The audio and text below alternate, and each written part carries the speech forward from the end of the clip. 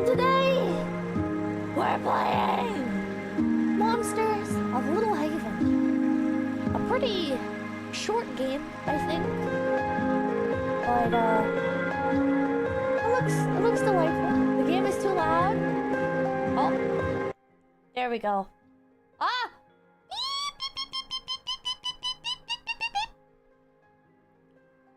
Sorry. Is it better now? Is it better now?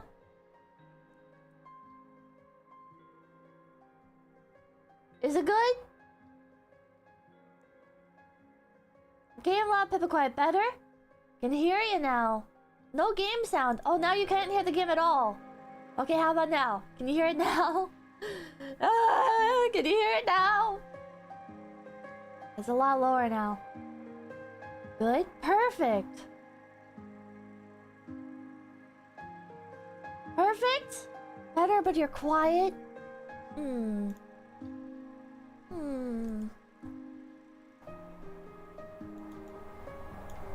Is this better?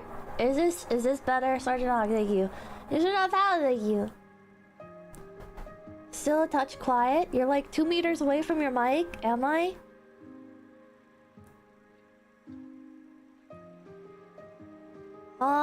That works? It's good now?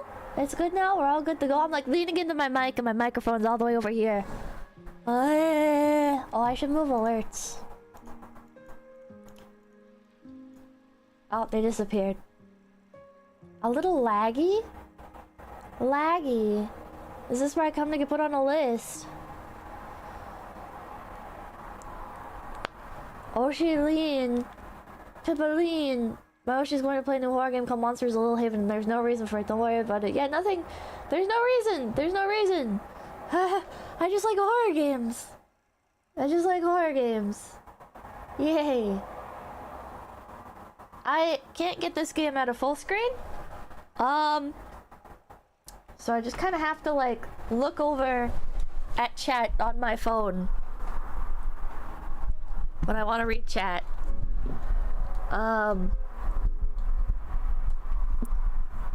Welcome to being a pro streamer. Okay. I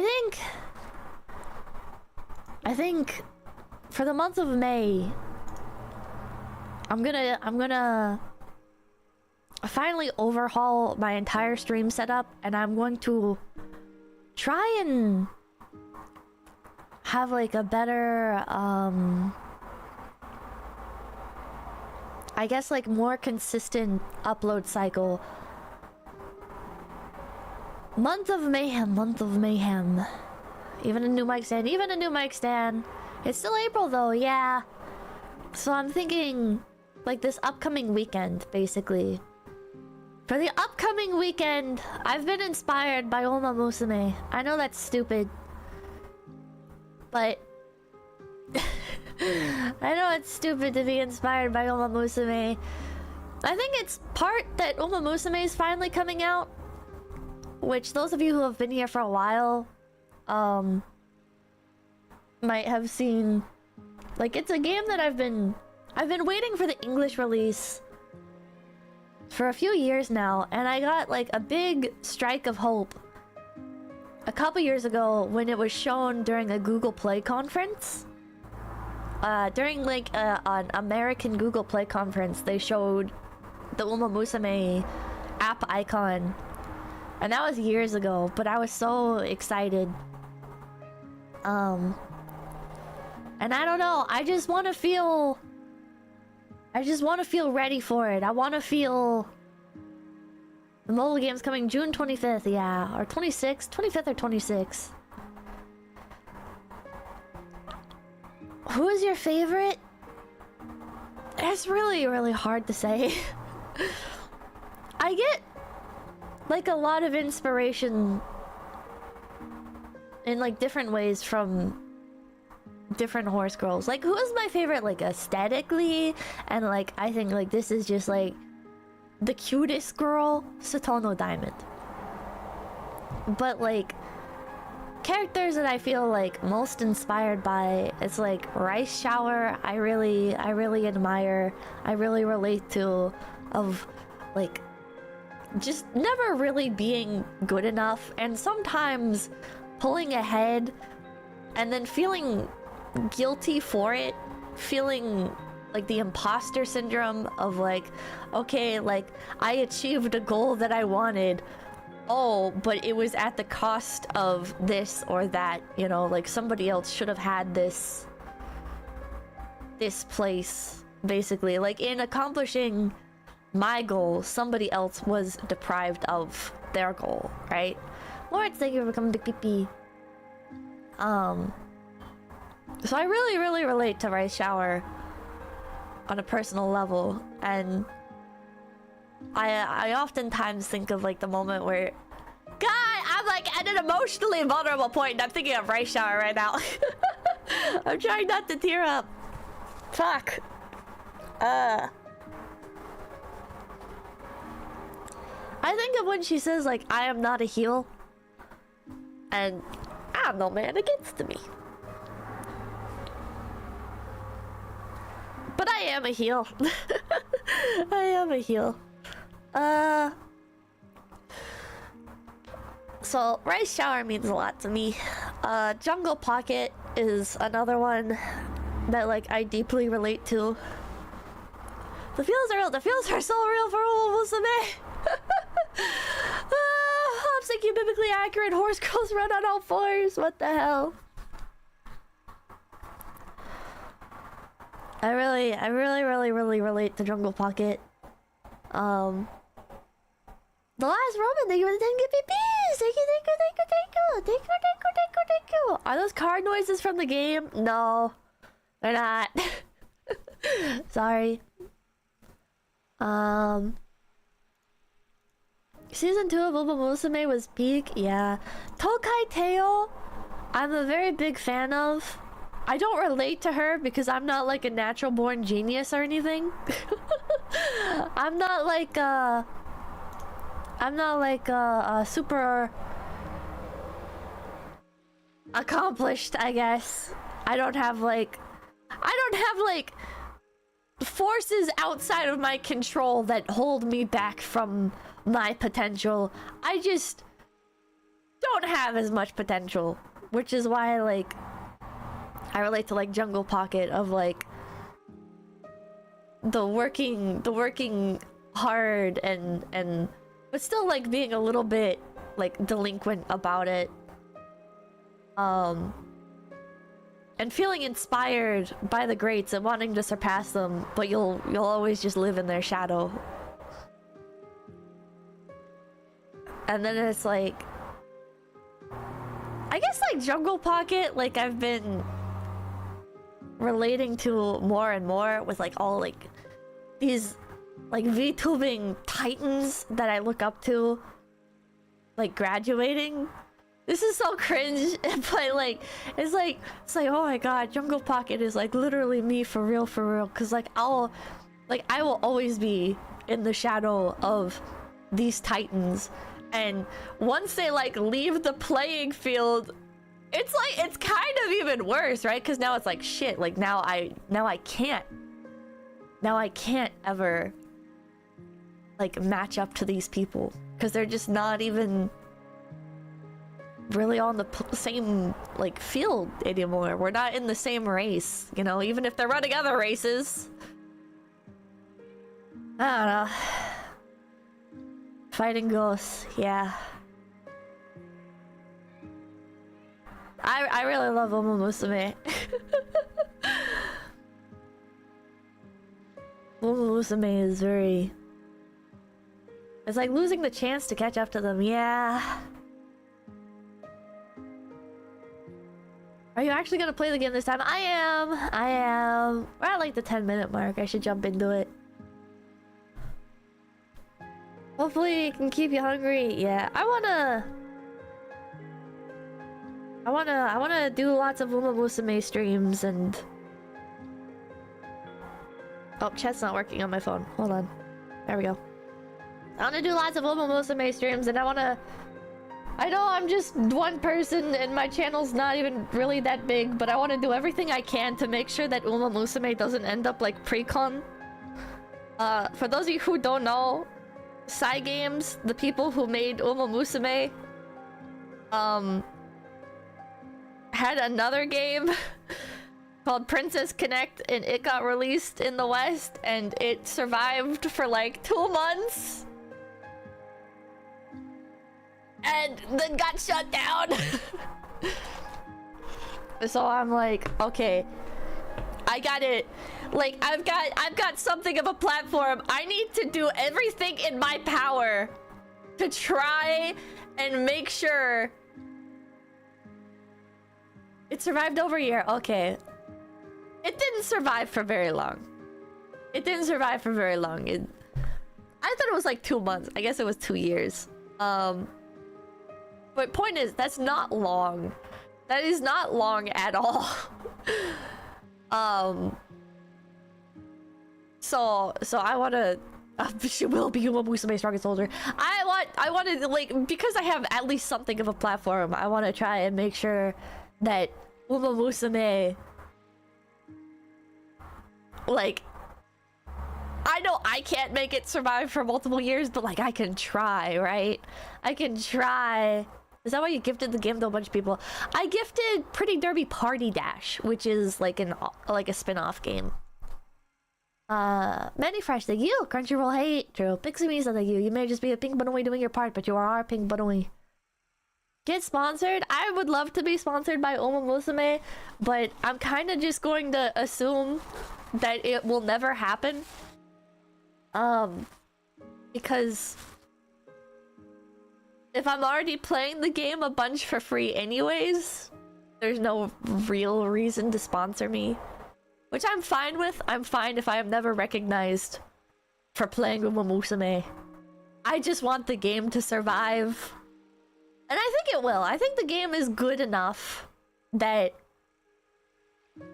it will succeed in the West, even though horse racing isn't as big of a thing here.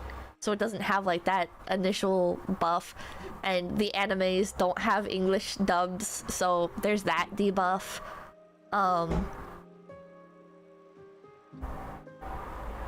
But I believe. I think people will really resonate with the stories. Nanaka, thank you. I've been here for 2.5 years. First time doing a birthday super for myself. I hope to be here to do many more. Happy birthday, Nanaka. Happy birthday, Nanaka. Happy birthday to Nanaka. Happy birthday to you. Umamusume was unironically my game. What? Secret is good, thank you, but you could play the game you like for free. That's Andrew, thank you. I don't know anything about Umamusume. Where would I get started? I would watch the anime if I were you. There's plenty of time to start with the anime. Unless you prefer manga, but I would start with the anime. I would start with Starting Gate. Watch the original 3 seasons of the anime. And I retweeted a post on Twitter. Maybe I can like add it to my highlights so people can keep going back to it. But start with the anime. The first season doesn't hit as hard. Okay? Like, I love Special Week. And I do love the first season. And I love Silent Suzuka. I have a DSi that's decked out in Silent Suzuka stickers. Season 2 is like the one that hits like super hard for most people. Kaneko, thank you for the $100 dues. Funds for Pippa to dub Horse Girl anime as all the characters. Oh my god. Thank you. Master Prick, thank you. I look forward to the stream where you teach us about horse girls. Hopefully it blows up in the West. Hopefully. Graham, thank you. Since you're reading Supa's now, could you answer my question about a Phase Connect Vintage Story server? I don't know what Vintage Story is. I'm sorry. I saw Jelly was playing it, and it looks kind of like Minecraft. But I don't know anything about it, so you might be better off asking Jelly about it. about who is Agnes Tachyon? Agnes Tachyon is Jungle Pocket's rival and Manhattan Cafe's roommate. She's badass. She's badass. I love her.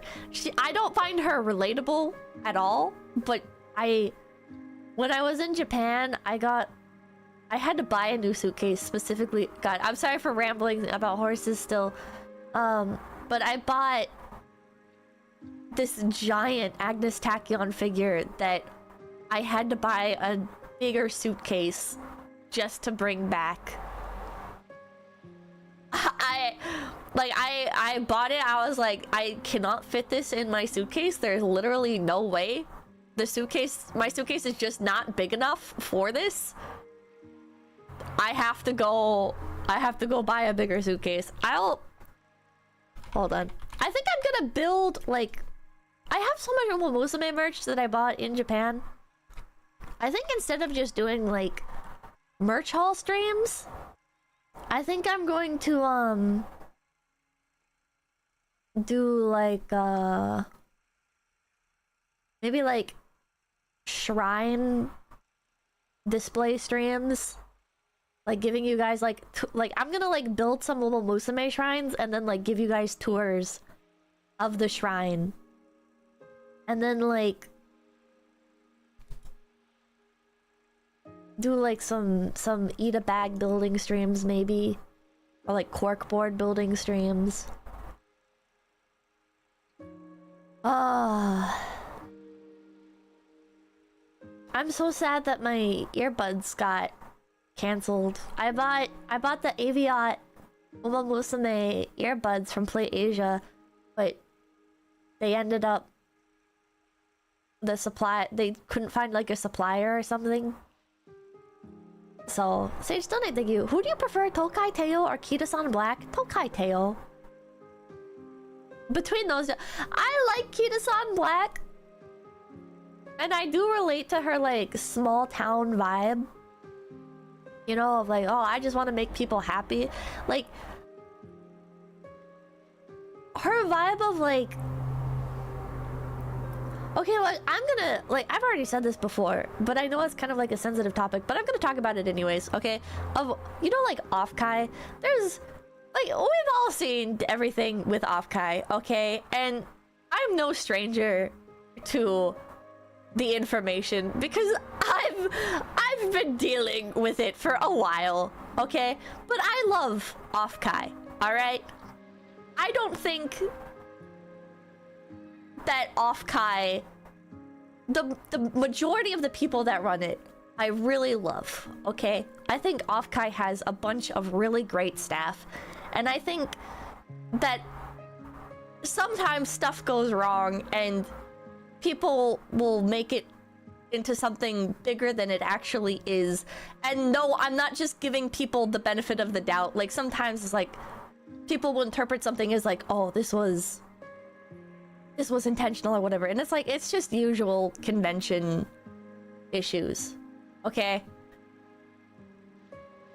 I don't love 𝐿𝐼 because I want to do meet and greets and I want to have convention appearances. I do, but like, that's not the magic of 𝐿𝐼, okay? There's plenty of conventions that you can do for that kind of thing. Nyaru's on staff, right? Yeah, I'm pretty sure Nyaru is a staff member of 𝐿𝐼. There's lots of really amazing members of the 𝐿𝐼 team, okay? But what makes 𝐿𝐼 great to me is like what Kita-san Black sees when she stands on the podium. Of like everybody in the crowd having a great time. It's like, it's a festival. God, you have to be like in the know of two different things to understand this. But like Kita-san Black, she wins a race or she doesn't win a race, but she sees the crowd and how enamored they are and how they react to just like the whole event, the atmosphere, the horses again. Yeah, well, this was all about horses. It's the spirit of the event. It is. It's like a festival. And that's what she loves. Even if she's not in first, she loves to see the energy of the crowd, the people in the crowd having fun, making memories, right? And then when she does win first, it makes her feel great that she gets to create that for people. But she loves it regardless, right? And that's how I see stuff like Off-Kai, where it's like, even if for whatever reason I couldn't be part of it, you guys getting to have your festival, you guys getting to meet each other and have fun and make memories that last a lifetime is way more valuable to me than any sort of like behind the scenes drama or whatever. And I know that like for some people it's like, oh, but it's too far with this or too far with that, or you have to draw a line. And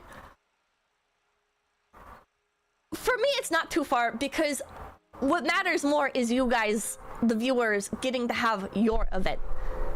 I don't view stuff like Off-Kai as for the creators, okay? And it sucks what goes on behind the scenes sometimes, but it's not about us, it's about you guys. And so I love Off-Kai. I love Off-Kai. I love you guys getting to have these happy memories. Sometimes it's not always ideal circumstances with things. Sometimes it's very disheartening circumstances. But I feel like I'd rather have those less than ideal conditions and you guys still get to have these beautiful moments over nothing, you know? I went on a whole long rant in somebody's DMs about that, and they brought up like good counterpoints. So I do like see both sides of it, and I don't think that if you view it as like being too much of an issue, like I think you are incredibly entitled to that opinion. I don't mean that derogatorily. Just on my end of it, I just want you guys to have that opportunity, to have that space. Thank you. God, I love Pippa. Gilp. What the f? Gilp? But yeah, I'm not inclined to give people money that you know, you don't have to. This is going to be kind of like a debatable take, because it's like, okay, I'm just gonna say it, like if you don't like a specific convention, you can still go without spending money on the actual convention, right? Like you might not be able to go and shop at like the dealer's hall, but you can still go and hang out with people. You can still do stuff around the area. Ghost the Con, yeah. You can still meet people, yeah. And this one's a little bit taboo, and I shouldn't encourage this, but you can also just have like one person buy a badge, and then like, if you want to go into the dealer's hall, just like cycle the badge. Silver Dogs, thank you. So you're not coming on to Off-Kai then?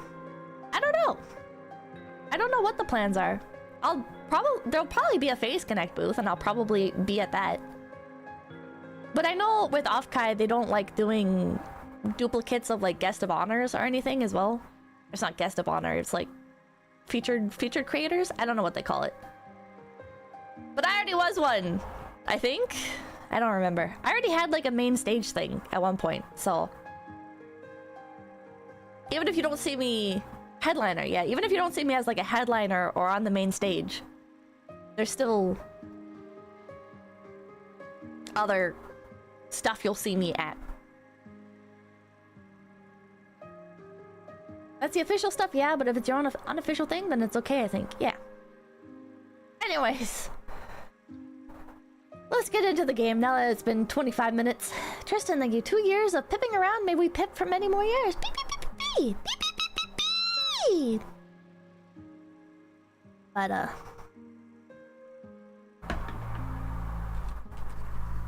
anyways.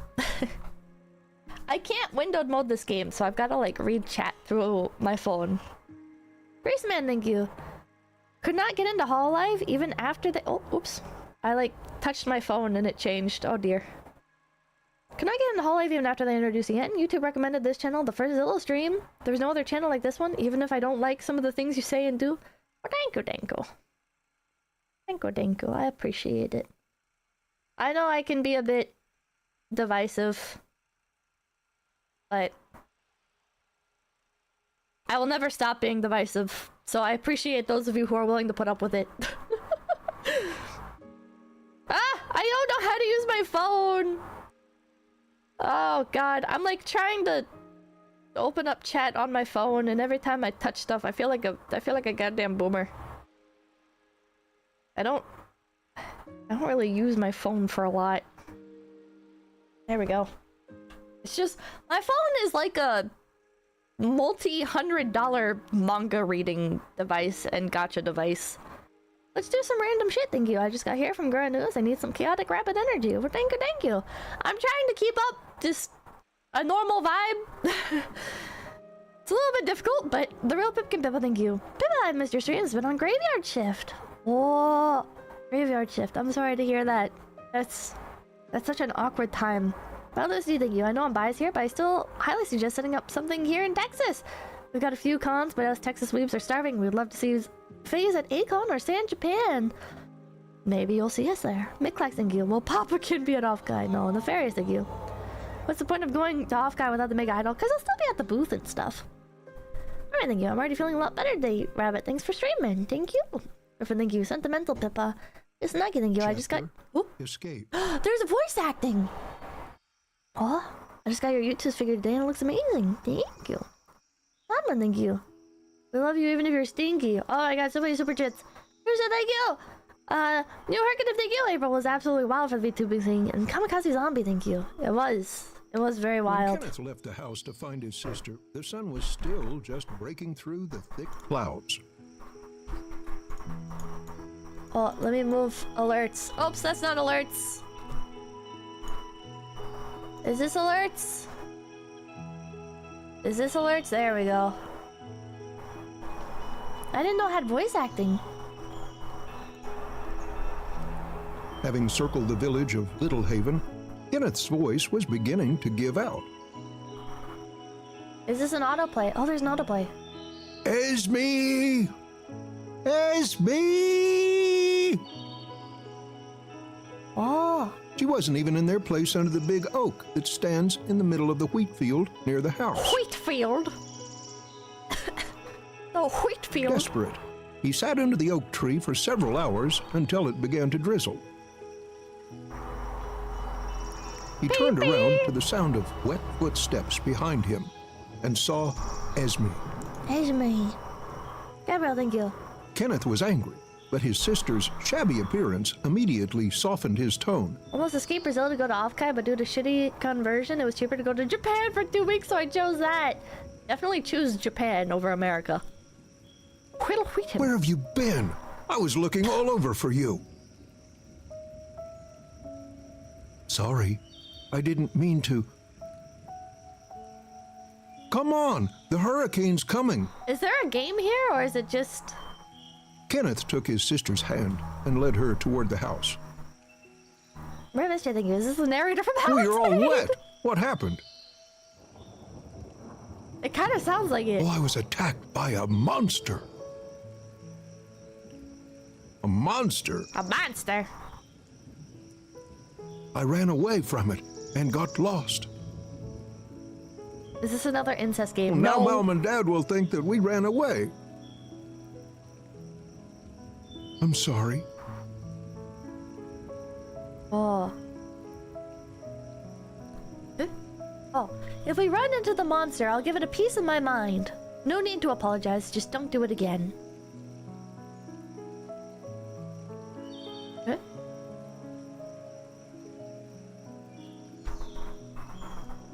What? Can I, like, move?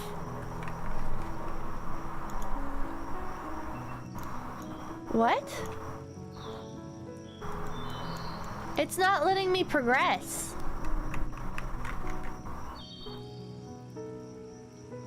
It's a timer? Huh? The game is you click. Oh wait, do I need to choose one? No, I can't choose it. What? You have to escape? Maybe click the button in the upper right, the play button?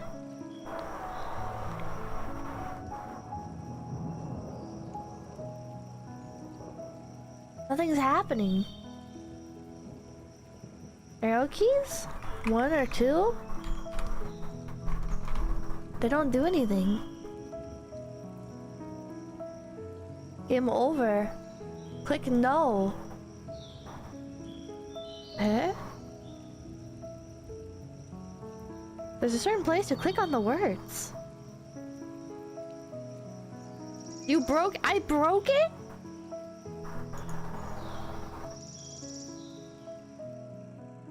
Continue? Huh?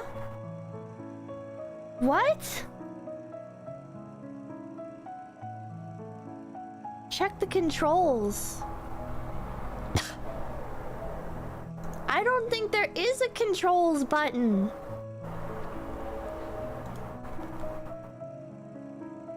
What? How do I break a visual novel? How is that even possible? Huh? Chat! Chat, how is it possible to break a visual novel? Test the keyboard.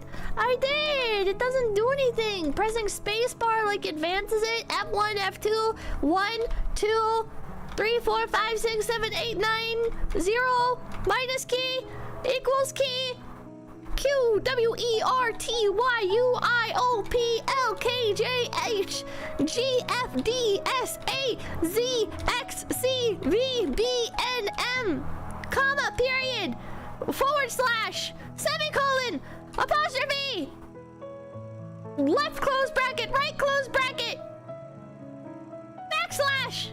It's a man, thank you. Pipkin Pippa getting soft locked is a PowerPoint. In a PowerPoint. By clicking on the first line of the first sentence. If we run into the monster, I'll give it a piece of my mind. No need to apologize. Just don't do it again. Chapter escape. I can't click on that. What? Chat. Pedestal Madness, thank you. How much was this game? I don't know. I just found it in my Steam library. Oh, press escape. Wait.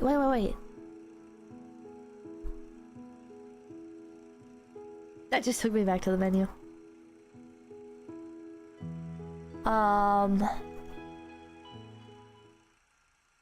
Chapter Escape. When Okay. Kenneth left the house, having circled the village, she I'll wasn't just- even in their I'll place. just- Desperate. He Great game turned design, around yeah. to the sound of... Kenneth was angry. But where have you I'll been? just- Sorry. I Silver didn't... Dog, Come thank you. on. Alt The F4 will hurricanes... fix this, I'm Kenneth sure. took his sister's hand. Yeah, it'll Well, fix you're all it. wet. What happened? Oh, I was attacked It's a by video. You a broke monster. it. It's a choice. I ran away from it. How So now do I Mom and break Dad a will think... visual I'm sorry. novel?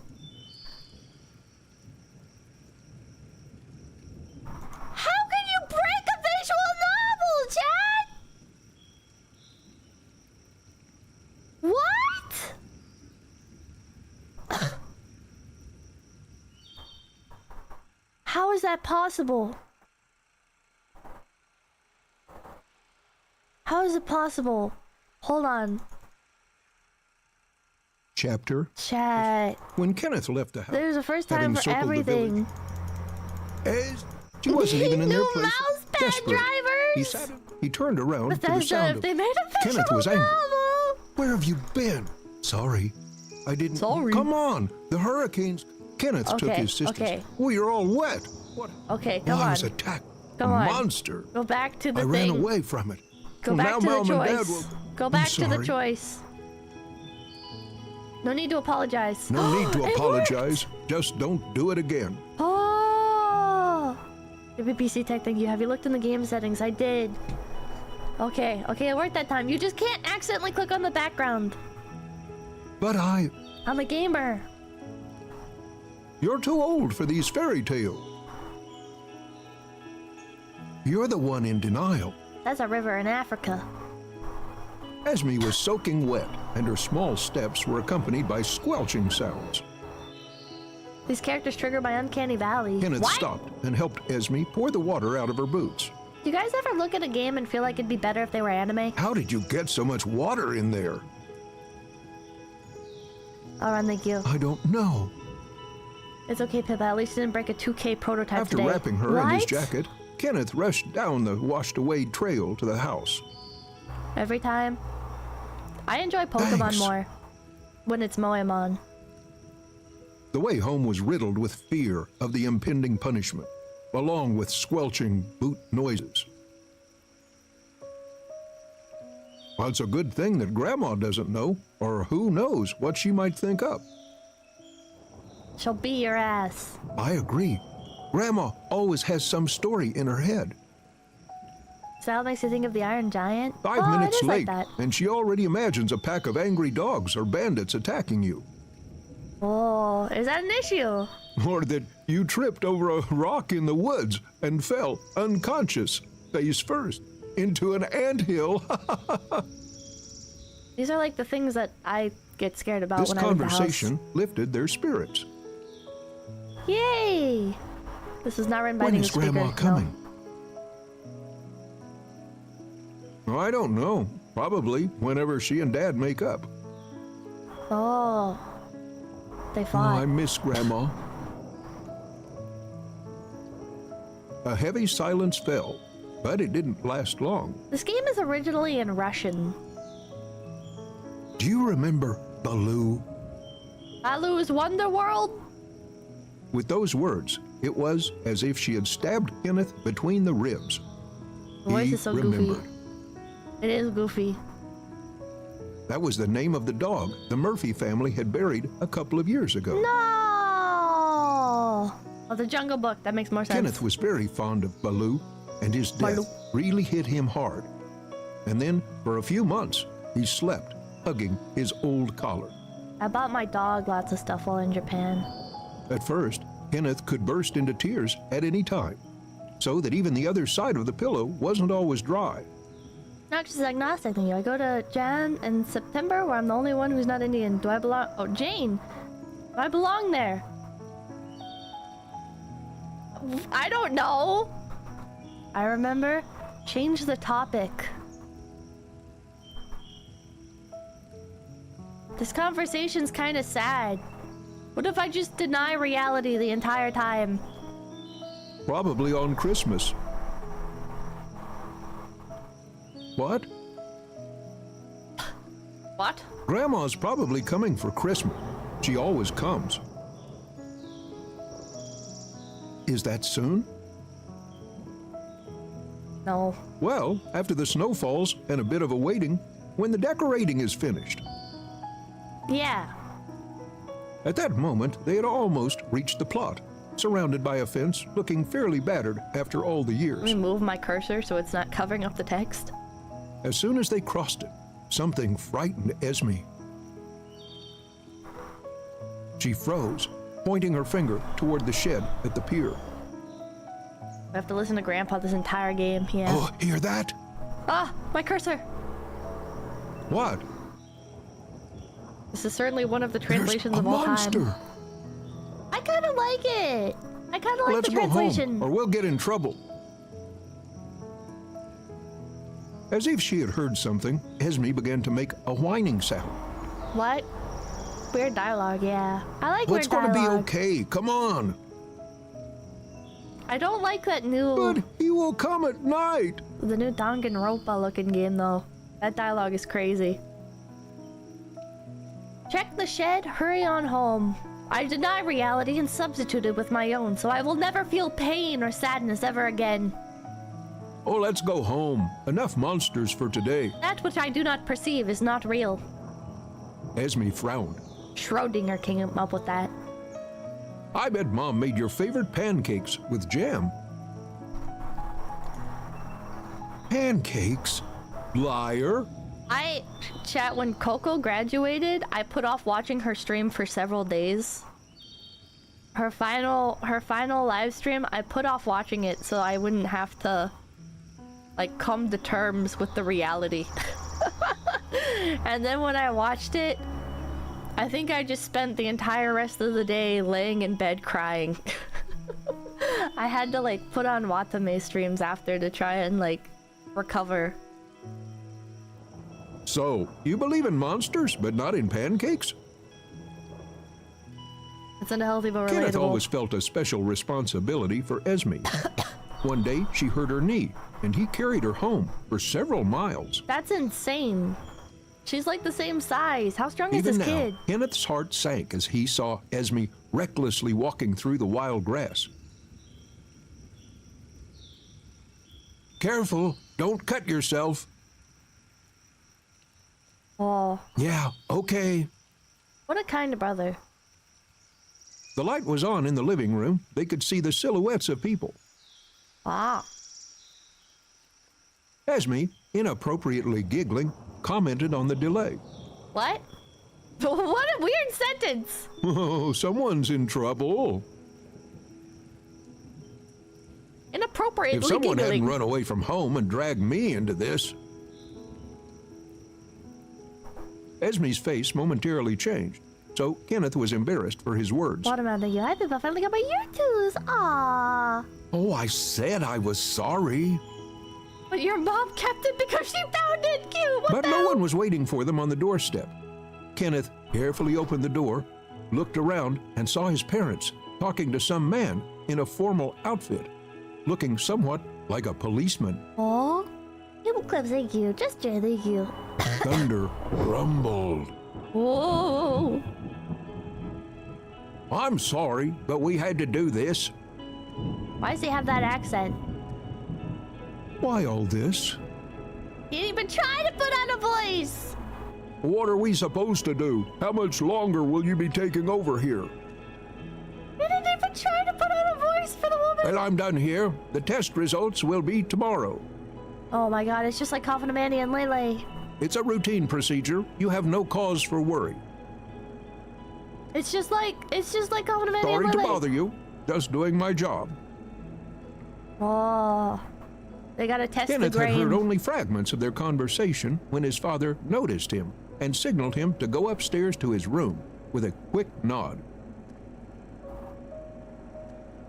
He heard that Dad had problems at work, but for the police to come to their house, this was a first. Oh my god.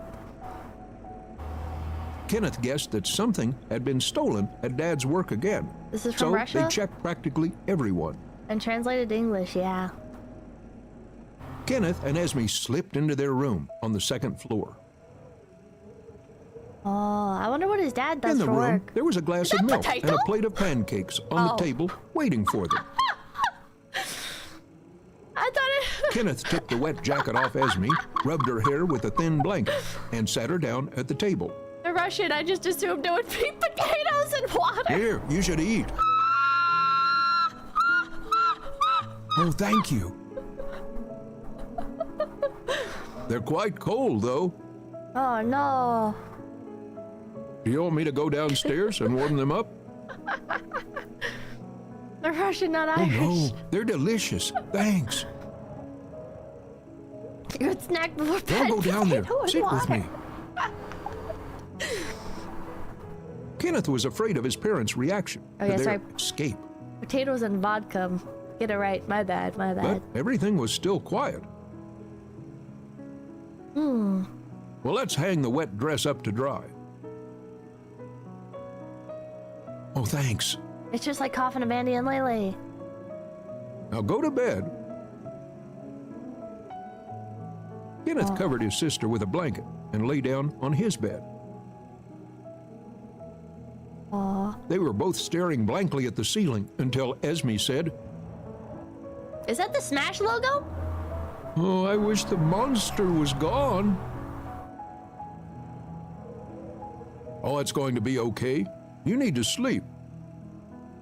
Bandy and Lele from Timu. No, from Russia. "All right." It looks like 𝐒𝐿𝐷 curled up into a ball and turned to the wall. Logo. There was an awkward knock at the door, followed by the equally awkward mother's tone. 𝐒𝐿𝐷 for Smash. "Are you okay?" What did they mean by this? What did Kenneth they mean looked by at this? 𝐒𝐿𝐷. He was almost sleeping. Oh God, leg cramp. Ow! Ow, my leg! Behind his mother, he heard father's quiet voice from downstairs. Yeah, the monster's the master head, yeah! "Oh, don't wake him up." What about the sister? "Good night." And thank you. Global with rednecks The and some door emo closed. kids. 𝐒𝐿𝐷 rustled in bed and turned to Kenneth. Oh, got it. I'm stretching it. I'm stretching it. "Why didn't they scold us?" I don't know." Brenda's the It monster? seemed that 𝐒𝐿𝐷 had fallen asleep. Maybe 𝐒𝐿𝐷 is the monster. He heard his parents talking softly downstairs. Unbalanced electrolytes. Then he heard cabinet doors opening and a kind of softly tinkling. What? It became more quiet. Tinkling? Like pissing? Kenneth was sleepy. He overheard the room door creaking. Huh? Kenneth pretended to be asleep. Tinkling like A bells. beam of light spilled onto his bed from the half-open door. Like a faucet? A moment later, the door closed gently. Chat, wait. Kenneth fell asleep. One time when I was younger, I was watching TV and I was supposed to be in bed. Like I was in bed, but I was like I was watching TV when I should have been like asleep. And so I heard footsteps go by and I like closed my eyes and pretended to be asleep. And when I heard the footsteps like trail off, I opened my eyes and I resumed watching TV. And then like something fell off and I look at the foot of the bed and Papakin is staring at me and he says, "Haha, gotcha. Go to bed." I'm like, ah! I was very young, very, very young. Oh my god. I don't know why that always stuck with me, but welcome, Leah, thank you. I cannot unsee the Smash Bros logo. I was like, what a weird shaped window, but now I see it's actually like one big open window, and like the black is the night sky, and then the moon is just like slightly off center. The Beekeeper, thank you. What's wrong with 𝐒𝐿𝐷's forehead? It's large enough for it to add space. It's just the art style. Thunder rumbled. Poor memory. As Kenneth opened his eyes a little, he flinched to the wall out of fright as he saw 𝐒𝐿𝐷's shadow in front of him in the light of the lightning flash. She was sitting on the bed, terrified, with her knees pressed to her chest. Is this just a react The stream? door to the room was open. Oh no. Mama, Kenneth ran to her and knelt beside her. 𝐒𝐿𝐷 doesn't "What's exist the and matter? Kenneth is just Are crazy. you afraid of the thunder?" Do you guys think 𝐒𝐿𝐷 is real? "Oh, there was a monster looking for something." Oh. Kenneth was confused, feeling helpless because of his sister's behavior. Usually, stories about the monster didn't go this far. Oh no. Well, what was the monster looking for? Esme's a monster. He is a monster. Oh, for me, of course. But I hid like this. Ah, quite charming, thank you. Thanks for streaming night, Bella. Looking forward to She meet and greet. demonstrated covering her eyes with her palms. At Anime North next month, I'll be volunteering with a gunpla expedition. Even Heck yeah! being this close, he didn't see me. What a stupid fool. Searched through the What a stupid nightstands, fool. the closet, under the bed, as if I could fit in there. Stupid fool. How dare you try to You find want me to call Mom and Dad? Oh no, don't. Kenneth noticed a puddle on the sheet under Esme and read shame in her eyes. She pissed herself. You stupid Pretending fool. there was nothing there, he moved her to his bed. No kid talks Why like that. didn't you Maybe they call do the in Russia. parents? Why didn't you call Oh, parents? I was scared. You Stupid and fool. I are already in trouble. You stupid fool. And what happened next? Next time, call our parents. Call the parents. Oh, at some point, he leaned over you as if he wanted to bite off half of your face with his big, toothy jaws. Or to kiss you, haha. Haha, the real monster was a pedophile all along. Yes. Well, I didn't see. He attacked me differently. Huh? So your monster wants to give me a kiss, but attacks you? I wonder what new notes are you going to add to your diary about the monster? Bad touch. Yeah, now I'm wondering if this is a bad touch Esme story. became upset. Kenneth gave up. He just sat there for a while, waiting for what came next. Oh no. Oh Esme no. ran to her bed, lifted the corner of the mattress briskly, took out her diary, and put it in Kenneth's hands, as if trying to convince him of something. It's Russian, so I doubt it's happy. Kenneth knew about the diary, but Esme always kept it to herself. The book looked worn out, and at the same time, I girly don't neat. need a fucking kid diddler visual novel right now. Kenneth carefully held the diary in his hands, any of us appreciating do. Esme's trust. Oh god. A bow knot. Well done, Kenneth thought, keeping all jokes to himself for the time being. Oh no. Oh, read. I'm scared. I'm scared, chat. Maybe later? Maybe later. He put the diary on his nightstand. Oh, you won't laugh, will you? Esme asked as if she regretted giving away her personal diary. Noticing you. What about Jeffrey Epstein is at the window? No, no, no, no, Oh, of course not. How can you read in the And dark don't though? tell anyone. If you angle it at the moon, it's meant to you. If you close the game right now, we can pretend Esme we sat don't in front know of Kenneth with glowing eyes and seemed not to even think about going to sleep. and make up a happy story. Yeah, we could just close the game and pretend While it's a Kenneth happy was one. wondering how to calm Esme down, she continued the conversation first. We sure isn't by the it makes sense where the Smash logo is there. Well, have you ever seen it? No, it was all an Oh, the allegory monster? for Smash players all along. Yep. Oh my god. I've never seen the monster. You're crazy. Well, I haven't seen it. And if you had, would you tell anyone? Oh, I don't know. Why?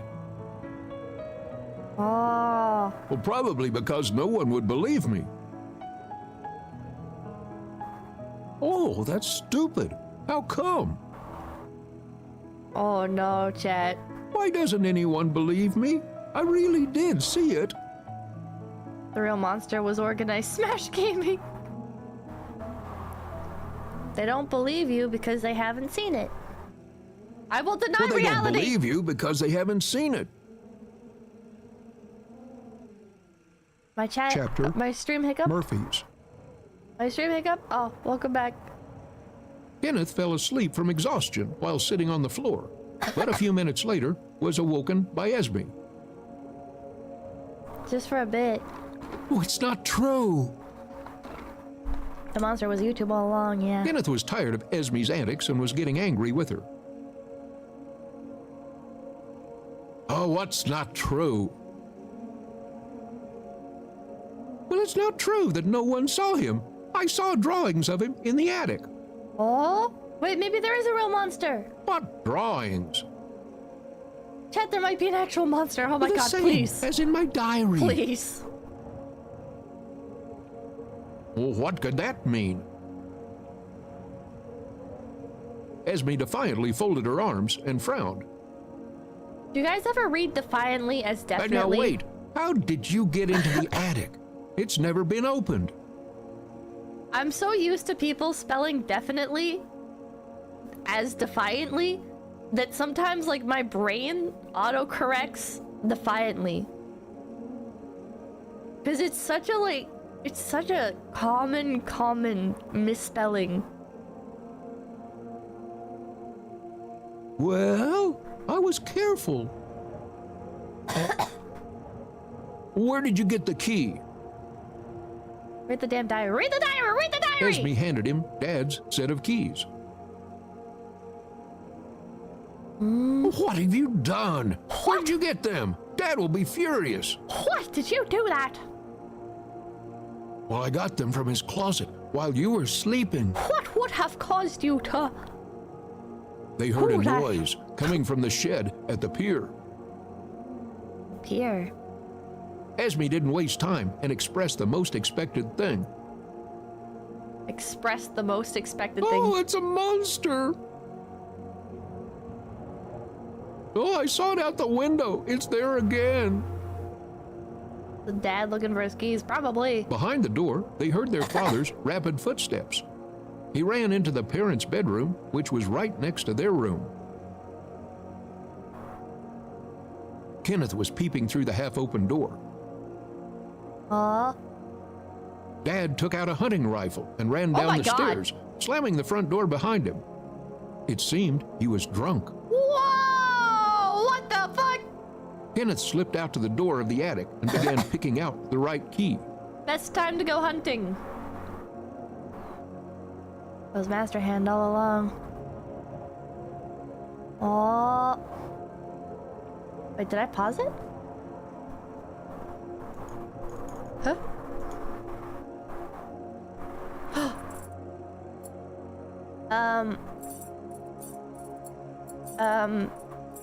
How am I supposed to know? I just gotta try them all? I've just gotta try all of them? Just guess? Sprue force it? Trial and error. Huh? Gameplay. I got gameplay. It worked! Thunder rumbled. Rumbled. Kenneth unlocked the door to the attic. Get ready to rumble! Oh, where were the keys? Oh, in the box. Well, where exactly? Where exactly? Oh, please, hurry. Dad's coming. Uh-oh. Without waiting for an answer, Kenneth ran into the parents' bedroom, put the keys under one of the tables, and ran back to his room. Wait, that's good, that's good. They won't, like, maybe they'll think, oh, like, I set it there and Mother's it fell. voice came from downstairs. Son, come down, please. It's a skinwalker. It's not really your mom. Kenneth went downstairs. Mom was sitting in a chair near the TV, broadcasting generic white noise. What? Judging by the bags under her eyes, he hadn't slept in a while. What? Mom, is everything okay? That's not what he said. He said ma. Mom looked devastated. She could hardly smile. Oh no. What's generic white noise? I wanted to ask you the same thing. It's when the TV, like when you watch like a movie and the movie ends. You're such a good boy. And it goes like... It's all Kenneth was grainy. embarrassed. And then if you let it play long enough, it goes to a blue screen that goes... Come to me. And then if you let It that sit seemed for long Mother enough... wanted to say something but couldn't get the words out. So she hugged Kenneth tightly instead, like a rag doll. The VHS tape goes back into the The front VCR. door swung open. And we'll rewind Kenneth took a few steps sometimes. back. Father came in the living room with the rifle over his shoulder, holding a blood-stained carcass of a fox by the tail. Oh, it was a fox trying to get the chickens. Well, I finally managed to catch this beast. It's been running from me for ages. Dad threw the carcass on the floor in front of Brenda and Kenneth. Oh! Kenneth noticed that the fox was still moving, but he didn't show it. Oh, man. Baloo used to hunt them down.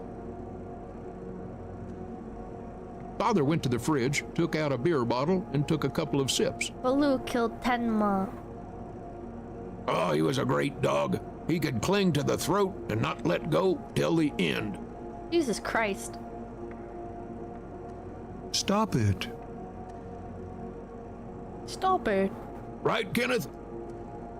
It's Tenmover. It's so Tenmover.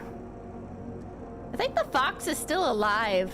You could have learned a lot from him. Oh my god. Chat, should I antagonize my parents into beating me? Oh my god. Oh my god, they're gonna beat my ass, bro. What the fuck did you just fucking say to me? Got a real Well, you mouth had a on lot ya. to learn from him. Now, don't get smart with me. Oh my god. Don't yell at him. In a moment of total insanity, the fox abruptly jumped up, made a circle around the first floor, then fled up the stairs, leaving behind little red marks. It took that well. Yeah, they did. Father took the rifle and ran upstairs. Uh-oh. Kenneth was alone with his mother. You're gonna fucking blast a hole in the wall, Well, bro? Esme told me there was a monster in the shed. I almost believed her. As teenager, think you generic white noise is what I sound like trying to speak Japanese. So We true. each have our own little monsters, and sometimes big ones. Well, that's so deep. Oh, you too? You too? Hashtag me too. Me too. Well, it's probably not a fox, or you'd be scared of it. Mother smiled. Oh my god. No, I'm not afraid of foxes. Oh. Why aren't you in bed yet? You've been on your feet since morning. Pre-recorded. Oh, I'm not tired. He heard Father's voice from the second floor. Hey, Lombardo, thank you. Is this Smuggalana's lore? Damn beast. Seems it jumped out the window of the nursery. Bro, how did that thing survive? Father came down the stairs and left the house to search for the wounded fox. Oh. Kenneth went up the stairs and saw 4 eyes shining in the darkness of the nursery. What? He hurried into the room to Esme. She was sitting in the corner, holding the wounded fox. Oh, aw. Kenneth closed the door tightly and turned on the nightlight. What are you doing? It could bite you. True. Kenneth reached out to snatch the fox from Esme's hands, but she dodged away, clutching it to her. I remember doing this, going hunting with my dad. She's hurt, and she hid in the corner under the bed. My dad would make me go get the duck. I got her out, and I'm making her better. And I'd bring it back and I'd be like, can we keep it? He'd be like, it's gonna die. Well, how are you doing that? And they always By did. whispering nice things to her to take the pain away. Aww. Kenneth turned his attention to the neck of the red monster. Baloo's collar was hanging on it. We can use Pippa as a hunting dog. Yeah, sometimes. What have you done? Well, I thought you'd like it. What is you? Can turn into Oh, me. give it back. Kenneth rushed to 𝐒𝐿𝐴, but the fox escaped her arms and ran down. Kenneth, in despair, called out to father. What a little narc. Dad, it's here. Catch it. What a little narc. Kenneth ran up the stairs and saw that the fox had stopped right in front of his father at the entrance and was making a noise like a growl or a squeal. Oh. It has Baloo's collar. Catch it. Aww. His father grabbed the fox by the collar and took it off, then grabbed the fox by the scruff of the neck and threw it out, closing the door. Why did he chase the fox down if he wasn't gonna kill it? Well, I'm not even going to ask how the collar got on its damn neck. Father put the bloody collar in Kenneth's hand. Aww. He had a fox bite on his forearm. Now he's gonna be a werefox. You're bleeding. Let me treat it. Is this a game? Father left the Sometimes. rifle in the hallway and went to the sink. Rabies. Oh. Well, I Thank won't you. die. Just need to wash it out. His mother went to Kenneth and whispered in his ear, asking him to go to his room. You need sleep. Kenneth went to his room. Volcanthropy. After entering the room, Kenneth saw 𝐒𝐿𝐴 sitting on the floor and staring aimlessly out the window. Can't sleep? I think one of my parents made popcorn. Kenneth sat down next to her. Fuck, it's making me hungry. Nope. Why aren't you sleeping? Yeah, I can't either. Aw. I'm sorry about the collar. I didn't mean to make you angry. No, never mind. Have you guys ever noticed that in America, people are like, no, like, wild animals cannot be tamed. They will never be pets. And then you look at, like, Asian countries, and them motherfuckers love to tame shit. Like, this isn't even just like a Japan thing, but like a bunch of Asian countries, like Indonesia and Malaysia and the China, they like love, and Russia. Russia also does this.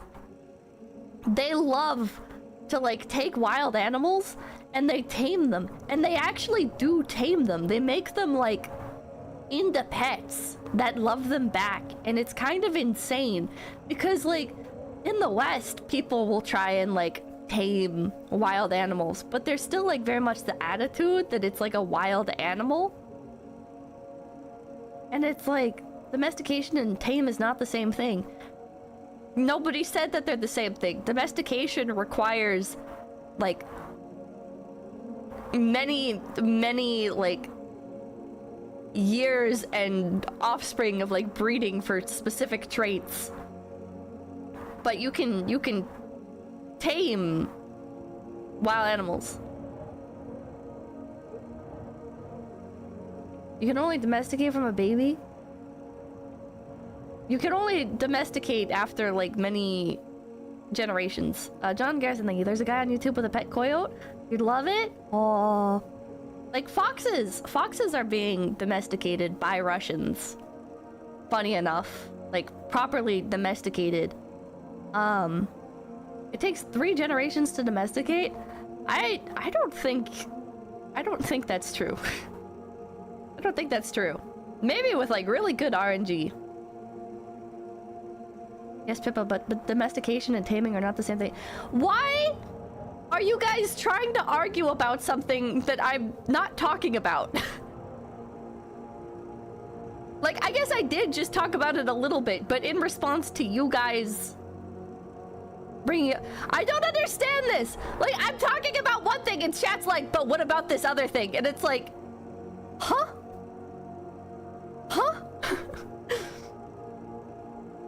hates waffles. It's like I'm having a conversation about waffles and chat's like, you can't make pancakes out of waffle batter. And it's like, what? What?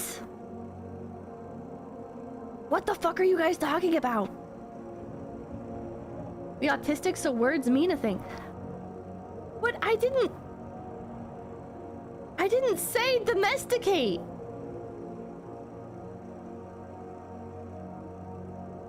Huh? Neo-Hercative thing. You imagine the HOA having to deal with exotic pets? Now I need to like go back in the VOD and see if I ever said the word domesticate. Anyways, whatever. Anyways, so Asian countries really love to like with owls, you know, like in the West, it's like, oh, an owl will never be like a pet. You can't have them as a pet because they will never like be okay in that environment. They will never like trust you. They are a wild animal. And then you look at like Asian countries and they're like, this is my pet owl. It loves me. I don't need to keep it on a harness or a lead or anything. I just keep it on my shoulder and go outside with it and garden. And the owl likes to hang out with me while I garden. And you're like, what the fuck? I don't know how they do it. A pet implies domestication. No, it does not. No, not at all. A pet does not imply domestication. Because you can go into a pet store and you can buy animals that are not domesticated, such as snakes and hedgehogs and fucking sugar gliders and chinchillas. Actually, are chinchillas technically domesticated? I guess chinchillas have become domesticated more recently. I would say sugar gliders are not domesticated, but chinchillas have taken to domestication. Because like chinchillas like 20 years ago were completely different from how they are now, temperament-wise. Master Pray, thank you. I'm pretty sure you never said domesticate. Okay, thank you. But chinchilla, bye. You can tame a raccoon, but not, well, without domesticating it. I read a book when I was younger. I forget what it was called, but it was about a boy who, like, finds a raccoon and tames it, and, like, it becomes his pet. And then I remember being so sad because at the end of the book, the raccoon fucks off because it finds a girlfriend. And I remember being so sad. Hatchet? No. Rascal? Is it Rascal? Pizza Man, thank you. You can only domesticate a hawk to a certain limit, though. I don't know, man. Like you look at these Asian countries and these people, like, their owls love them. Like a parakeet. Platic, thank you. Like Siegfried and Roy tamed a tiger. Or monkeys. Like these tiny little monkeys and stuff. And what's crazy is how, like, I guess healthy so many of them look. I would say that the standards for pet care tend to be lower in, or more relaxed in a lot of Asian countries. Yet somehow so many of the pets end up seeming healthy or even healthier than like Western counterparts, which is crazy because like there's so many like outdated care techniques with stuff like hamsters, right? Like you look at like hamster care in Asian countries and it's like they're keeping them in like fucking bird cages with like no substrate, and yet the animal seems to be completely fine, and you're like, what the fuck? What the hell? Maybe it's just stuff that gets posted to social media. I don't know, man. I wonder if maybe it's because of like, maybe you only see the success stories. Maybe it's that. I feel like part of it is people being more attentive to the animals. Like maybe that's where a lot of the issue comes from in the West, is like because I have a schizo theory. Okay, I think because like living situations are so much larger on average in the West, right? Like people have bigger houses and stuff, and because people have like more I don't want to say like more hobbies and more stuff to do during the day. I think it's like a different mindset of like Americans, at least, don't usually like they care a lot about their pets, but I guess like they aren't less time focused on the animal. Yeah, I think like in the West we spend less time with our animals. And like you look at like a lot of Asian countries, and a lot of people live in like much smaller housing units and stuff, so they're like in proximity to their animals all the time, so they're more potentially, like just by a circumstance, attentive to the animal. That like even though like the actual care for the animal might be outdated, the attentiveness to the animal makes up for that. Potentially. I don't know. Arbok, thank you. I think it might have something to do with the rate at which exotic pets have been available and subsequently become invasive due to release. I don't know. And my cat I have my cuddle cat with me now. Aww. I think it's because we don't hear about pet bears that eat the adoptive family, or that they get mutilated so they can't eat the family. What? Are you just seeing the good pet owners, not the bad ones in Asia? No, I definitely see bad pet owners in Asia. There's very bad pet owners everywhere. But in terms of like, I guess like the general media and stuff. 𝐒𝐿𝐴, the bear. I don't think I've seen anybody own a bear other than like a few years, or like 10 or so years ago. There was like those stories going around about the Russians that own bears. US view of pets is generally unhealthy. It's either an accoutrement or a substitute human in too many cases. I don't know what that word means. Accoutrement? Putin owns a bear and its name is Russia? Is this real or are you fucking with me? Oh, there's that guy in America with a 5,000-pound pet grizzly that loves him. Oh, an accessory basically. Ah, I learned a new word. Anyways. Kenneth showed Esme the collar in his hand. Oh, I feel sad. Oh For Baloo? no. Why are you sad? For Baloo too. Accoutrement. Who are you talking about? Poor Dad. Huh? Why pity him? I don't know. He's always so grumpy and angry. Esme was about to cry. Aw. I wouldn't want to be angry and sad. Poor Mom.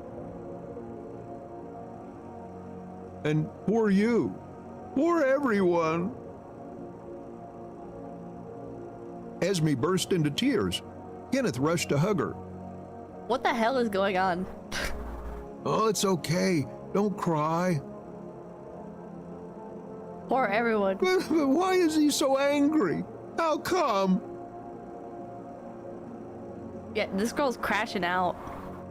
Maybe something made him that way? It's all his fault? I'm just gonna antagonize. I'm just gonna fucking antagonize. It's all his fault. Maybe. I remember when I was younger. I want to sleep, but I can't. I remember when I was younger, whenever I was like sad about stuff, Like, my parents would get angry at me, and they'd say, "You're choosing to be sad." And now, as an adult, I've kind of internalized that. No eclipse like you. This is definitely a game about Russia. And it's like, you know what? Yeah, you do choose to be sad. You do choose to be sad and angry about stuff. You just gotta, like, realize it. Stupid day. Stupid day. I hate day. Well, let's play. I have a riddle for you. If you can't guess, you'll try to sleep again. Oh, sure. But if I guess, I'll ask you a riddle too. What the hell's going on? What if I don't guess? Esme's brow furrowed, showing a complex thinking process. What? Nothing. Disney moment? Oh, I don't know. Deal. Why do lions eat raw meat? Because... I don't know. Oh, it's easy. They have paws. They can't cook anything. Oh. Oh, you've heard this riddle before. I thought it was gonna be a pun. Now it's your turn. Is that a riddle? Was that a riddle? Sad and beautiful, but not me. What? Oh, is that your riddle? Yes, it is. Answer me. Answer me! Answer my riddle! It's definitely you. Is it Mom? Is it our sad, pathetic mom? Our mom is so beautiful and sad and pathetic. Poor her. Poor Mom for being so sad. I'm gonna throw. It's definitely you. Esme covered her face with her hands shyly. Is this shy? Not fair. What? What's the right answer? What? Oh, I forgot. Oh, I'm sleepy. What? Kenneth approached his bed and spread the blanket. Bobby, thank you. Pippa's brow furrowed, showing a complex Oh, go to thinking bed. process. It's late. Translation's falling apart. It What is. about you? Tell me a riddle. Okay. I'll guard the house for Monster. Sorry, I forgot. Wasn't that, thank you.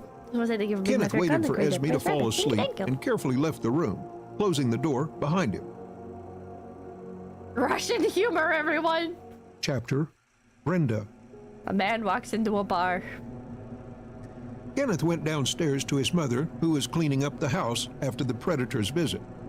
What's that one German humor joke? His father, as was his custom, passed out in the chair. The peak of German comedy. Mom, can I help you? No, there's not much left to do. Thanks. Two hunters let me meet in the help. woods. Yeah. It's like two hunters meet in the woods. Kenneth grabbed Both a are brush dead. and began to help his mother with the cleaning. What the fuck does it mean? Huh? Oh shit, more gameplay. Comedy gold. Does anybody know what that joke, like, is supposed to mean? You had to be there. It's a pun? What's the pun? Must not say you. A German man walked into a bar. Something, something, he dies. It only works in German. Okay, what's the original German translation? Like, they shoot each other. Meet and shoot are the same word. Oh. Doctor feels bad, thank you. Thanks. In Why German, are you the word for awake? meet and hit are the It's same. very late. The joke is that the word treffen could mean both hit and meet. They're both now dead because they shot each other. It's basically the bar joke. Oh my god. Well, I put Esme to bed, but I don't want to sleep just yet. Treffen His mother 𝐒𝐐𝐢𝐢𝐤. shuddered, like from electric Bid- shock bid or thought. an unpleasant memory.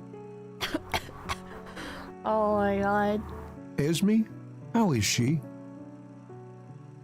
Wait, she acknowledged Esme. She was crying, told me about the monster again. The monster? Yep, her diary's full of notes about it.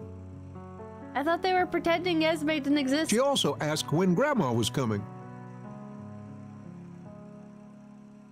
Carrie promised to visit us the other day. Why do you always call Grandma by her first name? I was just about to say, like, what kind of sick fuck doesn't call... She's your mother. Doesn't call Grandma. It's just like this. I didn't have a mom as a kid. What? It's just like this? Well, What? everyone has a mother. Yes, but it so happens that some kids are separated from their mothers while still very young. Sometimes without even knowing who their mom is. Huh? Oh, it's terrible. Oh, she's adopted? Kenneth's mother was plunged into memories and could not stop herself from continuing her story. I think, the English translation for that would be trauma dumping. I was Esme's age when I was sent to another country, Esme stage. to Australia, Oh, to no! a school for children without parents like me. Oh, I'm so sorry to hear that. Finally, some real I trauma. suffered there a lot. Oh, no. There were all kinds of monsters, and no one needed children. Oh. And only when I was 17, Carrie, your grandmother, rescued me by adopting. At age 17? She had to overcome a lot of difficulties to do it. She is a real... It was embarrassing Oops. to call her mom. Whoa, hello. Oh, that's too bad. I think she'd like that. Can I get three Dorito tacos? Mother stroked his head, ruffling his hair. Thank you. What's up, chat? Oh my god. You're always right. I'm in. I'm out. Okay, bye-bye. Do you know where the Chat, what I diary missed, is? I tried to pause. What? Not you! Oh. What I missed? Did I miss anything important? I don't think I can rewind. Can I get a Nacho Bel Grande? Just talking? Okay.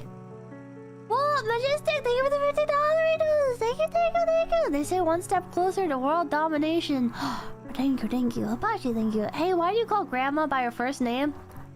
What's that? You want me to trauma dump on you, small child? Oh, Esme gave it to me. Turns out he was hiding it under her mattress. Maybe the sister is dead. Can I see it, please? Oh, I shouldn't. Ashkai Joni, thank you. Hi, Dad. Oh my god. She promised to let me read it. Ooh, liar. Oh, really? Liar, pants on fire. I'm telling the truth. Liar. Kenneth quietly entered the room. Esme was sleeping facing the wall. Kenneth took Esme's diary and went downstairs. Oh, here it is. Here it is. Thanks. Thanks, sucker. Why don't you go get some sleep? Why don't you lie down, close your eyes, and count to 100? And if you still don't want to, come to me. I tried this as a kid, it never worked. Oh, I'll try. Kenneth returned to the room. He looked at Esme's bed, but found no trace of the evening incident. There, Jay, thank you. Papa Kid needs to tell us who would win He made between the 100 bed men and with lay the down. gorilla. I mean, thank you. I'll have two number 9s, a number 9 Kenneth large, fell asleep before he could even count a to number 10. 6 with extra dip, a number 7, two number 45s, one with cheese, and The a bright large light from soda. the window was not able to wake Kenneth, but the noise still alarmed him. Aliens! Watashi wa alien. When he awoke, the other bed was empty. There was a noise from the yard. Kenneth left the room and went downstairs. His mother was in the kitchen. Her face was tear-stained, but without any emotion. Mom, what happened? Eh? Good morning, my boy. Good morning, my boy. I have a quest for you. What's that noise? Well, someone called Dad and told him the police were coming. Oh no. 𝐒𝐿𝐷's diary lay in front of his mother. The sound of the boat engine starting and metal ringing could be heard in the background. Oh, and where's 𝐒𝐿𝐷? He's resisting arrest. Have you seen her today? No, I woke up and the bed was empty. Eh? Mother hugged Kenneth and whispered softly in his ear in a nervous, choking voice. Eh? She's gone. Please remember yesterday. Huh? Oh, what do you mean? Yesterday, she ran away from home again, and I found her. Rickman, thank you. I call Popkin by his first name. He's dead. He's gone. 𝐒𝐿𝐷 was found in the water at the pier. Ah! When you found out, you ran away from home. What? But I saw her. Steady noise of the engine came from the pier. Brenda hugged Kenneth even tighter and then pulled away. What? I love you. Be strong. Whatever happens, give 𝐒𝐿𝐷's diary to the people who are coming today. Brenda reached for the rifle that had been there since last night. Your father is a monster. Don't leave the house. She checked if the gun had ammunition and went out of the house toward the pier. Kenneth rushed to the door. He saw his angry father coming to meet his mother.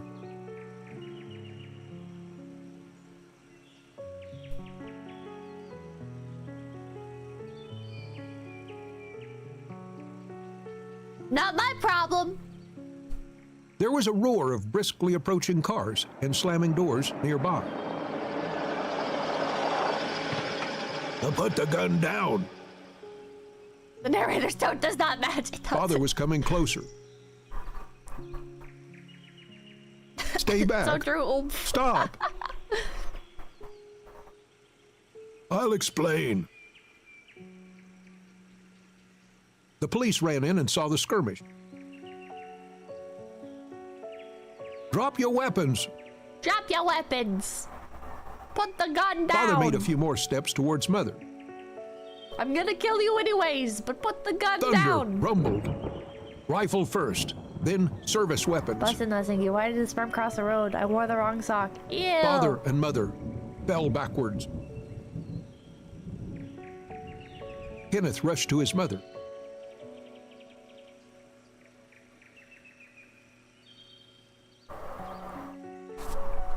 Oh, I have gameplay.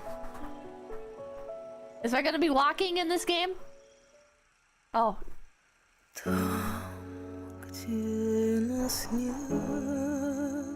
No. What? John Garrison, congrats on showing the second saddest thing I've seen today. I'm not mad. People love. What happened?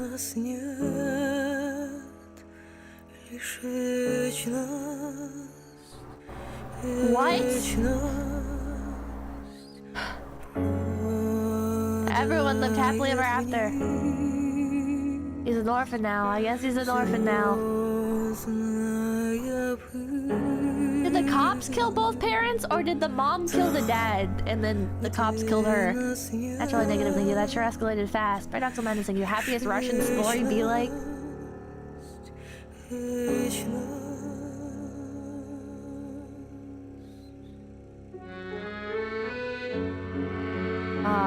Yeah, bad end. Sent to Australia. Skeptical band. Thanks, Pippa. Very uplifting. You're welcome. Did he drown the daughter?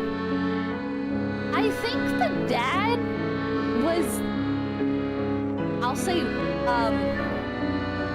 bad touching the daughter. And I don't think she's actually related to them. Here's my crazy conspiracy. I think the daughter was stolen from the workplace, and that's why the police initially came to visit the family, and why the mother is so sad all the time. And I think the dad was like bad touching this little girl, and in order to get rid of the evidence, he, like, because she kept trying to run away, he was like, okay, well, like, if this gets like found out, like, it's over, so I'm just going to like get rid of the problem entirely. Oh, the music's really loud. Can't hear you. Okay, I'm gonna say this again. I think the dad kidnapped this girl from the workplace, and that's why, or maybe didn't kidnap her from the workplace, but like kidnapped her in general, and the police coming to the house was because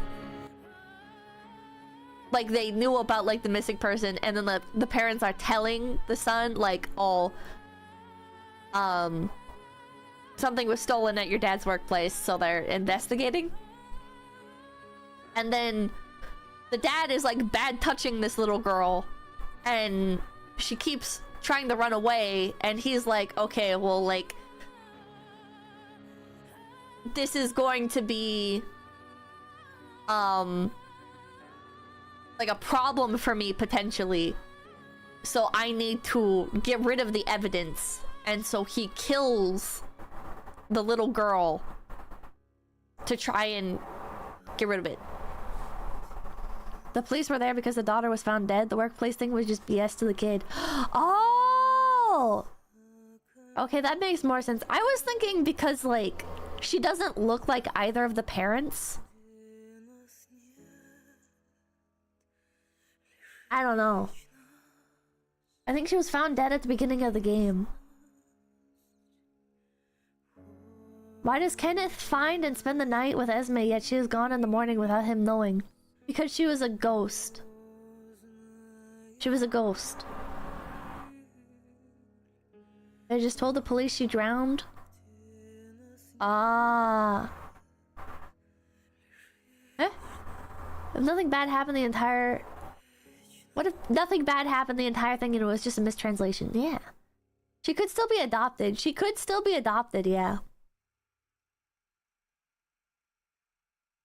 Wow, so that was one of 8 endings.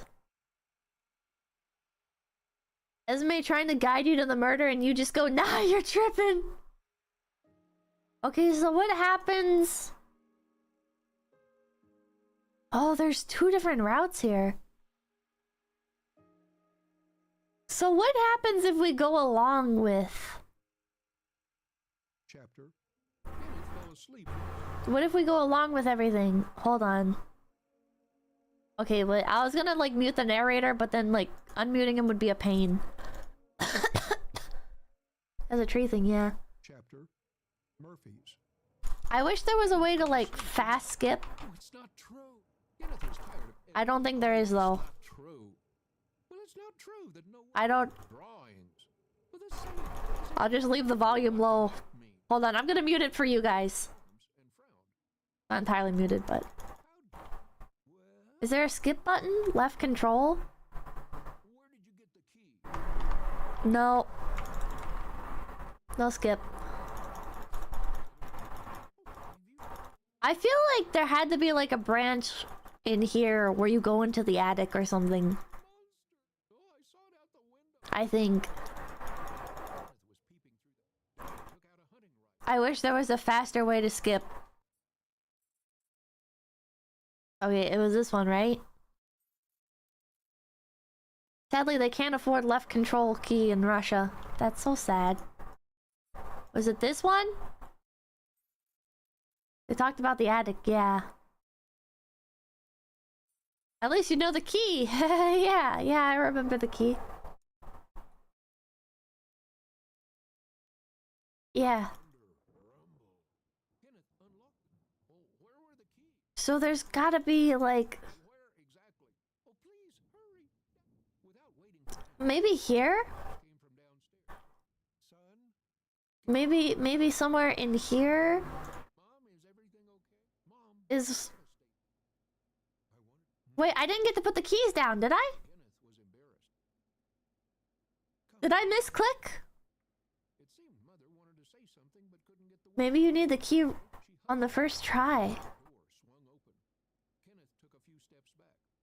Snitch on the fox?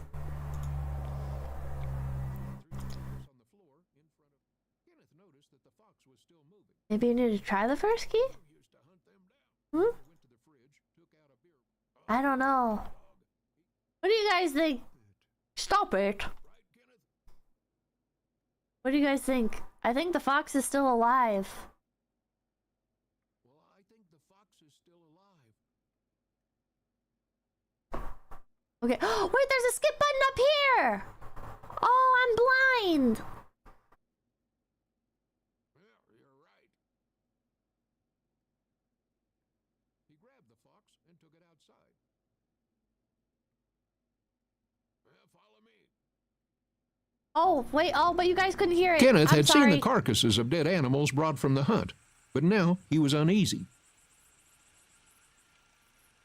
Father went to the shed, turned on the light near it, and took out a rope. What the hell? He tied one end of the rope to some fitment, and on the other made a noose that threw on a paw of the wounded fox. Father handed Kenneth the rifle. Oh my god. Oh, what for? Well, someone has to do it. Why don't you just let it go? Oh, it's a goner. Look. You're just going to ease its suffering. By shooting it? Kenneth looked at the barely alive fox that was gnawing its tied-up paw. Oh my god. Father handed the rifle to Kenneth and put his finger on the trigger. You see the scars on its side? Where do you think they came from? I don't know. Well, I don't know. I don't know either. Oh my god. Yeah, what is this? Just A snap its neck, balloon did yeah. them while defending our land. But this dirty rat clung to his throat. Avenge Baloo! Shoot! Oh my god. Kenneth suddenly became filled with anger. He aimed, but immediately put the rifle down. Me when I animation cancel? I won't do it. Father took the rifle, put it back on his shoulder, and went into the shed. He came out with a knife and went to the fox, then bent over it, muttering something under his breath. Easy, easy. A moment later, the fox ran away into the darkness, and Father had a cut noose and a small bite on his hand. What? Wait, he let it go? Well, I tried to do what's best. I thought it'd make you feel better, you know. Kenneth was silent. What? Death happens every moment. There's no escape. You have to learn to let it go, not to live in the past, but to see the present. Whoa. Otherwise, the past will haunt you for the rest of your life until the last day. It will devour you, piece by piece. What? Basta nothing. I was talking about that circus music. Kenneth remembered Baloo, but kept it together, listening to his father's drunken monologue. What the fuck? Are you listening?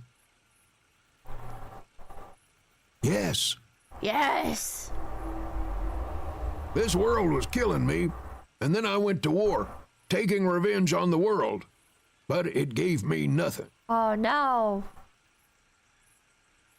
This world will show no mercy, and if you can't accept that, it'll throw you high into the sky, and then it'll smash you into the ground with all its might. Huh? And this will continue forever. What's up, chat? Here's your Uber Eats. Oh, thank you. Thank you, thank you. Got it? Yep. Did you ask him? What? Huh? What's up, chat? No. That? No. God. Didn't even ask. Didn't ask what? What do they want to eat? So, look at all of them. Hello. Miss you all since somebody went to Japan and left me to muck the stalls. Whatever, man. So, You didn't want to go. somebody brought me back some Team Rocket Pokemon card things. I don't know. Do you think we should do a collab and open them up on stream here? Oh my! Not on this stream. Not on this. Not on this I'm saying in stream. the future here. Papakin Pokemon card opening collab. I mean, if people want to see it. Oh, you they're know. saying yes. Do it. There's like a Team Rocket box. Collab? I heard there's a couple good cards in there. I don't know anything about Pokemon really, so. And then there's like 3 other boxes of. I can't read the logo, whatever it says. I don't know. Well, I think it's still Pokemon. It's all Pokemon, but Yeah. I don't know what the. I don't know what the sets are called. I don't either. I don't know. And then I had to do a Lego conference back Oh east my there, God. and I went through like 5 WalMarts and 15 Dollar General. Dollar General finding cards, and didn't find very many. No. But I You got find- like 20, 30 packs or something. So Pretty good amount. Pretty good amount. good amount. But let me know if you guys want to see it. You guys want to see Pokemon? New color coming out. New color coming out to the Lego factory? Huh? What? Yeah. Yeah, what's the color? It's top secret? Top secret. Confidential? I did get in trouble. I had to go to HR. For announcing the green ones? The green, that's kind of outdated. This is kind of like more of a festival peachy color. What? Yeah, I got called into HR and they're like, look, you're having problems with your coworkers. You're building a wall between you guys. And I was like, whoa, not really. And they're like, no, you're building a wall with Legos between them. Oh, And I yeah. was like, okay. Yeah, you can't do that. You can't do that. Yeah, well, It's sorry. not. I Yeah. apologize. Yeah. But miss all you guys. Love you. Peace. All that good stuff. Oh my fucking god. I'm going to eat my gourmet food. Okay. Get you some French place, you know, down the road there. Taco Bell. Jack in the box. So, Jack in the. It's Taco Bell! oh, same difference. Oh my god. Jesus Christ. What a like what a total switch up. What a fucking total switch up from this game to the Lego Factory jokes again. I got Taco Bell too, what the fuck? Hell yeah. Total whiplash. Dad Russia versus Dad America. Thanks, Pumpkin. I feel better now. Alright, back to being sad, chat. I lost my best friend in the war. When I came back, my mother, your grandma, died a couple of years later. How? She got under the press for clothes drying. What? How did what the hell? Kenneth was impressed and depressed at the same time. He didn't know what to say, but he felt the need to try to keep the conversation going. What the hell? Is it Hackers true kill that clothes this drying? fox killed Baloo? No, I'm sorry. Oh my god. He's a dirty liar! Well, then why did you tell me that? I could have killed an innocent animal. Well, I thought it'd make you feel better. Let go of the past and all. I don't think that's letting go of the past. About Baloo, you seem to have forgotten, even though it's happened recently. He had a huge tumor in his belly. He just couldn't bear it. So we had to put him down. Oh no. Dog cancer. Go inside. Is Dad actually a good guy in disguise? This was Kenneth's first sincere conversation with his father. I don't know. I don't think so. Kenneth went to his room. After entering the room, Kenneth saw 𝐒𝐿 sitting on the floor and staring aimlessly out the window. Huh, can't sleep? Depends on the route. Kenneth sat down next to her. Nope. Why aren't you sleeping? Yeah, I can't either. What? That's not an answer. Did the fox run away? Well, how did you know about it? Oh, I peeked out the window. I did. Pity. Pity. About the fox? Oh, the fox too. Huh? Who are you talking about? Poor Dad. Oh, okay, now it's looping back to the same thing again. Why pity him? I don't know. He's always so grumpy. Okay, what if I 𝐿𝐿 press was this? about to cry. Huh? Why is he so angry? How come? Maybe something made him that way. Oh, well, maybe something made him that way. Maybe. Maybe. Knew the hair was strange. I guess it's because she's a I ghost. want to sleep, but I can't.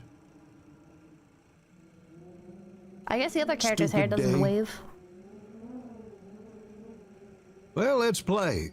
I have a riddle for you. If you can't guess, What? The you'll try to dialogue sleep did- again. The dialogue didn't change at all. The fox part suggests she is a figment of imagination. Sad and beautiful, but not me. Okay. Is it Mom? Is it Mom? She also has shorter hair. Wait, I think his hair does Yes. move too. How did you know? That's an easy riddle, The illusion of free choice. I guess. 𝐿𝐿 yawned and stretched herself. Kenneth approached his bed and spread the blanket. Oh, go to bed. It's late. Did we see this part? I forget. What about you? I'll guard the house for Monster. Aw, from monster, singular. Kenneth waited for 𝐿𝐿 to fall asleep and carefully left the room, closing the door behind him. Chapter Ram. We did it! We got the different chapter! Kenneth peeked into his parents' open room. There was no one inside. Whoa! He heard that someone was cleaning the first Bram floor after the Stoker's beaten predator's visit. pedophilia. Kenneth decided to go to the attic to finally deal with the monster issue. The attic. As soon as Kenneth opened the door, thick darkness embraced him. He couldn't see anything in front of him, so he left the door opened. What's up He here? began to go up the stairs, hearing a treacherous creak under What's up each here? step. I need to know! As he was getting higher, the door slammed shut under its weight, taking the last beam of light. Eh? Kenneth froze in the middle. Because the sister He drowned in the stumbled a few lake. times upon all the forgotten things of the Murphy family, while trying to find some kind of switch. He felt a cord hanging from the ceiling and pulled it without thinking. I wonder if the dad got the son, the sister? And he was right. To make It up was for the the loss switch of of the a light dog? bulb. Not very bright, though. Maybe? Esme had told him about other people's monster drawings in the attic, but he didn't pay much attention to it until today. After looking through some stuff, Kenneth noticed an old military box in the corner. Sounds like the dog died recently. Yeah. After moving a heavy lid, Kenneth found a pile of things. Photographs, military uniform, some papers. The first thing he took was a photo of his father in a uniform. Oh! I think she was his actual biological sister. He seems happier here than in real life. I mean, I think this was real life at one point. At the back of the frame, Kenneth noticed some inscriptions behind the broken piece of plywood holding the photo.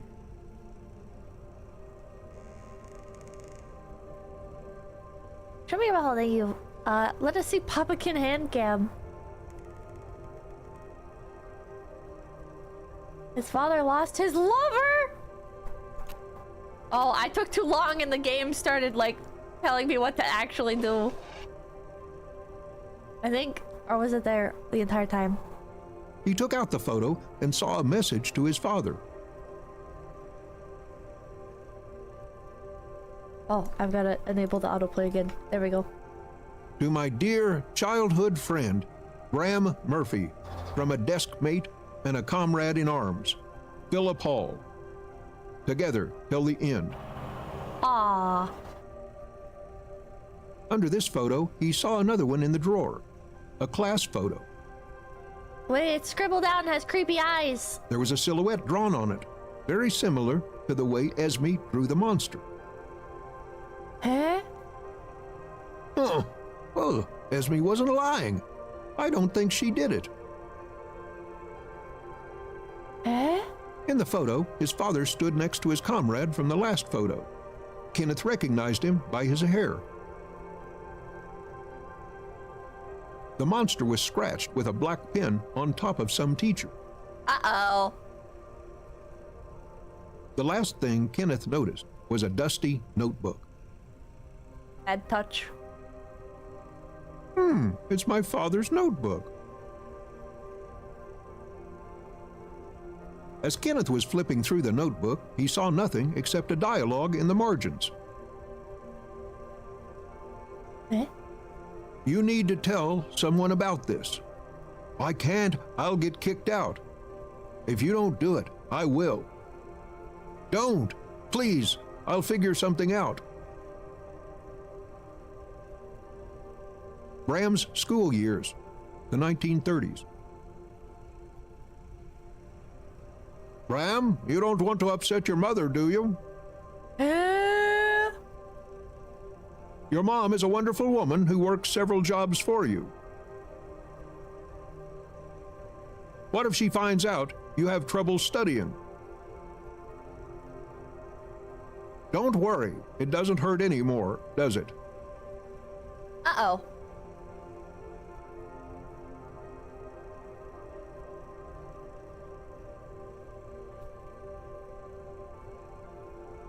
The door slammed shut behind Kenneth. He turned around and saw his father. What the fuck? Put everything back and close the drawer. Frightened, Kenneth followed the instructions, despite things slipping out of his hands. What the hell? I'm sorry. Dad was standing there keeping Kenneth out of the way. What were you doing here? Maybe the dad is innocent. I was looking for a monster. Bram pulled an old wooden chair out of the darkness and sat down in front of Kenneth. What if... You don't believe this nonsense, do you? What if... Okay. Less plausible theory time. What if, like, so the dad went through bad touch as a kid, and then Esme like talked to him about it, and maybe like at first he didn't believe her and stuff because he was like denying his reality as well, and then eventually like came to terms with it, and with her, and then like started like talking to her about it, and then used like the analogy of like a monster and stuff because that's how he dealt with it when he was younger. And then so she started describing it that way in her diary, and the mom, when she read the diary, like maybe he had talked to her about it at some point as well, like during like a drunken rant or whatever. I don't think he would just like talk to her about it normally, but like the dad could have like talked to her about it and used like the same analogies and stuff, and then it made the mom think that it was him, especially because he was like trying to get away. Maybe like the dad thought that he was gonna get kicked out of the family the same way when he was younger he thought he was going to get kicked out of school because of like this kind of thing happening. So he like tried to self-isolate before any harm could come to him, either physically or emotionally. Judicially. Mom jumped the gun. Maybe. I don't know. I don't know. What about you? What are you talking about? Clear jumping. The dad was touched and went on to touch Well, Esme. you drew the same monster as Esme. I think that's more plausible. Graham was a little confused, but tried not to show it. How do you know? Did you go through my stuff? Esme told me there was a monster in the attic, just like the one in her diary. Want this diary? He showed Kenneth Esme's diary. Cycle of abuse seems more plausible. Well, where did you get it? It's not yours. Well, didn't you think that the drawings in the attic could be hers? I did. That's why I came to make sure. And it's not her monster. No, but whose then? The cycle theory is mostly debunked as lazy storytelling at this point. How? I'm very curious how the cycle theory has been debunked. I'm very curious, like, what the data on that is. Because maybe it's just, like, anecdotal bias, I guess. But, like, it seems to me like people tend to adopt the behaviors of those around them. Right? Be it little things or big things. And that's why so many people, even when they hate their parents, like, turn into their parents as they get older. I don't believe in cycle theory dealing with own abuse and trauma. Cycle theory is common, but not universal, hardly debunked. Bandit, thank you. Debunked! I don't know, generational trauma.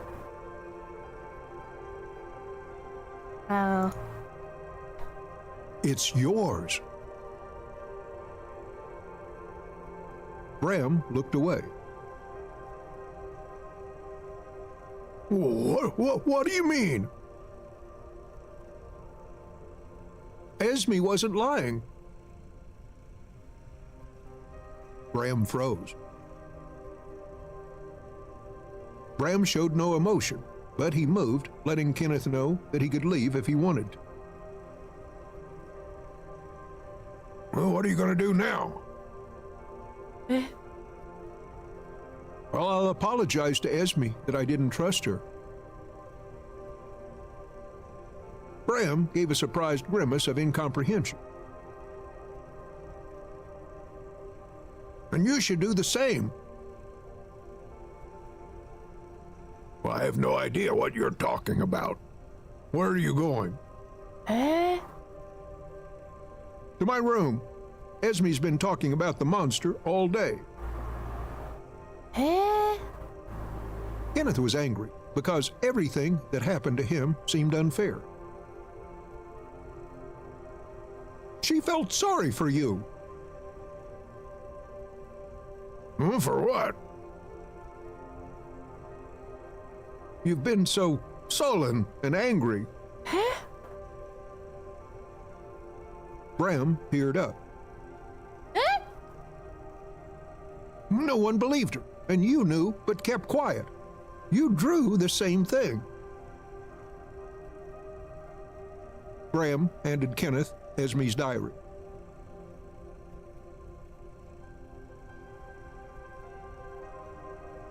Leave the diary to father, or take the diary. Last time we had the diary ourselves. Maybe this time we should leave it with the dad and see what happens? Wait, take it? Everybody's saying take it. Can you save? No. Alright, I'm just gonna take it. Kenneth snatched the diary from his father's hands. Esme entrusted this diary to me. You won't get it. Kenneth left the attic angrily and headed to Esme to tell her everything. Maybe Pippa's theories were right. I'm kind of thinking I was He right approached now. Esme's bed and saw her asleep. I'm kind of wondering if I was Kenneth right. sat on the floor, leaning on her bed. Kenneth fell asleep. Kenneth fall asleep. He awoke up to a light patting on the shoulder. Wake up, big guy. Kenneth saw his father ready to go somewhere. Oh? Forgive me. Kenneth looked around the room but did not find Esme. Eh? For what? And where's Esme? Now listen to me. Eh? Listen carefully. What is going on? Esme's gone. She's not coming. You have to accept that. Oh? My whole life was making me do terrible things. I couldn't stop. Wait, he did do Bram it. reached into his pockets. He took Kenneth's hand and put a military medal for valor in it. Huh? I don't deserve this medal. Now I'm giving it to you.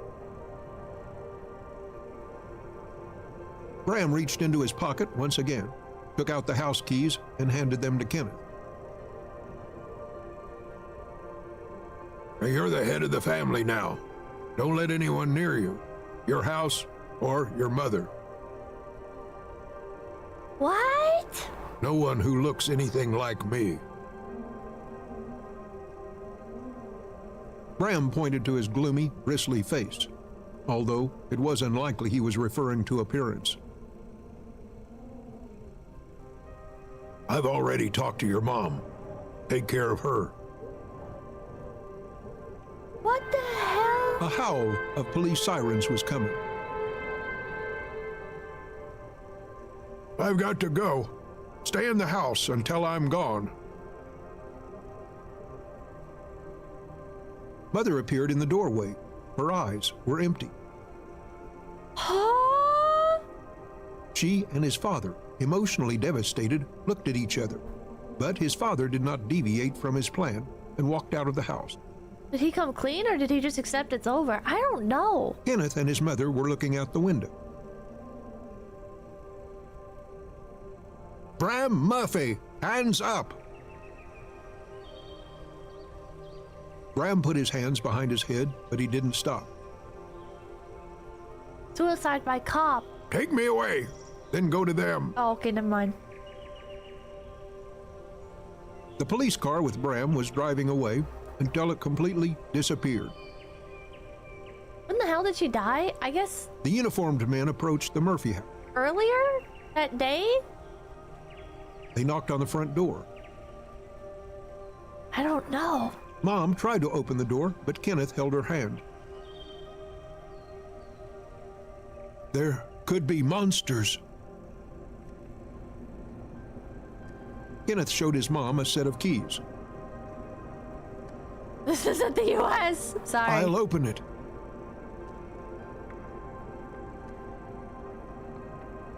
Oh.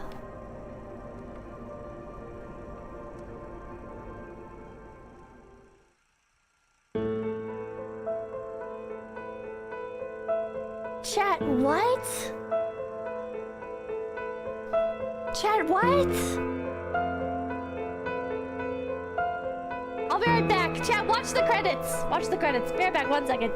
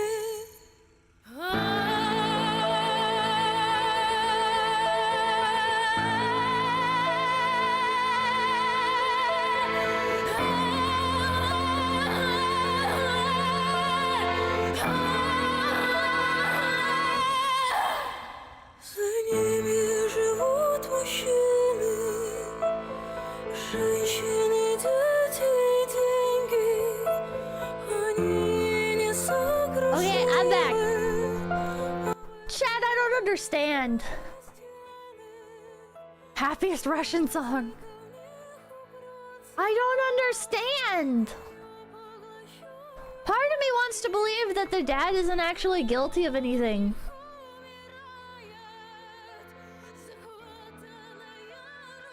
So far, Esme is dead. Kenneth hasn't accepted it. His father is involved in her death. The mom knew but didn't do anything. That's all we know. Okay, well, that's both of those. What the hell? I'm surprisingly intrigued. Escape.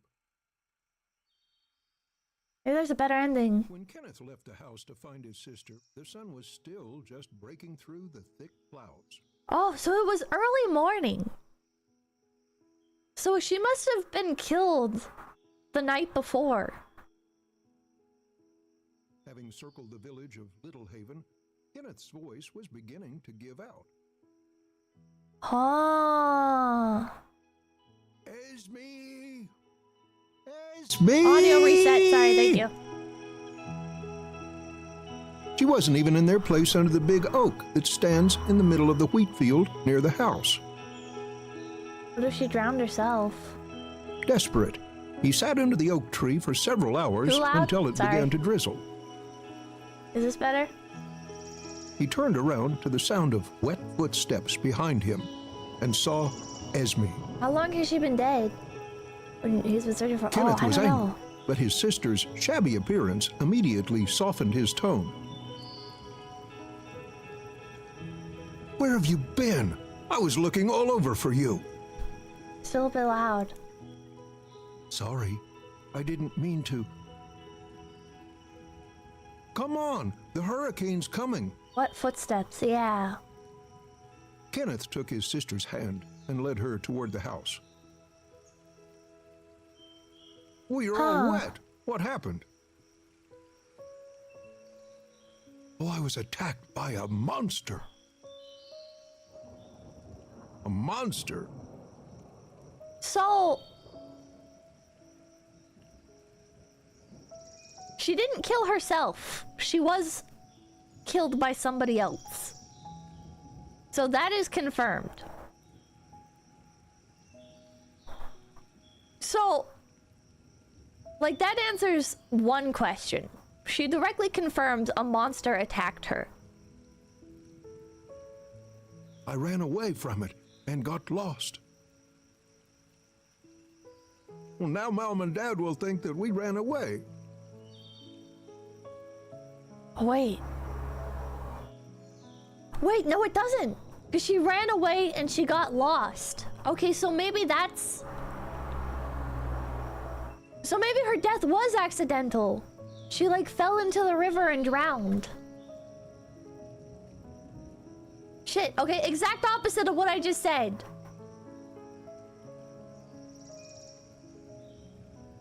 I'm sorry. If we run into this monster, I'll give it a piece of my mind. This is different. If we run into the monster, I'll give it a piece of my mind.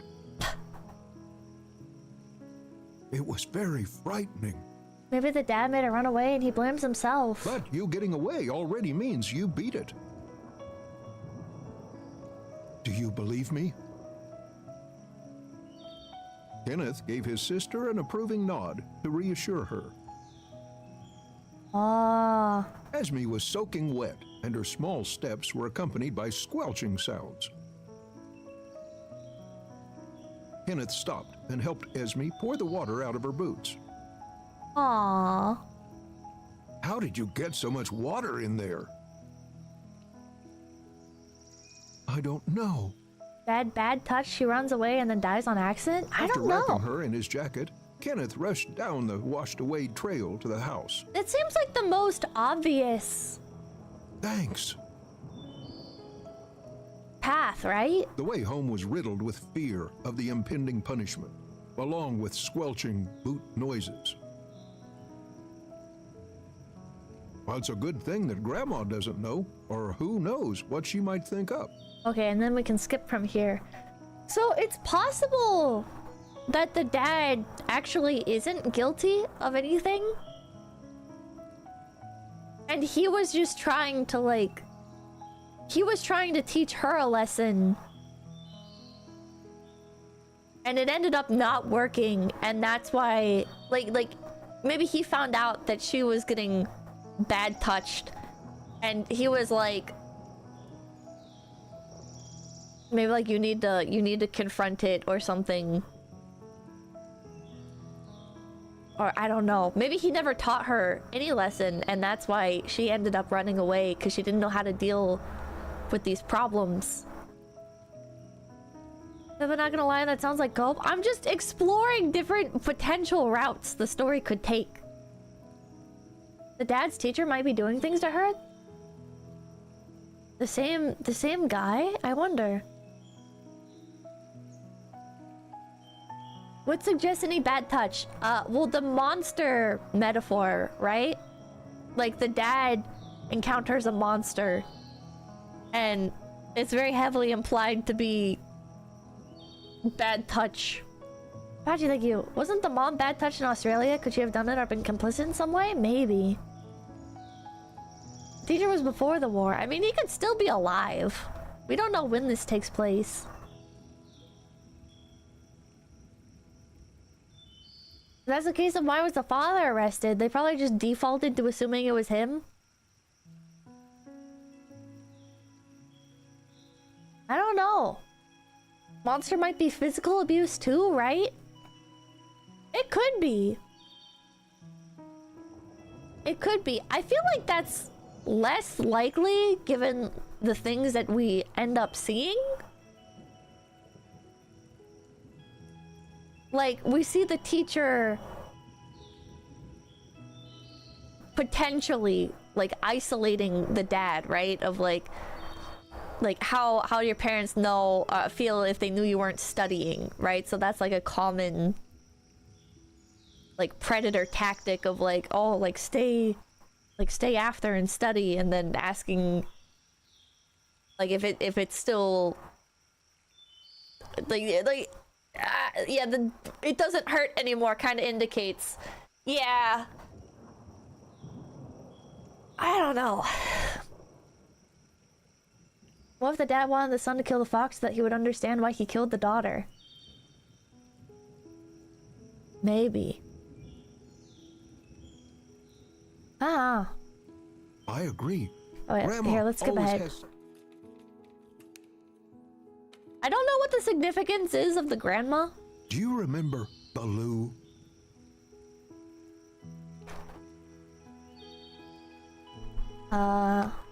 I remember. Well, of course I remember. Will you give me his collar? It's just hanging on your backpack. No, and don't you dare touch it. The father probably was bad touch, but I don't think Esme was. But then why would they use the monster metaphor twice? And also, there was like the stuff of her like wetting the bed, which is a common... Like a common, what's the term? Like, I guess like behavior of children that are bad touched is like they wet the bed for longer. Like they don't... They get like, yeah, indicator.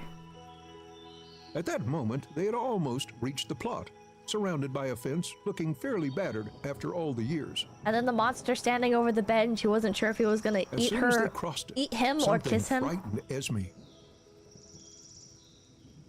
She froze, pointing her finger toward the shed at the pier. Oh, hear that? What? There's a monster! Let's go home, or we'll get in trouble.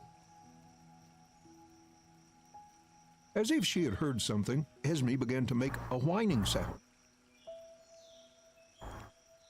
Oh, it's going to be okay, come on. But he will come at night.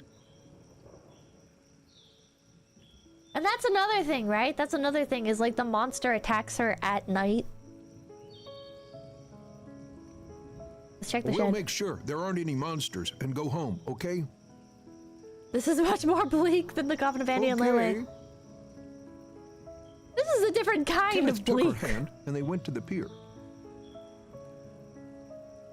Esme clutched Kenneth's hand, squeezing his palm. Even on the way to the shed, Esme was trying to look behind the half-open doors, which were moaning on the rusted hinges. In the half-light, it made sense, even Kenneth. After approaching the shed, Kenneth opened the door in one motion, propped it with a stone, and then, with a bold gesture, invited Esme to come in. I swear if we find her body in there, oh shit. Oh, I'm scared. I don't think so. I think she drowned. Thunder rumbled. Thunder rumbled. Chicken jockey. Oh, did you see that? Someone was there. As a social worker, Nobody's here. this game Come kind of on. horrifies me. I'm sorry. Why do you say that when you saw him yourself? You were looking right at him. Well, I saw, like, it must have been some kind of a shadow, like yours. Kenneth took control of the situation. He was fooling around. He went inside with swagger, demonstrating the absence of monster, although he doubted it himself. Monster, singular. Not a soul. But the door was open. Oh, it's always open. Dad must have been in here recently. We'll close the door. Before Esme could answer, Kenneth took her in his arm and carried her out of the shed, knocking out the stone that held the door on the way. And then, for Esme's peace of mind, he slid back the loosened latch. Esme pressed herself against Kenneth's shoulder and whispered in his ear. Are you sure he won't come out? You just saw there's nothing in there! Kenneth played along. Of course. Have you seen how big the lock is? Esme had calmed down, but later added very quietly under her breath. She whispered, Will Wheaton. Will Wheaton. I hope it's not too cold in there for him. What? On the doorstep, Kenneth met Mom and Dad. The innocence They of a were child. solemnly showing out a stranger in a formal outfit. As soon as he approached, the adults' conversation stopped. I'm eating my Taco Bell. Go up to your room, honey. I'll be right there. The mom seems so, like... Satisfied that they had escaped punishment, Maybe she's Kenneth in shock. and Esme hurried up the stairs to their room. But doesn't she seem kind of like... In the room, Like, there ready was for a glass of this? milk and a plate of pancakes on the table waiting for them. Kenneth took the wet jacket off Esme, rubbed her hair with a thin blanket, The mom feels and sat her distant, down yeah. at the table. Taco Bell of grief. Here, you should eat. She seemed prepared. Yeah. Oh, thank you. They're quite cold, though. The mom is dead too. You want me to go downstairs and warm them up? Oh, no, they're delicious. Thanks. You think the pancakes are real? Still not gonna use. My birthday can get a big Don't go down there. Sit with me. Happy birthday, Sonaga! Kenneth was afraid of his parents' reaction to their escape. Hmm. But Oh everything yeah, was only still one quiet. plate of pancakes and only one glass of water. I guess that was like the first. Well, let's hang the Not the wet first, dress but- up to dry. I guess that was one of like the indications. Oh, thanks. One cup and one plate. Now go to bed. Kenneth covered his sister with a blanket and lay down on his bed. They were both staring blankly at the ceiling until Esme said, Carmen, thank you. "Oh, I wish the monster was gone." Then the it's wavy going to be ghost hair. okay. The brother You has need to wavy hair sleep. as well. You just can't see it as well because it's short. All right. Esme curled up into a ball and turned to the wall. I think I got it. Both Father and Esme were essayed by the teacher. Father was facilitating due to their history and his shame. He put her down to stop the suffering and was caught. Ooh. That is possible. Zowie, thank you for coming. All right, thank you for the raid. Thank you. Thank you. Okay, but Smash Bros. Yeah, true, but Smash Bros. Because maybe the friend's death has some part in this as well. Maybe? Which also explains the Fox situation, yeah. I think the teacher is solidly in the past until he shows up again. I don't know. I don't know. The Smash logo was a really big hint. It was. This was part of the storytelling. There This is was how an you know it's awkward about knock at the CSA. door, followed by the equally awkward mother's tone. Are you okay? Kenneth looked at Esme. She was almost sleeping. Yep. Behind his mother, he heard Father's quiet voice from downstairs. Oh, don't wake him up. Good night. The door closed. Esme rustled in bed and That's turned why to she asked if Kenneth. he's okay. Oh, here, Crunch, because I'm muting. Why didn't they scold us? I don't know. It seemed that Esme had fallen asleep. He heard his parents talking softly downstairs. Then he heard cabinet doors opening and a kind of softly tinkle. Is this him pulling out the rifle? It became more quiet. Kenneth was sleepy. He overheard the room door creaking. Kenneth pretended to be asleep.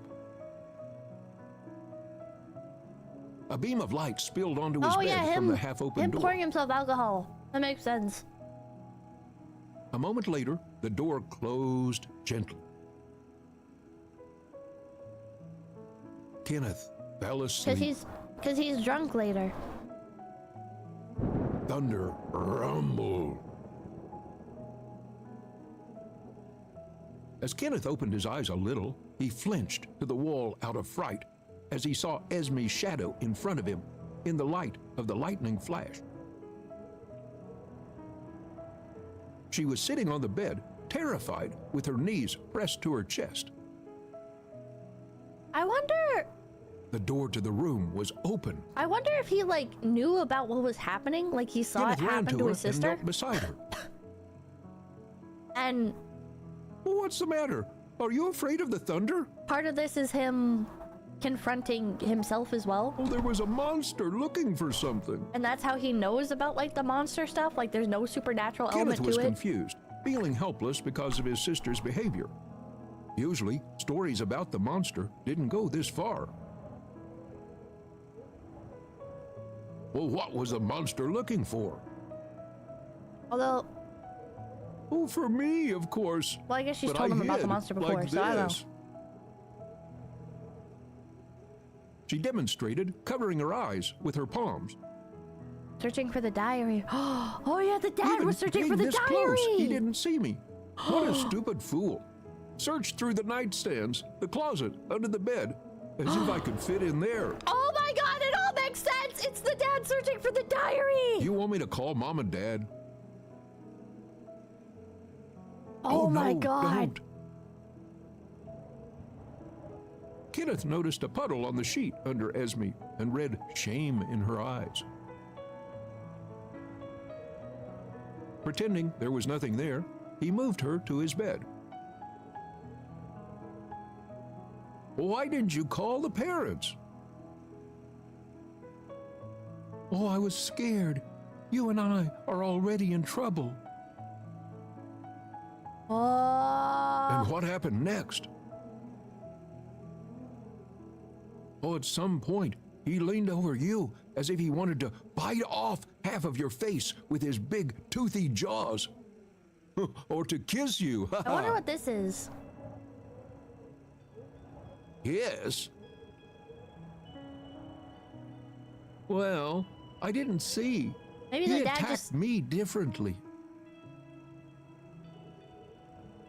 So your monster wants to give me a kiss, but attacks you?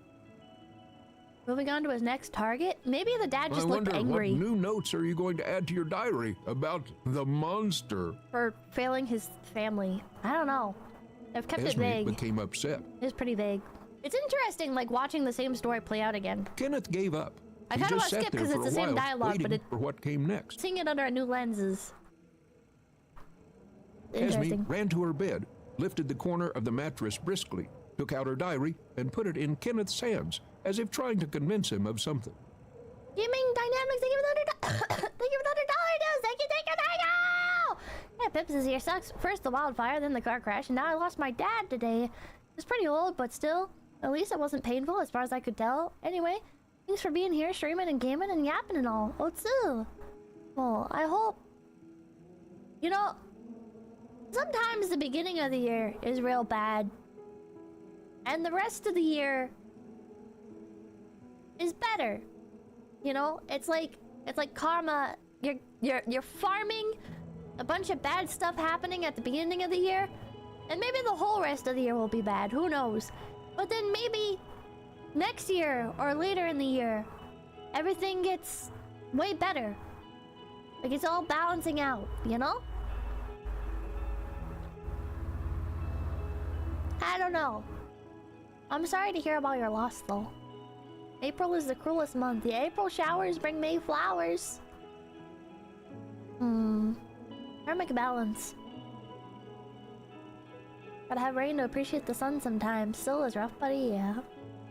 I'm sorry to hear about your loss, and I hope things look up for you. If it's the worst day of your life, then tomorrow will be better. Painful, but true, I guess. Not Kenneth very knew about the comforting. diary, but Esme always kept it to herself, The book looked worn out and at the same time, girly neat. Kenneth carefully held the diary in his hands, appreciating 𝐒𝐿𝐵's trust. A bow knot. Well done, Kenneth thought, keeping all jokes to himself for the time being.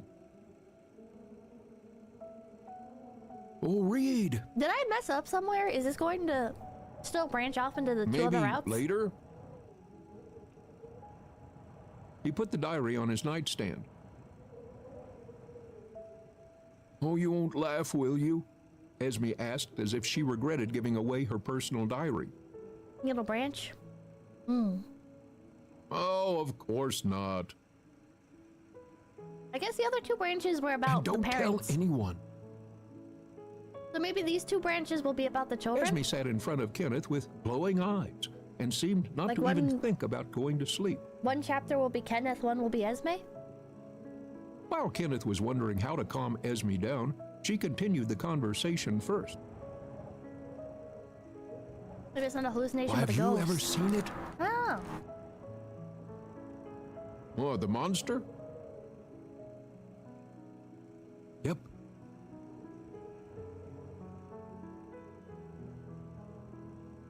Has the fox one happened yet? No. Okay, we'll do maybe I'm not sure, since that's different from Oh, last time. maybe. I'm not sure. Honestly, what is it like? Big and scary? Oh, that's it. Why doesn't anyone believe me? I really did see it.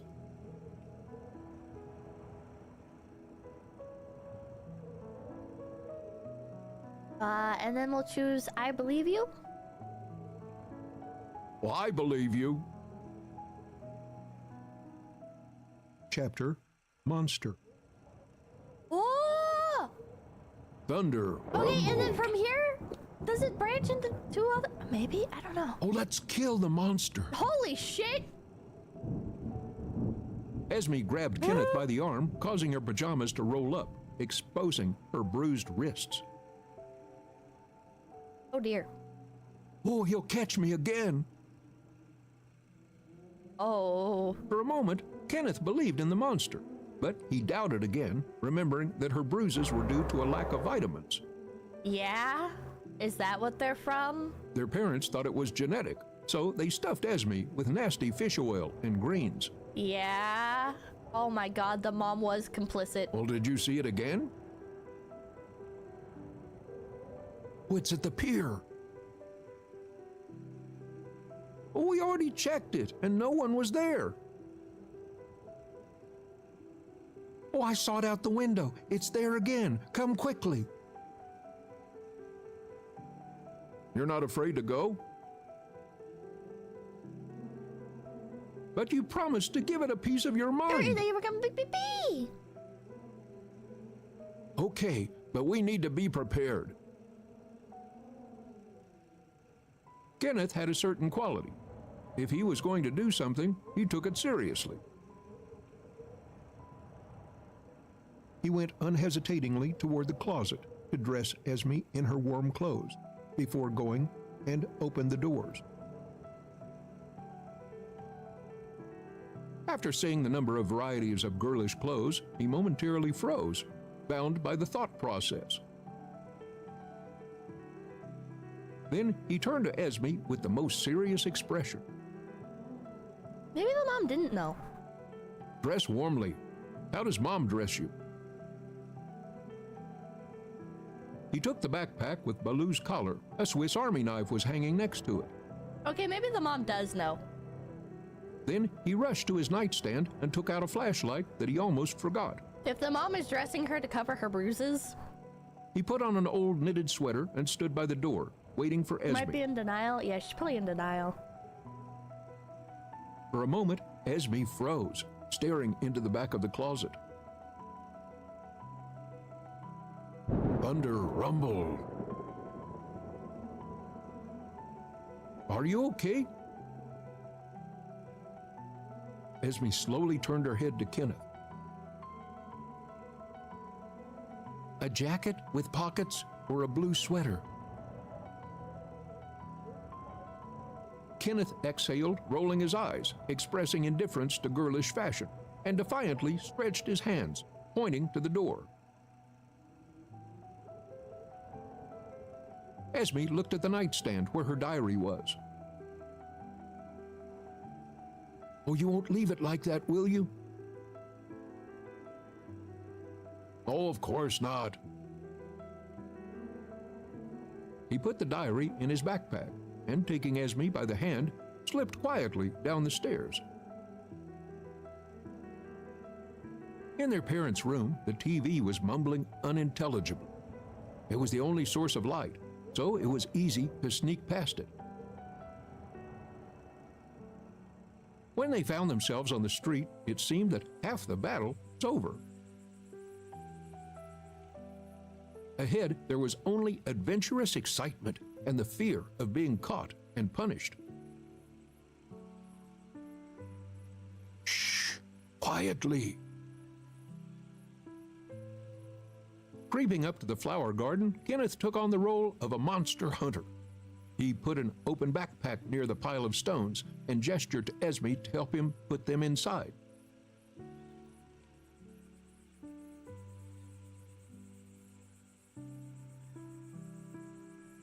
Ah! Gameplay! Oh my god, the gameplay is so intense! How does she do it? Oh my god! The backpack was getting heavy.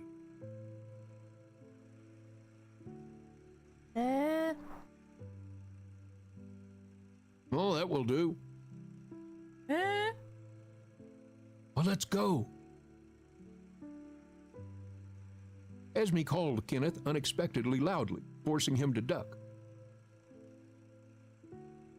Shh! What's the matter? 𝐿𝐴smi put a couple of stones in a large pocket of her sweater. The silhouettes of every bush or tree in the distance began to come to life. Are the police here already?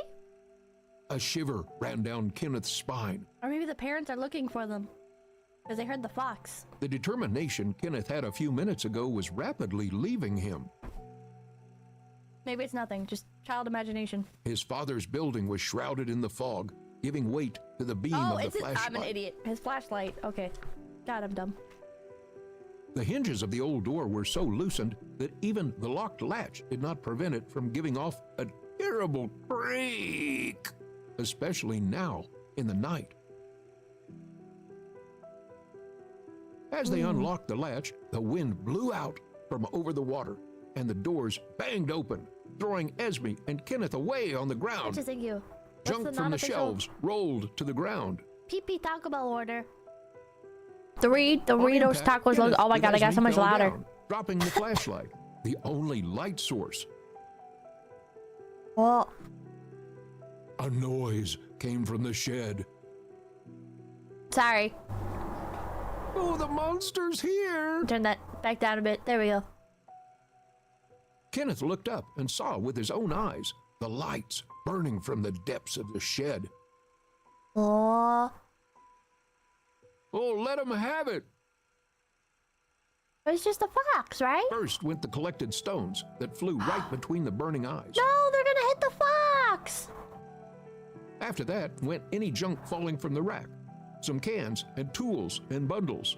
What do I drink that and do? Thunder rumbled. Rambled. The silhouette disappeared along with the fog. Aha blast? No. Kenneth grabbed 𝐿𝐴smi's hand and ran out of the shed. Oh, did you see that? Well, of course. How could I not? And you didn't believe me. Oh. Oh, I'm sorry. 𝐿𝐴smi looked down to the ground as if she was holding something back. He's been saying he believes her the whole time. Well, what's the matter? Why did her voice change? I think it was because she was so surprised. It wasn't that monster. What do you mean by that? He's not alone? Oh. Oh, this one was different. The Oh. conversation was interrupted by a bright flash of light in their faces. Ah. A moment later, the beam from the flashlight fell to their feet. Eh? Their drunken father was in front of Kenneth with a rifle and the flashlight, which Kenneth had just dropped. What? So the dad have a flashlight or What are not? you doing out here? Oh, what a mess!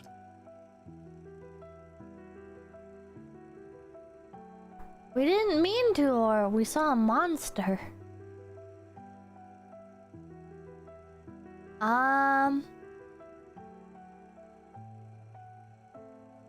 Huh. Two? Okay. We'll focus on the There's monster. a monster in the shed. Because of this, you made this havoc? Might be a branch choice, yeah. You just scared that thing off. I'll go home now, or I'll make you clean all that up. Kenneth hugged Esme and sent her forward to protect her from Father's anger. This must look so weird to the dad. While passing the flower bed, Esme correctly noted its state. Oh, Mom will kill us. Nuh-uh, Dad will. Oh, we'll explain everything. Oh, wait. Esme stopped suddenly and pulled Kenneth's sleeve. Where's my diary? Esme showed her backpack. It was opened. Oh. Oh, I have it. It was here somewhere. Oh, we lost it at the pier. Oh. But Dad is there. We can't go back. He told us to go home. Oh. We have to get the diary. I entrusted it to you. You can't do this. Oh, shit. Something dark and large swept through the bushes in the garden, mowing over some branches and flowers. Ah. Kenneth jumped aside in fright, but Esme seemed glad. Oh, it's Shadow. He'll help us. Huh? Oh, Huh? a shadow. Huh? Kenneth defiantly rolled his eyes, demanding an explanation. The hedgehog? Oh, he's nice. He'll help us. What? Let's go get the diary back. Well, what is that shadow? How many more monsters do we have around? Well, he's not a monster. Huh? I mean, well, I was afraid of him too. But he helped me many times hide from the other monster. Kenneth looked around nervously. Oh, where did he go? Well, don't you see him? A large silhouette had grown behind Esme, resembling something between thick fog and light-absorbing darkness. Demon! Kenneth stepped back, pointing at the creature behind Esme. Voiced by Keanu Reeves. Oh, no, don't be afraid. Shadow is the fox? Do you think so? Thick darkness came upon Esme, slowly swallowing her from head to toe until there was only a hand outstretched to Kenneth. Huh? Our soul. Oh, come quickly. He will help us. Esme grabbed Kenneth's arm and dragged him into the darkness. Kenneth clutched his head and closed his eyes briefly, but then he saw Esme beside him. Come with me. As long as we're inside, no one will see us. Kenneth and 𝐒𝐿 headed for the pier along the bushes at the edge of the plot. Despite the lost diary, 𝐒𝐿 was pleased with what was happening. Well, I'm glad you believed me. That scared the shit out of me, sorry. Now I can tell you everything. Well, like what? Later. What? You just said no! When they reached the pier, Kenneth saw his father sorting out the debris in the shed that he and 𝐒𝐿 had made. The shed door was open. The diary was right in front of I it. thought my headphones broke. Kenneth left 𝐒𝐿 behind. He decided to sneak in and get the book alone. Ooh. Of course, with the help of Shadow. He will help you. He will help you. I Kenneth will crept to the help door and you. hid behind it. Then he reached for the diary.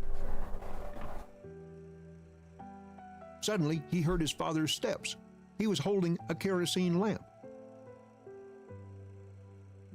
The light from the lamp shone in the doorway. Shadow began to sizzle like on a frying pan, but kept the darkness. Oh no. Oh. It stopped.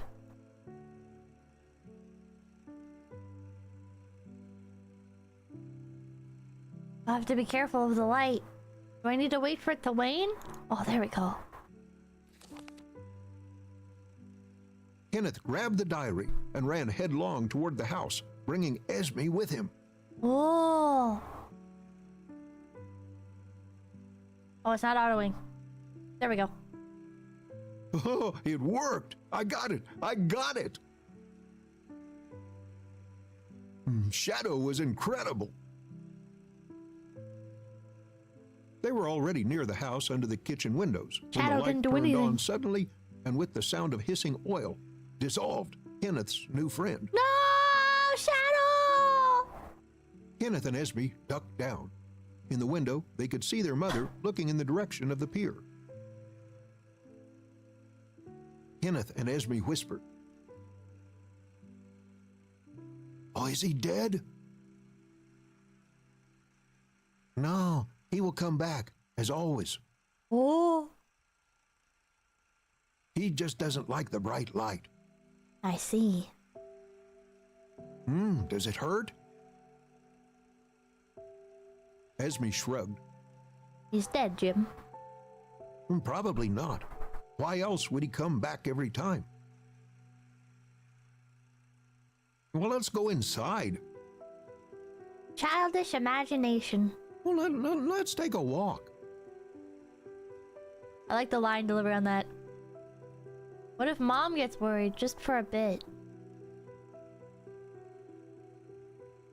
Let's do just for a bit. Let's see if she takes us to like the pier or something.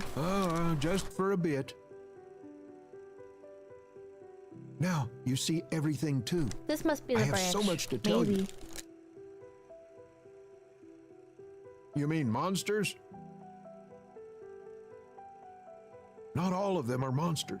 I mean, they're not all evil. Now don't tell me you're friends with them. Well, they're my only friends. Huh? Kenneth made an indignant face. Why, besides you're my brother. It doesn't count. Huh?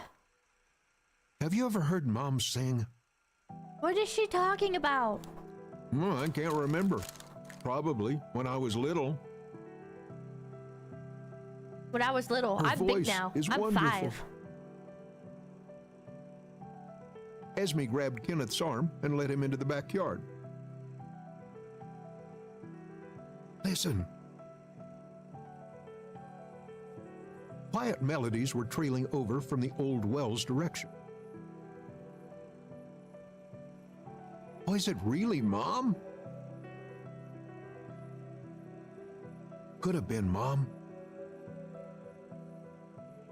That is her monster. Now you can see it.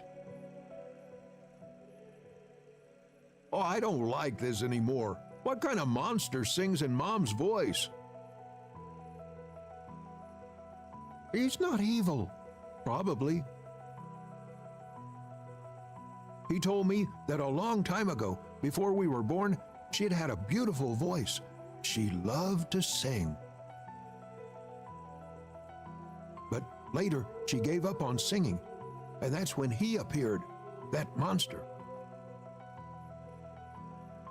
Well, did he take Mom's voice? Let's throw some stones at him. Kenneth showed Esme his backpack. There were some stones left from the hunt for the first monster. Oh, he said that he hadn't done anything wrong, that Mom raised him herself. Does Mom see monsters? I don't know, but she doesn't see this one, and it makes him sad. She likes her voice very much.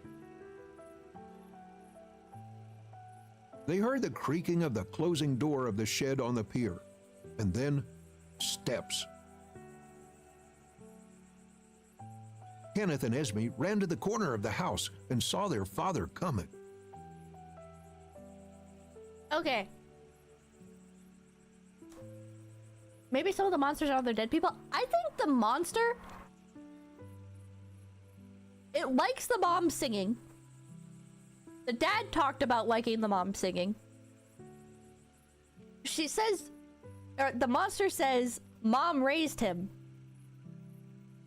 I think the monster might be just the dad, like it's the dad's actions. And the mom is like blaming herself. And so it is like the same monster. And it's like everybody's interactions with it that has, with the dad that has like created this, I guess. Maybe? I don't know. Do you remember Dad smiling? Nope, he's always serious.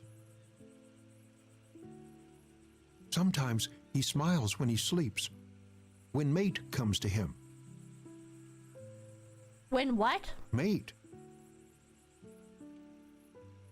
You remember when Dad told you about his childhood friend he grew up with? His friend was shot in the war, and Dad survived. Oh, you mean Philip? You called Dad's dead friend's monster mate? Esme looked at the floor guiltily. He just has a very kind smile. Well, you can't. Who would call monsters by name? Monster Philip. Very funny. And he likes being called mate. At least he didn't mind. How about we give your monster a name? Well, my monster. The one in the shed. I'm confused. He didn't look like mine. Have you seen the monster in the shed? The fox is I monster? don't know. I didn't get a good look. I guess that tracks. We scared your monster because of me. Since the dad tries to like help him kill it. What if he's not evil? Well, maybe it wasn't a monster at all. I'm tired. Let's go home. No way. You saw Shadow. You heard Mom's monster. You want to leave me again? Coffin of Annie and Lele moment. Esme ran toward the old well. A wolf or a dog. Kenneth ran after her. What? My monster looked like a wolf or a dog. Baloo. 𝐒𝐿𝐼. I know, I saw him. I wanted you to come clean. Ambulance, thank you. I just want to say Everyone today's my pretends birthday. not to see their own monsters, Happy even if birthday! monsters are standing right in front of them. Happy birthday, Silent Viewer! They don't believe me. They think I'm stupid. Me too. No one thinks you are stupid. No one thinks you're stupid. Chapter 𝐒𝐿𝐼. They are named after the characters. 𝐒𝐿𝐼 picked up a small pebble, leaned over the well, Siblings. threw it there, and whispered something. Well, what are you doing? Nothing. How can you not believe yourself? Are the monsters regret or fear? Well, sometimes it I don't is know. hard to believe, even in the most ordinary things. Maybe? I feel like I'm sleeping now.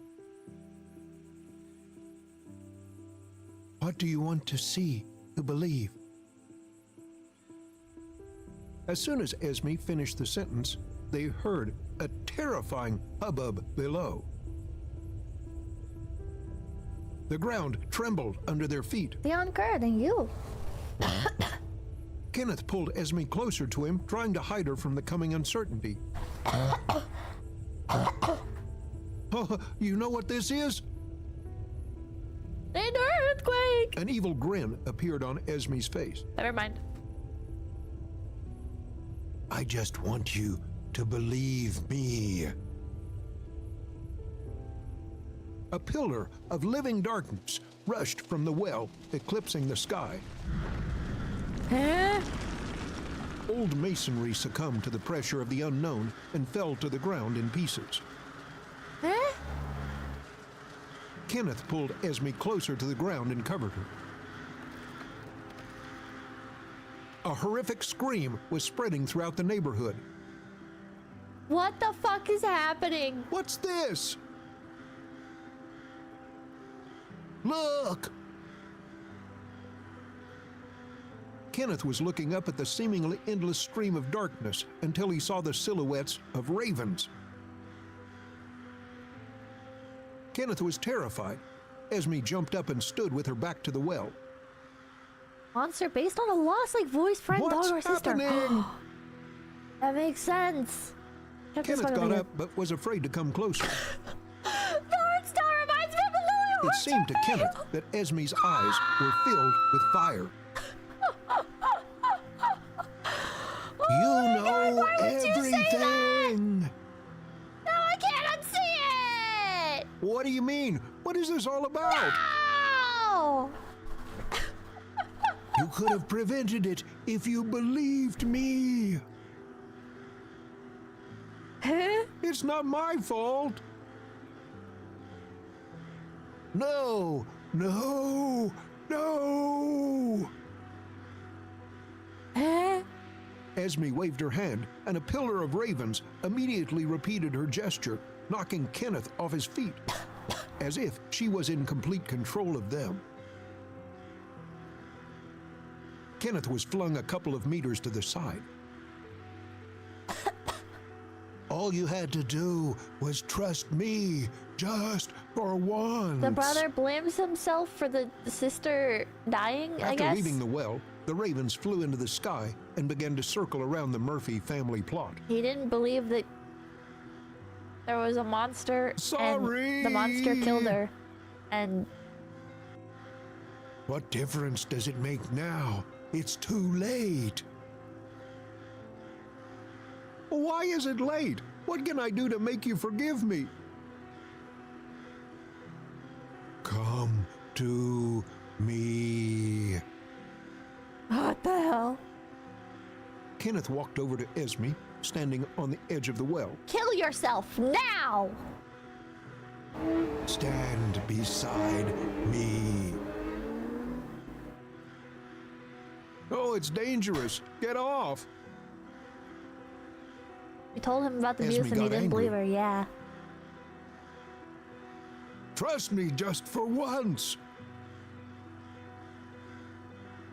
Kenneth climbed to the edge of the old well and took Esme's hand. What's next? Don't you understand anything? M14 Wolf the you. The narration gets in the way. I think it kind of adds Kenneth a decided charm. to bring the situation under control, seized Esme, and tried to get down from the flimsy masonry of the well. However, once he tried to move, he froze in the air. Kenneth couldn't move a finger. As a chromosome, it adds like Esme giggled. the feeling of like when the teacher would read to you in class. What is happening?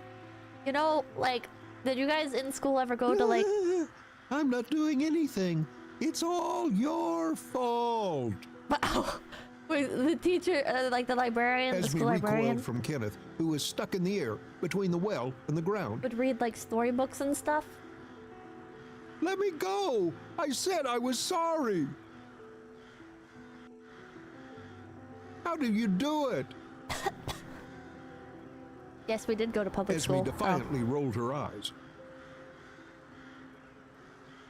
I'm telling you, I have nothing to do with it. What do you want? Esme waved her hand toward Kenneth, who was carried back to the edge of the well.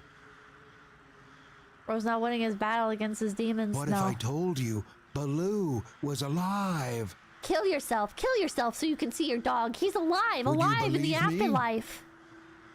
You believe me, don't you? Don't you believe me? Come Enough. see your dog. Come see your dog. Kill yourself so you can see your dog Here right we go now. again.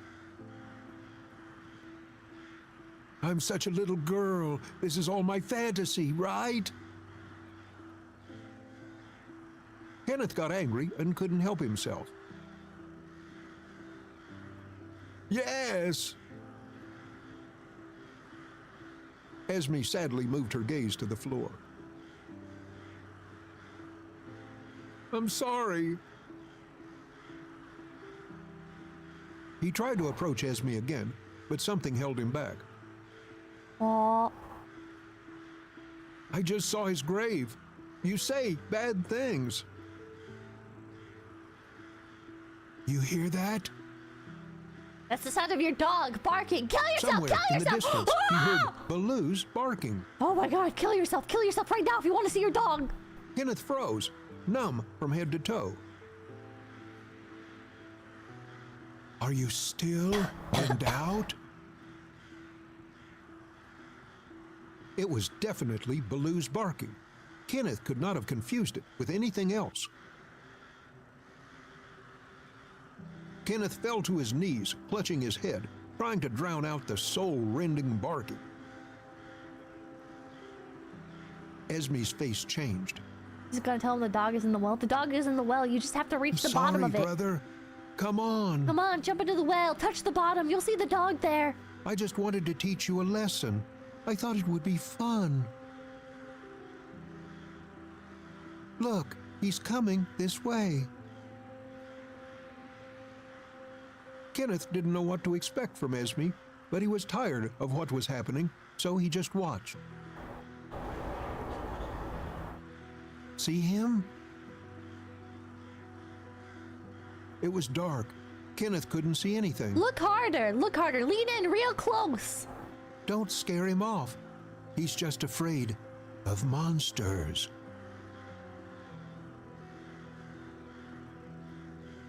Esme, enough. How did he get here?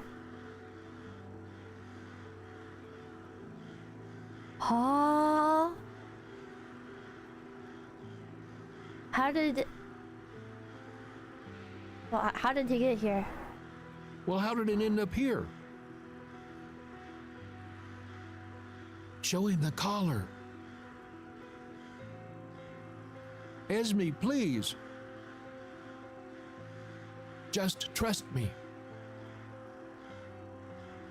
Well, that's enough. This is his grave. Kenneth pointed to a rickety hill with a small cross he had made himself. No one is there. See for yourself. Dig up the corpse of your dog. With excitement, 𝐒𝐿𝐴 fell on her knees beside the grave and began to scatter stones with earth to the side. Stop it! Kenneth rushed to 𝐒𝐿𝐴's side, but it was too late. When he came up, Baloo's grave had been excavated. What a funny word for that. What? What? But he was here. FedEx, thank you. She opened the door to darkness. We need to keep late. He just ran away. Oh, into the well. There was a noise from the side of the bushes, revealing someone's presence. This kid is cooked. This kid is so cooked. Take off the collar. Show it to him. Kenneth awkwardly unhooked the collar from his backpack and clutched it in his hand, staring into the darkness. Don't be afraid. Give it to him. Kenneth knelt down and gently moved his hand with the collar towards the bushes. It became quiet. Nothing happened. Kenneth turned his head to 𝐒𝐿𝐴, giving her a questioning look. Wait, he's just scared. Suddenly, out of the darkness, he heard leaves rustling and stomping of the dog's paws. Is it gonna be the fox? Kenneth got knocked down. It was Baloo. Baloo! Baloo! Baloo! Kenneth was filled with tears of joy. Yay! Baloo threw him on his back and licked his face, wagging his tail. Aww! Oh, stop it! Baloo! Chad, what the fuck is going on? Kenneth got to his feet, picking up the fallen collar. They come back wrong. He tried to put it around Baloo's neck, but he was jumping around Kenneth as hard as he could. There's an old pet cemetery Hold him! Hold him! Let's put the collar on! built on ancient Indian burial grounds. After they managed to put the collar on Baloo, the three of them sat down on the ground. Well, I'm sorry I didn't believe you. I'm not upset Kenneth anymore. is dead, isn't he? Maybe. It was dawning. Kenneth couldn't stop looking at Baloo. What the fuck is happening? Oh, you must be very hungry. Let's go inside. We have to show you to Mom. Yeah, how's this gonna work? The noise came from the side of the pier. Now, Baloo will help us. Come, quickly. 𝐒𝐿𝐴 and Kenneth walked carefully to the entrance of the shed. Dad found the diary and killed Kenneth. Near the wound-up boat sat, crouching, a huge, hunched monster, like a locust, and it was looking for something in the water. Huh? Kenneth, standing behind him, was holding Baloo in his arms, who was growling softly at the monster, but the noise of the running engine was muffling it. Huh? Hey, monster, look who we brought. The monster began to turn slowly. Kenneth caught his breath. The monster noticed Baloo in Kenneth's arms, let out an animal cry, and backed away, falling directly on the blades of the wound-up boat. Kenneth and 𝐒𝐿𝐴 were splattered with the viscous, dark contents of a once powerful monster. Oh, good boy, Baloo. What? Mother and the people behind her, in police uniforms, ran to the noise near the shed. As soon as they saw the pier, they froze with terror in their eyes. One of the younger policemen ran out of the shed. There was the sound of his stomach emptying. Others just wrinkled their faces and covered noses with their hands. Ah! Kenneth, put that on the floor. It's the corpse of the dog, isn't it? Mom, Esme and I found Baloo. Oh. Oh no. He helped us scare the monster that had attacked her. Oh no. It is the dog corpse in his arms. Let go of Baloo. Oh my god. Brenda walked over to Kenneth and helped him to put the fetid body of Baloo on the ground, and then took him to the door and closed it so that he would no longer look at the pier. Mom, I got worms crawling all over my hands. Kenneth cried. He completely lost it. It's okay. Let's shake your hands. Oh my god. Brenda was trying to calm Kenneth and herself, despite what she just saw. What the fuck is going on? Police radios were buzzing. Where's Esme? Where was Baloo taken to? Get Dad to send everyone away. Brenda began to cry. The police cars and the ambulance gathered around the plot of the Murphy family. Oh my god.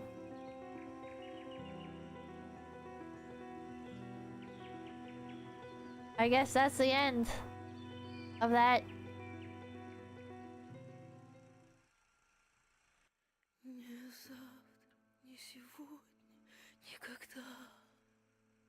What the hell? Most happy Russian game.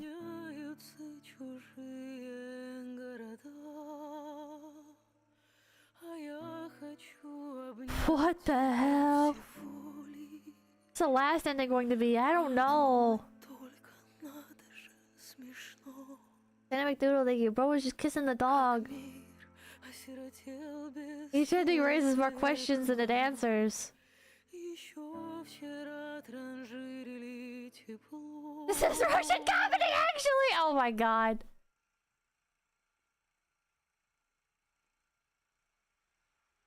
Completed endings 3 out of 8. Wait, oh, there's 2 different routes that each ending can take as well, I guess.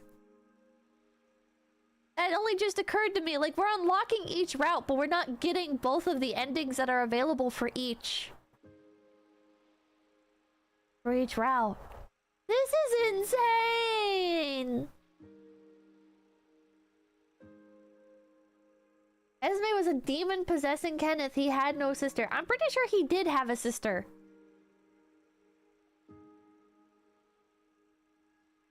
He killed his dad by scaring him with Baloo's corpse. Yeah.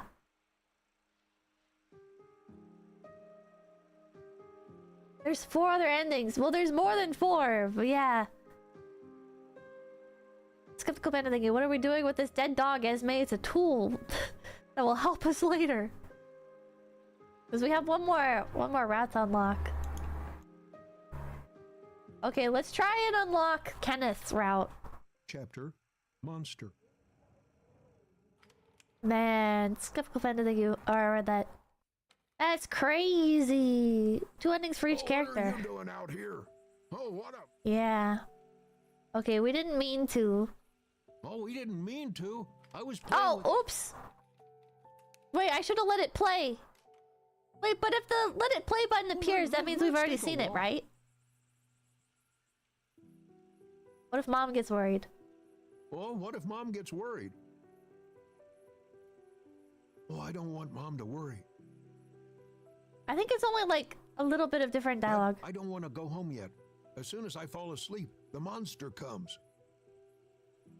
But I'm getting bummed out. Oh, I can protect you. Well, let's walk a bit more, please. I assume they go on a walk anyways. I have so much to tell you. Most skip buttons only skip what you've Well, you seen. can tell me everything at home. Oh wait, are they gonna head back to the house? Oh, you won't believe it. I have to show you. Have you ever heard Mom sing? Okay, yeah, it's doing this again. Oh, and the volume was really low, sorry. They don't believe me. I'm sorry, I keep forgetting to turn the They volume think back I'm up. stupid. I barely believe in it myself. I barely believe in it myself. It's too loud now. Oh my god, I hate audio balancing. Chapter Carrie. Wait, what? Esme climbed to the edge of the well and began to walk back and forth, swaying ostentatiously. What? Well, get off now. It's dangerous. What? So what? You might fall His down. grandma. Isn't it enough? Yeah. Esme got down and sat on the edge of the well. What? I'm sorry. Yeah, the grandma. What the fuck? Are you sure no one thinks I'm stupid? I'm sure. Guess she's in the well? But they said hurtful things. You think Well, so? that's not what they meant. You're always ready to move mountains, but sometimes you're like that. You walk on the edge. No hard feelings.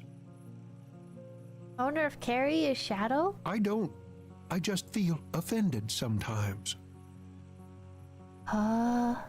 But I know they're just not ready to see what's around them. And if they don't try to run away from their monsters, they won't be able to speak again. Shall I be able to speak again? Shall I be able to speak I again? don't know. We never found out what kind of monster you have. Esme is down the well. Well, how do we find out? I thought she died at like the pier. And that's why there was so much We need emphasis to on ask it. the other monsters. Oh, I don't really like the idea. With a loud noise, the well suddenly became wider. As Kenneth and Esme ran to the edge, a beam of light hit them from the well. Covering his light this eyes with his time. hands to get used to the light, Kenneth looked at the bottom of the well. Last time it was darkness, now it's light. Some silhouettes were flashing inside. Kenneth recoiled from the edge. What's happening? I'll introduce you to everyone. A spiral staircase began to grow, protruding from the old masonry, from the bottom of the well. Esme climbed to the edge again and held out her hand to Kenneth. Aren't you scared? I've seen it all before, and you will. Oh, what for? What's in there? You'll float too. We all float down here. It's a surprise. Oh my god. The sound of muffled voices and birds singing was coming from below. Oh, does anyone else know about this place? Nope. Huh? Kenneth grew nervous. Oh, why do we go there? Whose are those voices? You won't believe me anyway. We played like the most tame routes The first! ground trembled under their feet. A mechanical noise began to come from the well. By complete stubbornness, we made it to the most the normal entrance routes! is closing. Come, quickly. And now everything's insane! They'll be offended if we don't go. Esme got angry. The ground trembled even harder. The beam of light coming from the well narrowed. You have to jump now. Jump into the well right now. Otherwise, I'll go alone.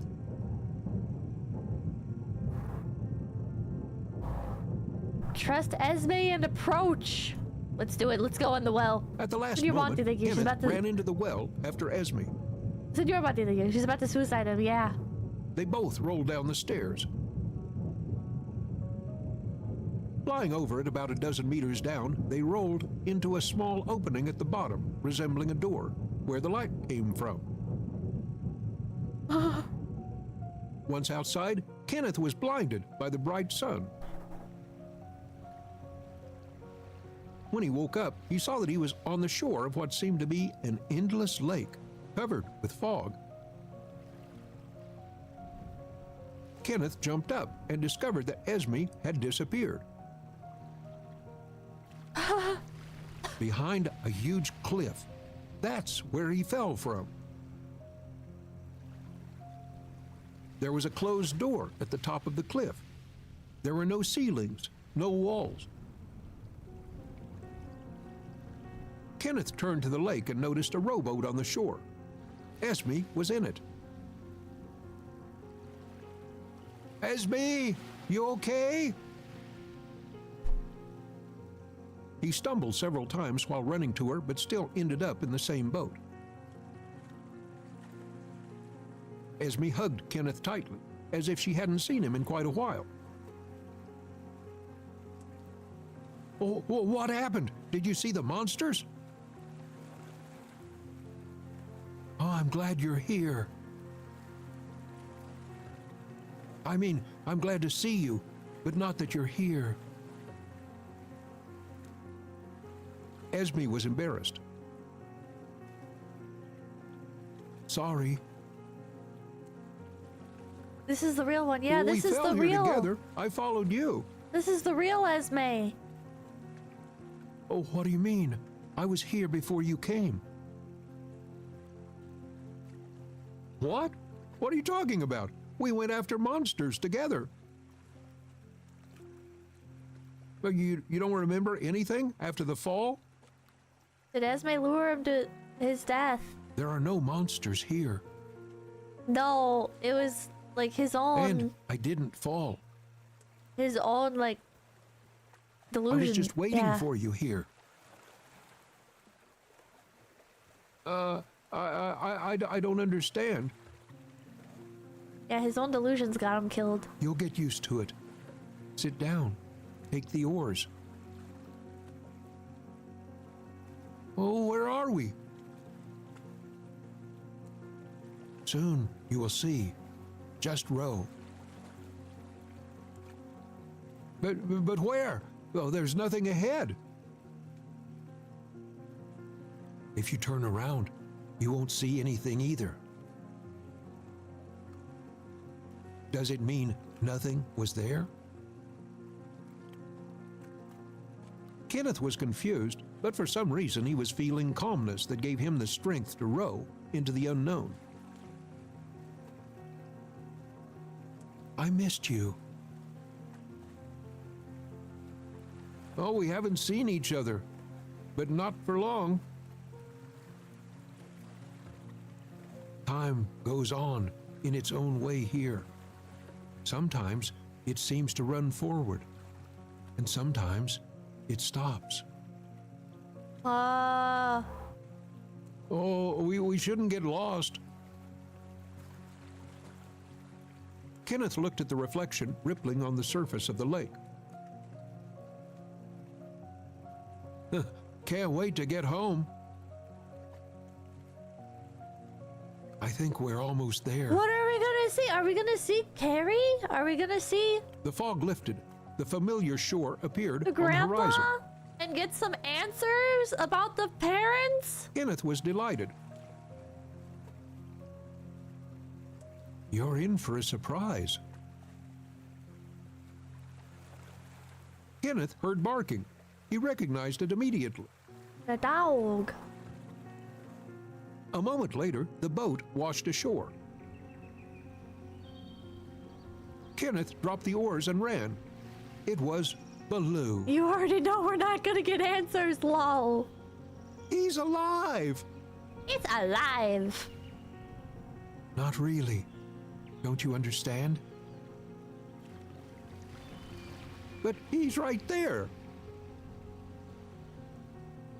Kenneth happily scratched Baloo behind the ear, gradually accepting new circumstances. So we're like him? Something like that. Not that I'm used to it myself. Who's gonna tell him? Kenneth started to cry. I think he knows. And Mom? I don't know. Esme looked down. I miss her. What about the dad? As if having remembered something, Esme decided to distract Kenneth from his sad thoughts. Follow me! Esme was pushing Kenneth until they reached their place, under a large oak tree that stood in the middle of a wheat field not far from the house. We're in Little Haven, only it's somehow not that... Not that gloomy? Yes. Kenneth was so intrigued by the new old world that he took the initiative from Esme. And what do we have at home? Follow me. I haven't been there yet. Oh, why? I was too scared to go alone, but now I can't even remember what I was afraid of. Kenneth and Esme ran into the plot, past the pier, and headed straight for the house. Suddenly, they both stood rooted to the spot. They heard a very familiar voice. It was Mother's singing. What? As soon as they approached the house, their mother came to the doorstep. What? I saw you through the window. She hugged Kenneth and Esme tightly. What? Everyone, thank you. Sorry for being late. What a happy looking game. Mother was shining in the sun. The children would hardly remember her like this. What? I managed to sort out a bit how things work here. I'm so glad I'm here. Mom, don't cry. It's okay, sugar. Remember the time thing. And Dad, will he get here? I guess the mom killed herself. If he's not later. here already, he won't. There was a slight tension. However, it could not last long in such a beautiful place. Frozen hell. Who wants pancakes? Who wants pancakes?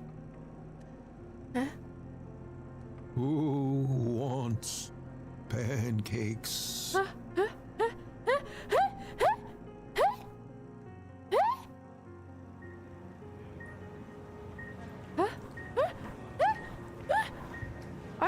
Is he being resuscitated? Kenneth? A bright light struck Kenneth in the eyes. He opened his eyes. Carrie, he's awake. What? Doctor. Don't worry, my little one. Everything's going to be okay. They brought him back. Grandma and I won't leave you. What? But she was down there. Kenneth woke up and could barely see the silhouettes. Voices blurred in the air. It smelled like hospital and Mom's pancakes there. There. Could be a hallucination. Time works different. I guess time does work different, but like... Huh.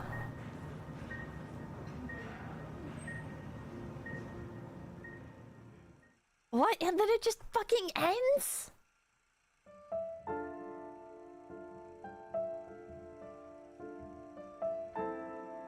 Wait, the mom was there, but the grandma wasn't, but it's her route name. Maybe the grandma wouldn't appear until like Christmas to come visit?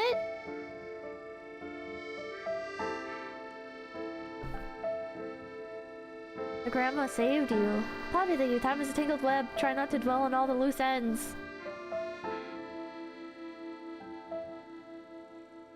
If the grandma wasn't there, maybe she did something evil. That's what I was wondering about.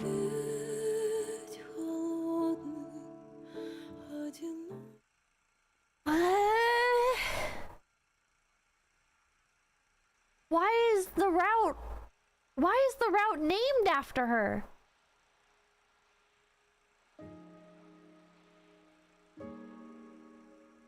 Grandma might not live with them in heaven. Maybe. I'm gonna... Wow, we managed to do it entirely from left to right. That's kind of crazy. That's kind of crazy that we managed to do it perfectly from left to right. Because we got Brenta's, and then Bram's, and then Esme's, and then Carrie's. I want to try and see what Carrie's... like the other... Carrie. The other Carrie ending was. The beam of light coming from the well narrowed. Otherwise, Hold on. I'll go alone. Okay, let's pull her away. At the last moment, before the light in the well slammed shut, Kenneth pulled Esme back. Esme fell to the ground, face down. Kenneth was frightened and froze, looking at Esme, slowly getting up. What have you done, you fool? Naturally negative, thank you. I hope that by the final ending we learned who was the When phone. Esme turned around, Kenneth noticed that her nose was bleeding. Who was phone? Kenneth ran to Esme, guilt-ridden. But Esme cast him back to the well with one look. Don't come near me. This is all your fault. Oh. Oh, what do you mean? Her hair is dropped again. Wait, you're right. Her hair's different now. Despite constantly feeling guilty about Esme, Kenneth stopped recognizing her and therefore allowed himself to be angry. 𝐒𝐴vbh𝗶𝗶𝗶𝗃, thank All you. I do is try to keep you safe. I'm gonna be honest, all of them passed away in the afterlife. I don't want to lose you or even to offend. Isn't the afterlife mostly happy sounds like the best sounding You're ending so making far? it worse. Because her hair is wet. If you didn't resist, we'd be together by now. Wait, and her clothing's different again. Esme softened her tone sharply. She lost her sweater and everything. Baloo was also there. But now, this is all you're left with. Ah. Esme pointed to Baloo's grave, which was right next to the well, throwing away a layer of stones and earth with a mystic force. There was a mummified dog skeleton crawling with earthworms. Baloo. Oh, enough! The blood that was coming from Esme's nose did not stop. On the contrary, both nostrils were bleeding by now.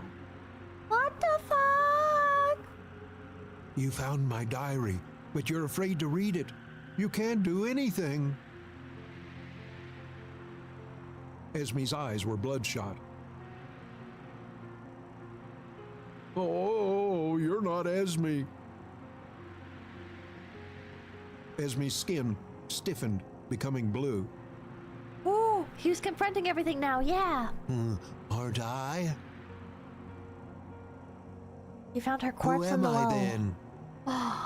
You think so? A monster, and not one of those.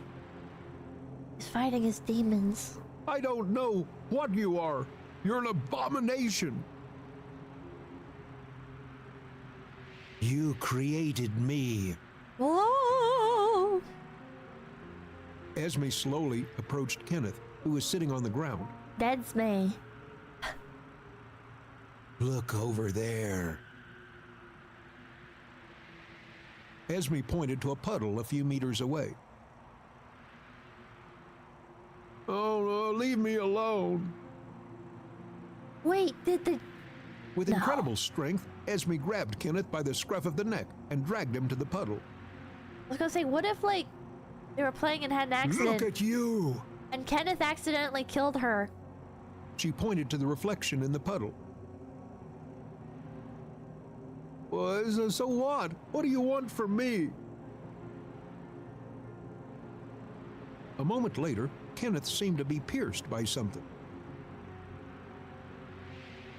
He turned around thinking Esme was gone, but she was still there. Esme didn't have a reflection. Woo! He looked at her and saw that she was giving her diary to him. Kenneth grabbed the diary, rushed away from the puddle, and ran toward the house. Vampire. I'm a vampire! I'm a Kenneth vampire! did not notice that the first rays of the sun appeared over the horizon. I'm a vampire! I'm a vampire! There was some noise on the plot. La policia. Kenneth saw the police gathered around the house and the pier. From their conversation, it was clear that they were looking for the father of the Murphy family. Kenneth ran into the house and dug into his mother's arms. Oh, Mom, I'm sorry. I could have helped, but I didn't. Huh? Kenneth, what are you talking about? Calm down, my dear. Kenneth took Esme's ill-fated diary and handed it to his mother. At this point, a policeman intervened in the conversation. He turned to Kenneth.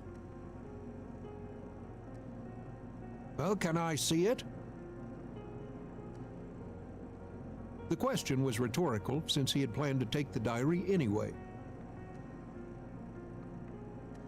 Brenda handed the diary to the policeman. That wasn't the dad back at the pier? I think it was. After flipping through it, he began to mumble something unintelligible, as if convinced of something. Brenda, your husband took a boat, but it was hardly a well-considered decision. The probability of escape is almost zero. Okay, so the dad did do it.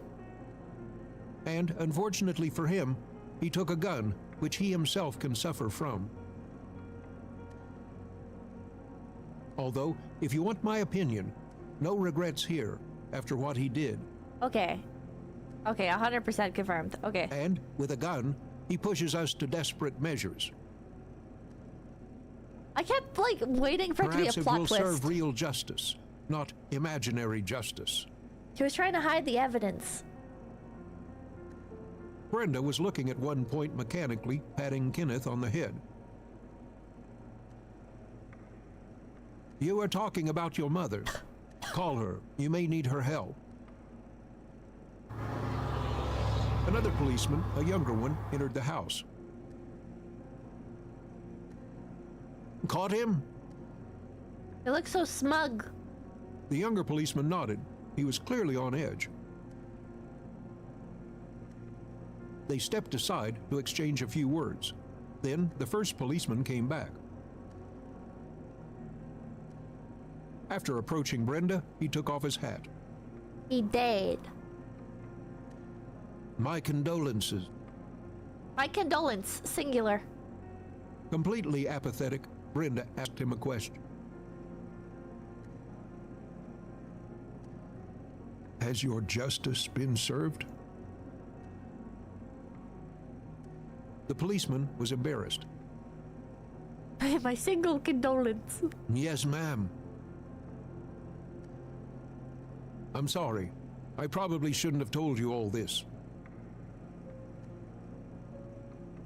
Then, will you finally leave my house? Sure, ma'am. Sorry again. The policeman stumbled slightly on the spot and moved toward the door, taking other unwanted guests with him. On the doorstep of an empty house, a shape has formed. It was not in a hurry to leave. Granny! Carrie?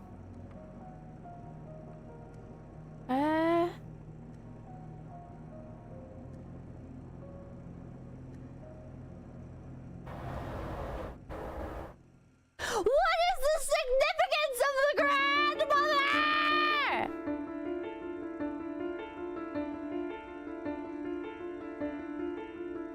What?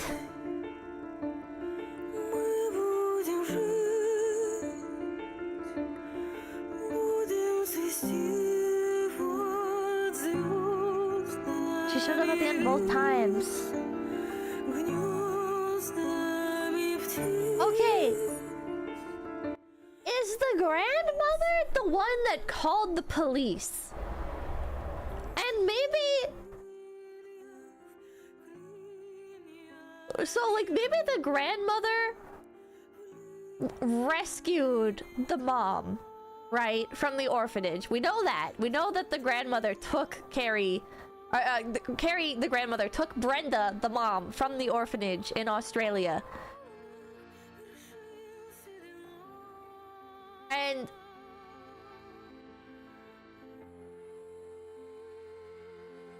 Brenda called Carrie by her name, so she must be the dad's mother. No, I am pretty sure Carrie is Brenda's mom. Yeah, because the dad's mother is dead. And we know that Brenda's not related to Carrie by blood. So...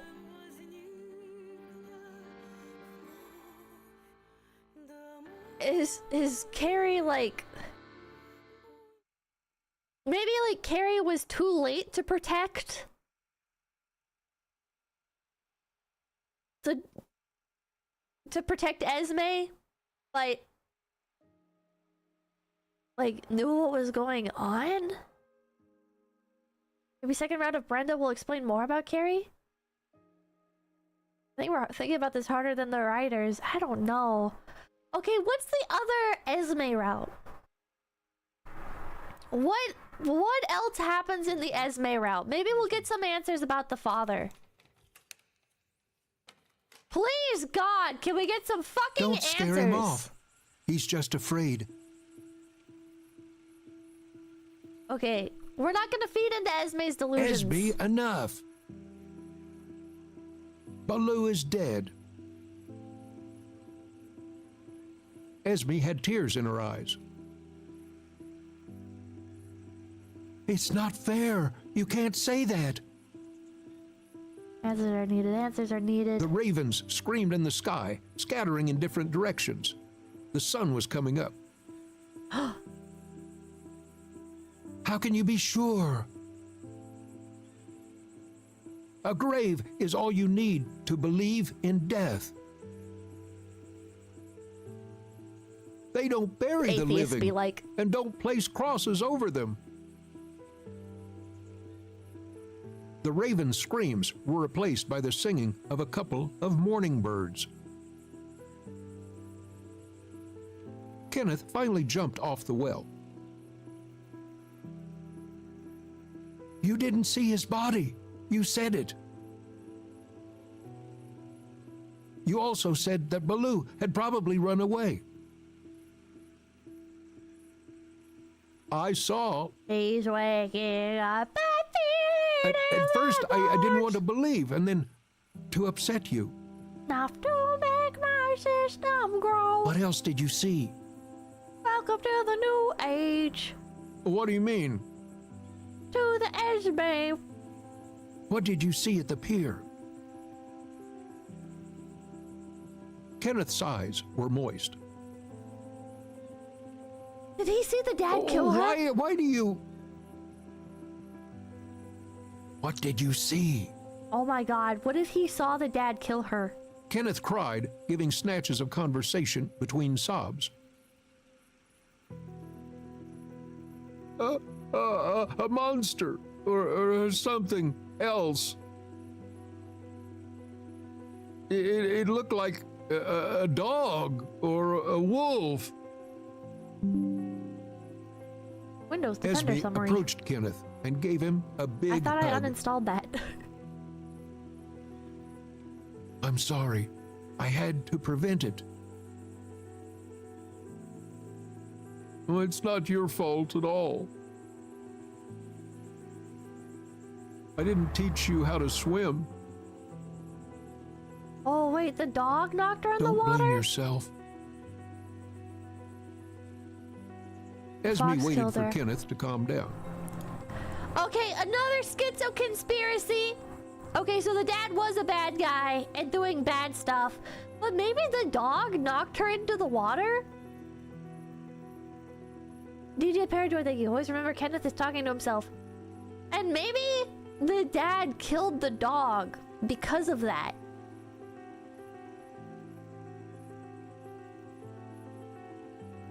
Maybe? Oh, I think the dog was trying to help Esme? I don't know. What did you see? I saw you. You were in the water. And not breathing. Just like Baloo. Oh no! Uh-huh. Just like Baloo. Oh, Baloo died in the water.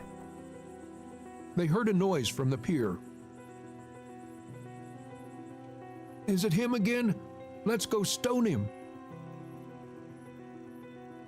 To find a body Kenneth that has wiped away his bruises, tears. police will ask questions.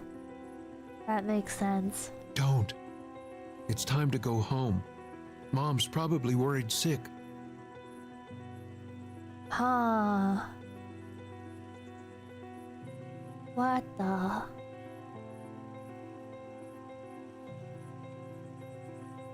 Huh? In despair, Kenneth reached out to Esme. Let's go. Could just be how he disposes of bodies, but they made a grave for Baloo and buried him. It was the fox, the monster from the shed, which you showered with stones. But never hit. The fox knocked Esme into the water. I agree. Kenneth and Esme chuckled over this, as far as it was appropriate. Esme smiled. You need to be more careful, and don't lose my diary. Well, what do you mean? Wait, yeah, the dad said the dog died of cancer. Close your eyes. I guess maybe he found Baloo dead. What for? I'll tell you a secret. Or saw the dad kill him after. Kenneth, insanely tired of experienced emotions, did just what Esme had asked. Or the dad was lying. Kenneth closed his eyes and felt Esme hugging him tightly with her small arms and pressing him as hard as she could. Esme whispered, I love you. What the hell was that reading? Kenneth was afraid to open his eyes. A smile appeared on his face. What kind of secret is it? I know that. It's not a secret. The secret is that I'm your monster. Dun dun dun! Kenneth quickly opened his eyes, but there was no one in front of him. The singing of birds, the sound of a motorboat from the pier, and the sound of someone banging with the instruments mixed up in his head. Kenneth went to the pier. It was still a little dark. Dad was sitting near the boat, doing something with the engine, starting and stopping it periodically. The blades of the engine were right in front of his face. Bram saw Kenneth standing behind him. Perhaps the dad killed the dog because he knew it had cancer and wanted to put it out of its suffering, like with the fox, and he killed 𝐒𝐿𝐴 because he felt guilty over what he'd subjected her to. I think you're cooking. I think you're cooking. Bram turned, and his silhouette transformed from a gnarled locust into something broad-shouldered, powerfully overhanging Kenneth. Kenneth looked around the pier, trying to figure out what was going on.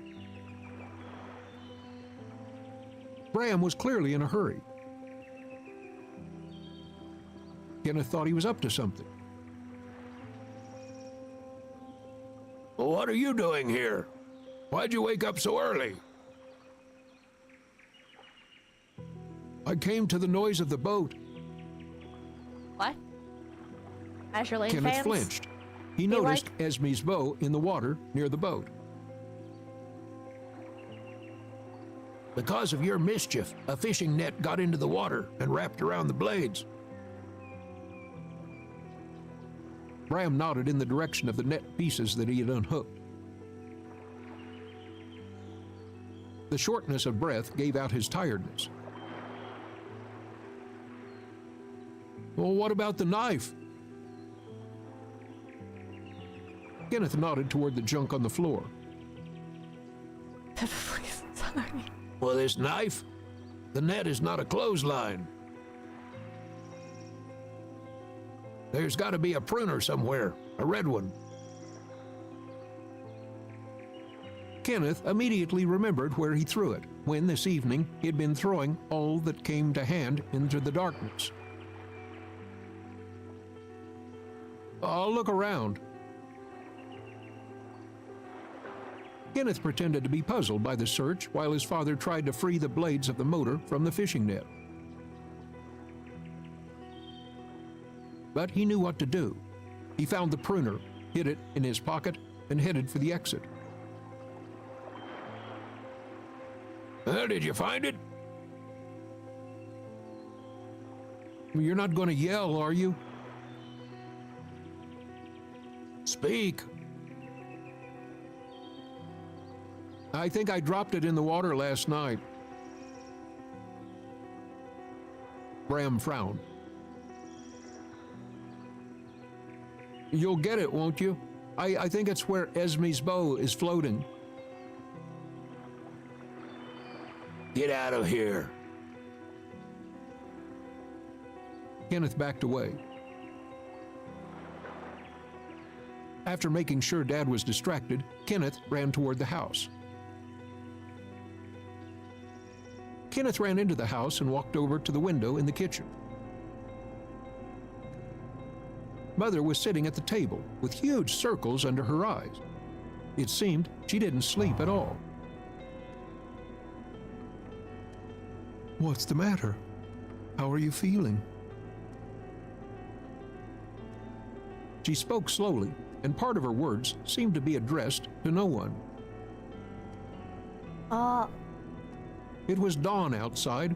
Dog dies, then 𝐒𝐿𝐴 dies. Autopsy on 𝐒𝐿𝐴 reveals history of abuse. Dad is found out, grabs a gun, tries to run by a boat. What happens next depends on Kenneth's actions. I think that's 100% correct. I have something to tell you. Have you seen 𝐒𝐿𝐴 today? Yes, but she's missing. Missing. She wanted you to have it. The diary. Kenneth took his backpack off his shoulders, took out the diary, and handed it to his mother. Kenneth, 𝐒𝐿𝐴's not missing. You should read this. I'll read it later. There was a sound of cars briskly approaching the plot and slamming doors. Brenda kept her eyes on Esme's diary.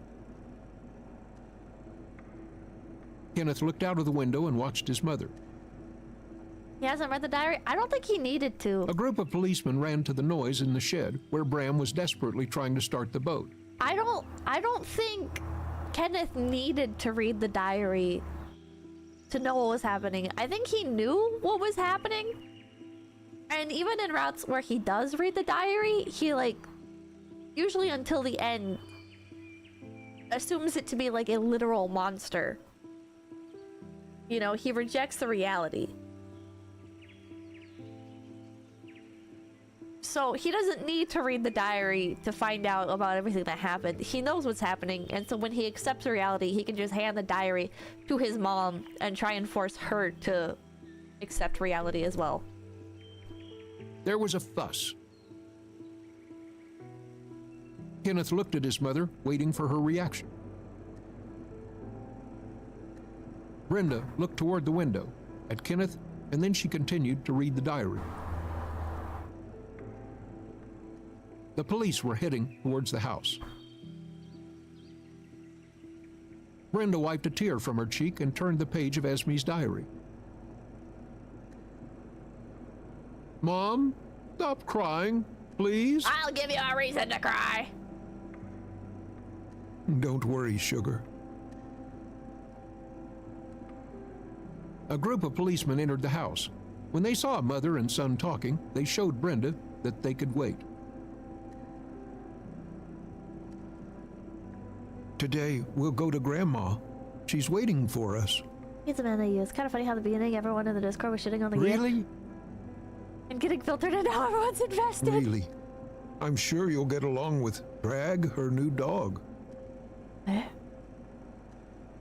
No more dogs. Eh? It might have been that the people that didn't like the game just left. It's the most cliche plot ever. Dad/husband bad. I mean, like, the events that happen are like the catalyst for the plot might be cliched. But what's interesting is the events that transpire as a result of that and the actions that you, the player, can take to result in different endings. That also was a victim, yeah. I think what's interesting about this is that the dad was also a victim. And the game doesn't, like, present that to you like, oh, poor him, pity him, be sad for him, right? It does, like, present that point of view through Esme at one point, like her commenting, or Ghost Esme commenting on how, like, angry he is all the time. And he does bring up that, like, life has made him that way. But it's not like the point of the story of like, oh, feel bad for him, this is why he did this or whatever. It's just like, this is the reality of the situation, and here's how the characters deny their own realities, and it's interesting. I like it. I think it's, they don't give him a victim monologue. No, they don't give him a victim monologue. I think what's interesting is they show how he tries to cope, I guess, with his sins, right? It's not like a pity him moment. It's a, like, when we see him talk, he addresses the stuff that he's done to a certain extent, but still, like, keeps a distance from it. And we get to hear his mindset, basically. It's interesting. You don't have to love it. Well, I don't want anything. Brenda approached Kenneth and gave him a hug. You should sleep. Well, I can't sleep without Esme. Well, the story tells you what happened and how the characters feel, but doesn't insist that the viewer feel a Kenneth certain way became about hysterical it. and, bursting into tears, ran to the second floor, where he fell on Esme's cold pillow and buried his face into it. Well, he's coming to terms with reality. Although Kenneth was sleepy, he tried his best to keep his word. He wouldn't be able to sleep without Esme. Oh. Kenneth listened to what was happening. He heard the door closing on the first floor, and a few minutes later, the sound of cars leaving. I really like how it's like a storybook. Someone went upstairs to the nursery. The narrator doesn't try to like convince you Kenneth quickly turned his face to the wall in a protest. to feel a specific way through like emoting in any specific manner, right? Of like Kenneth quickly turned his face to the wall in a protest or whatever, you know, like dramatic. It's very matter of fact without opinions or bias. Yeah, I already liked the narrator or the narration, but I feel like the more you get into it, to like the even better it feels. Mother came into the room.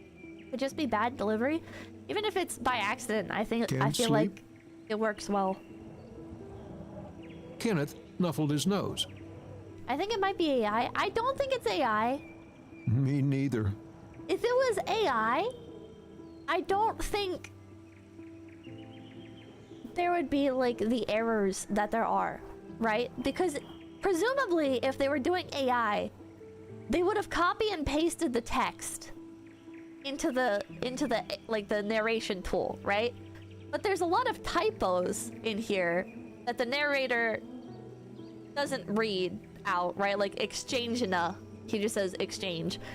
And then there's a lot of like errors he makes on his own part, right? Of like AI, he has a credit. Oh, well, there you go. Brenda he walked adds over things. to Esme's bed, lay down on it, and gently pressed herself against Kenneth, hugging him. Brenda began humming a familiar tune. Oh, she's singing again, kind of. Kenneth was already falling asleep when he asked a question. Do you think Esme won't be coming back? How do you answer that? Holding the lump in her throat, Brenda continued to hum her lullaby. The house of the Murphy family fell asleep. Aww.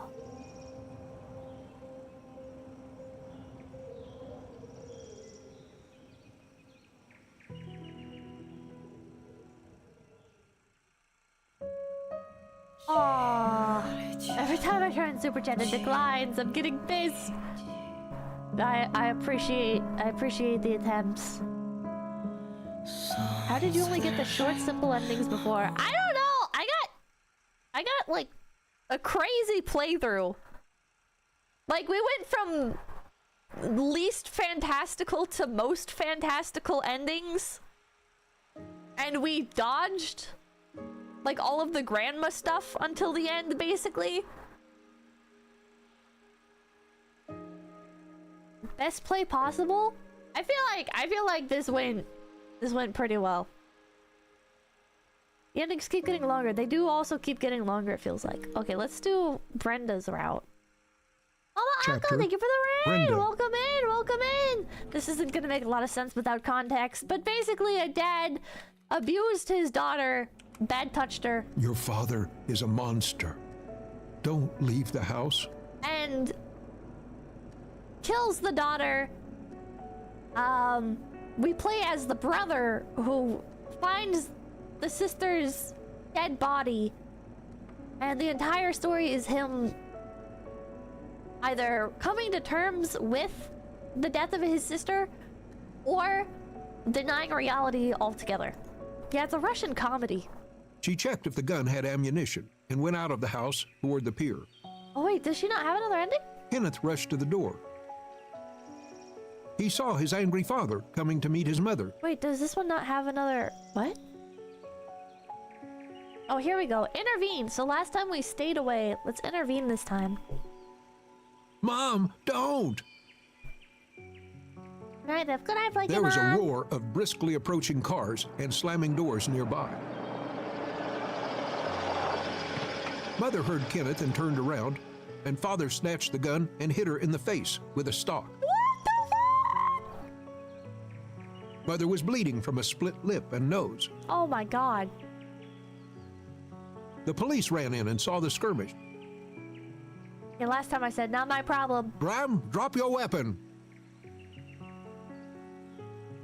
The confused father turned around, pointing the rifle right at the police. Oh, Thunder rumbled. whoa, new art. Father fell down near the shed. Kenneth rushed to his mother.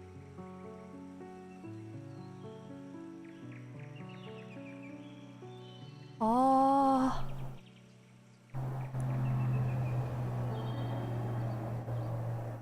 Wait, that was it for that?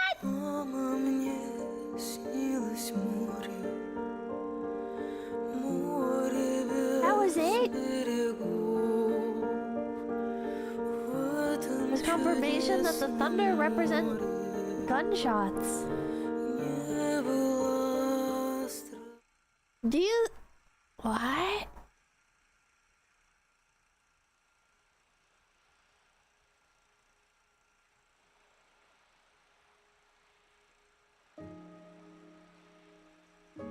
They were gunshots. Eh? So what was he shooting all the other times the thunder was rumbling? The thunder in the night is the dad using the gun, yeah. The fox. Esme?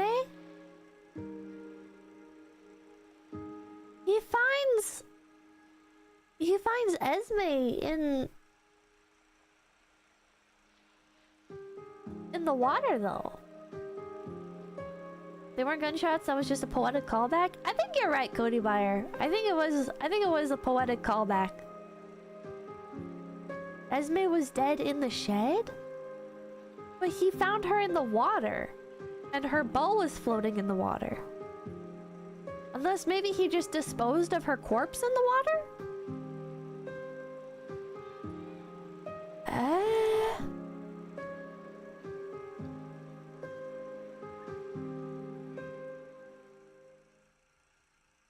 Chapter Ram.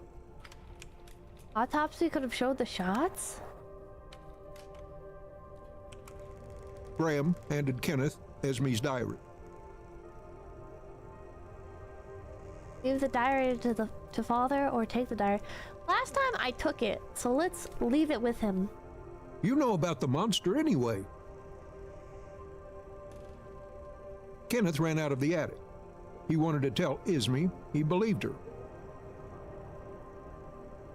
He approached Isme's bed and saw her asleep. Kenneth sat on the floor, leaning on her bed. Kenneth fell asleep. Kenneth, fall asleep. When he awoke, the bed was empty. Voices were coming through the door.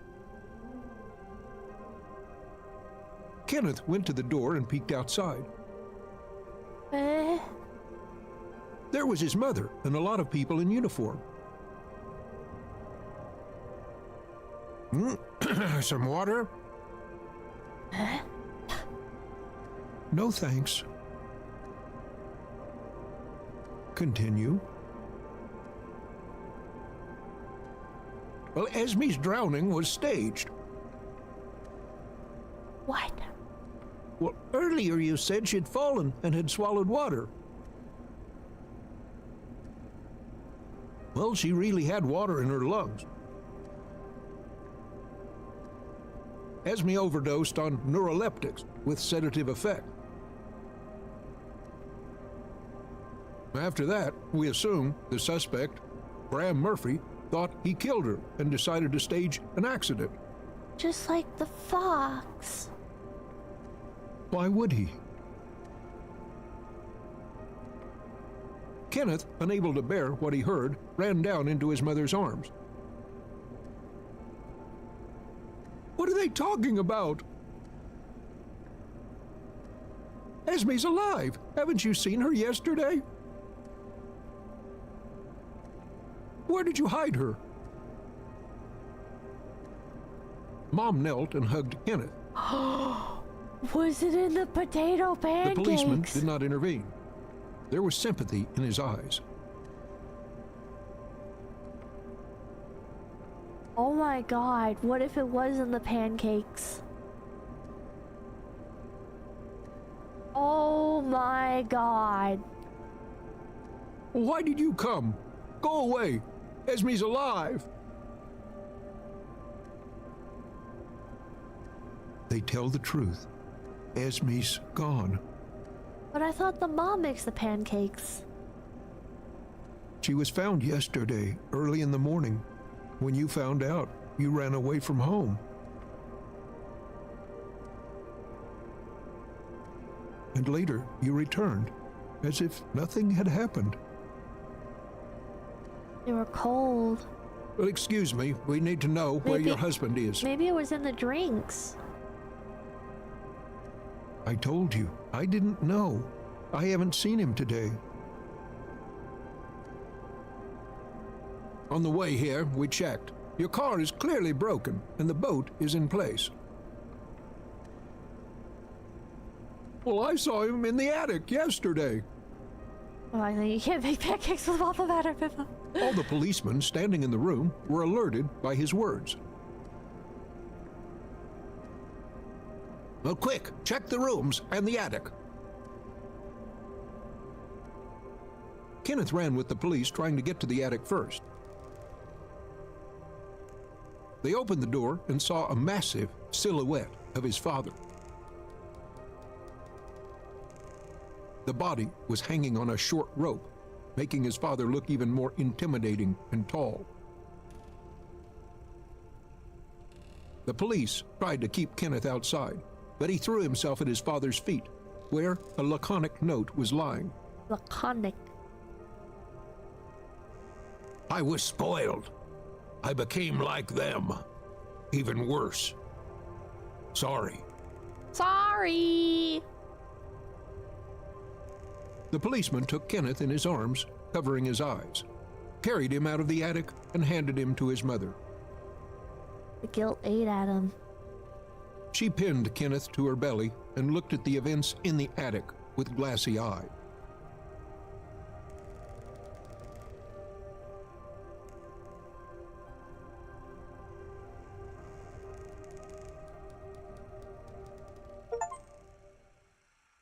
Eight out of 8. Twinge. Readings from the past achievement.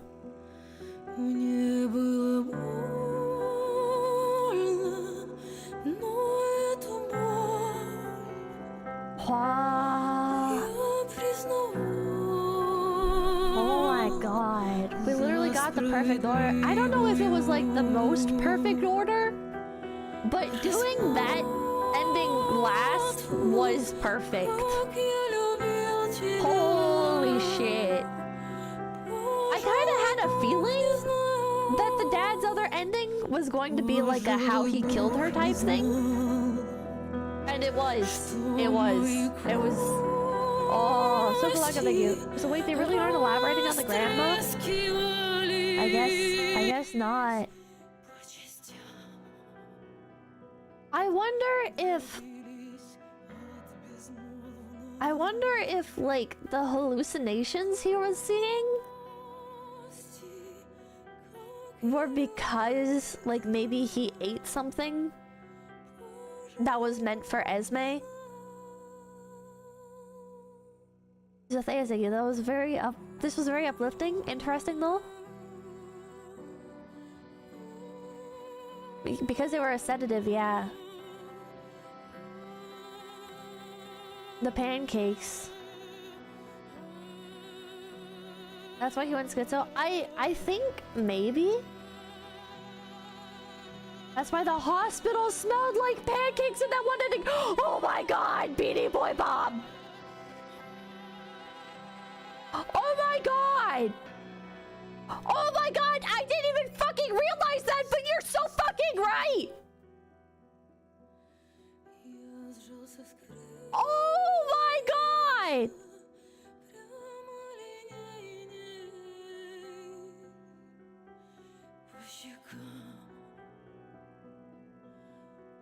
Oh my god. Hallucinations from trauma is also a thing. Autonomous, thank you. Preferred ending minds him turning himself in. I don't know. Kino for that level of detail, yeah.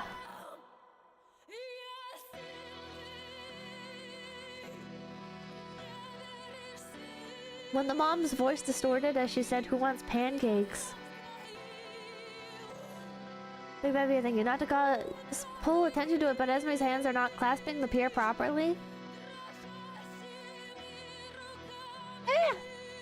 Mr. Arctoid, thank you. The game did start a bit slow, but damn, it ramped up in intensity with the ending. Because if you're playing this bit, I probably wouldn't have seen it. I don't even know how I got this game. I just found it in my Steam library. I must have, like, bought it as part of a bundle or something. Because I don't remember buying it, but it was in my Steam library. The repetition of the pancake singing becomes much darker with this, yeah.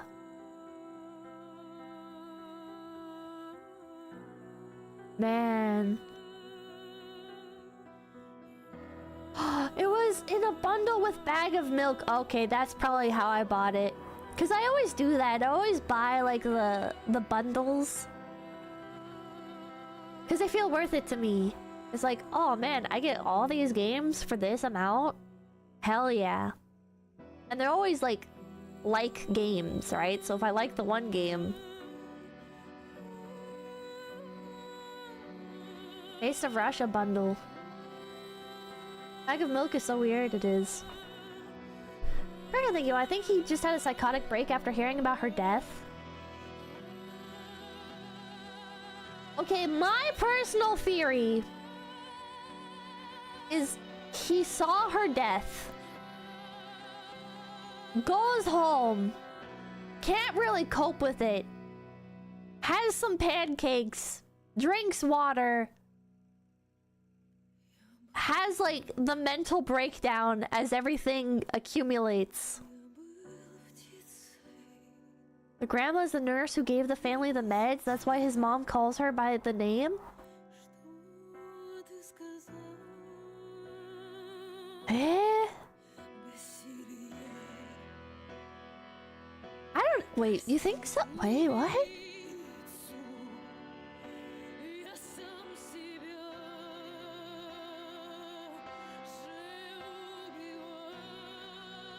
Mom kept saying go sleep or you need sleep. There's not much to go on the grandma being a nurse. He was apparently destroyed when his dog died, so the idea that his sister made him have a psychotic break is plausible. Yeah.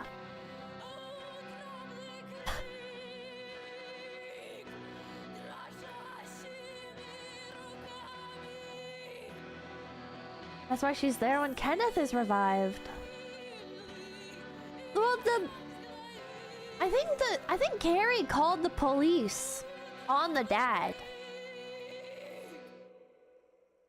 I think it's possible that Carrie was supplying the sleeping medicine, and that's how she figured that it happened.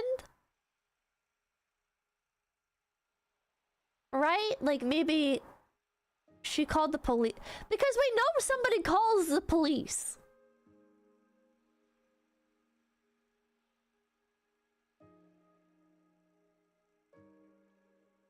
I don't know. Zebcoin, thank you. What if mom poisoned the daughter to pin the blame on the dad? I found the body the next morning. It was the autopsy. Yeah, that's what I don't understand, because there also was the autopsy. And... well, It It's a minute. The drug the cop mentioned is an antipsychotic. MC was already on meds, and the dad used them to drug his sister until one day he used too much. Wait, that makes sense. Oh, that makes sense. And so maybe it's not... Wait.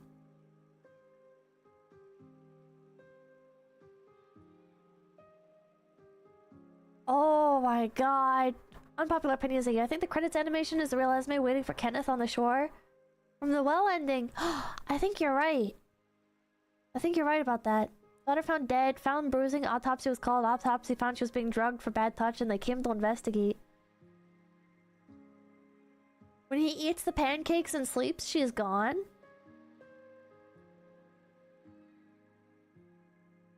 Wait, I think you're right. In the endings where Esme eats the pancakes, she disappears in the morning. But in the other ending, in the other branch, in Murphy's, Esme eats the pancakes. But in Monster, she doesn't eat the pancakes. And she's just a manifestation of him. I think anyways, right? I'd have to go back and check. Yeah, sometimes kids are bad at taking meds, so they put them in their food. Yeah. Oh my god.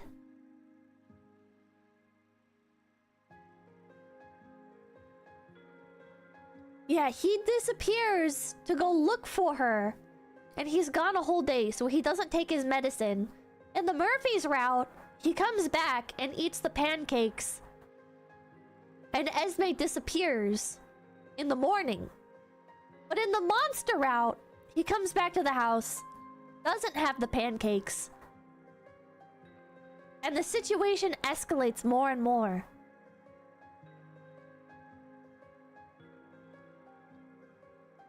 Oh.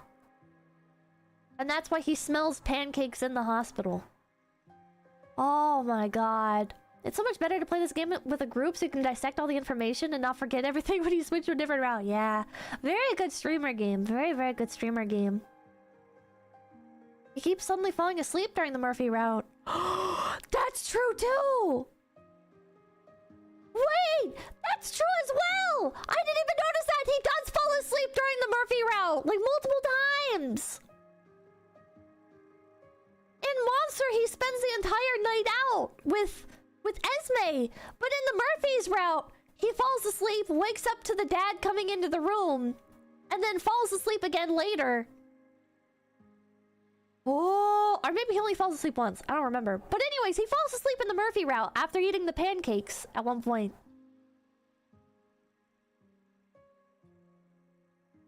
Oh. Under Scarlet, thank you. It's been a weird experience, and the devs could have put more reasoning for why the dad decided to drug his kids. Thanks for introducing it to us, though. Well, I think it makes sense. Like, he needed the antipsychotics to cope with the loss of the dog. And then... the medicine gets used to drug Esme. Wow. This game makes me want to finish Slay the Princess's routes.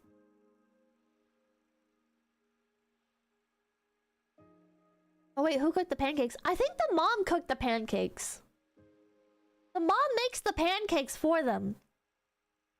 And she knows that they're drugged, right? But she doesn't know to the extent of what's going on, right? The mom was in on drugging Kenneth, but because like he needed the medicine, right? That's why the mom makes the medicine. Or makes the pancakes, I mean. But Esme... Yeah, and they mentioned that mom can't see the monster, that's right. That's right. Esme mentions that mom can't see the monsters because Kenneth directly asks her. And that's also why she's surprised when she reads the diary. And then she acknowledges that the dad is a monster. She directly calls him a monster.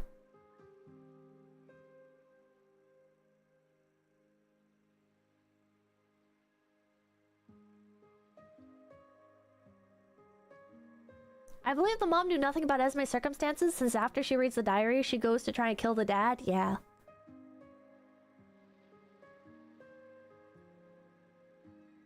She only cried, was rather blank, said he was a monster, but said your justice. Yeah, when she said, like, the your justice thing, I think that was more because, like, the police officer, like, she views the police officers as, like, an outsider in this situation, right? Where it's like the police officer is concerned about getting the justice that he believes the dad deserves, but the mom doesn't feel like... It's like a parallel to the fox, right? Where the dad believes that killing the fox atones for the past, right? Or like is revenge for the past, and he keeps trying to seek that closure. The mom doesn't need that closure. She recognizes that it'll do nothing. There are bruises she may or may not have known. True. Esme ate the pancakes, so she fell and died in the lake, but she was getting bad touch. It was his fault because he didn't eat the pancakes.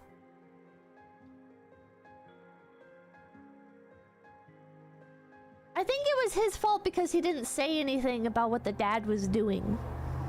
Because Esme tried to tell him.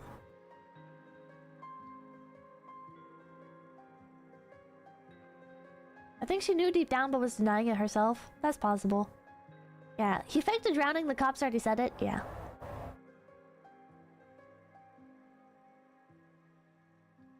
The heavy clothing the mom puts on her implies she knew. Maybe it was like a denial thing. I'm pretty sure the dad's at fault for diddling the daughter. Yes! Yeah, I think everyone realizes that. The mom may only think the bruises are only physical abuse, not SA, and the mom went through abuse as a foster kid, so she may have normalized some of it. That's true. Maybe she also, like, refuses to see because the same thing happened to her. It was the weight of guilt or the freedom of denial.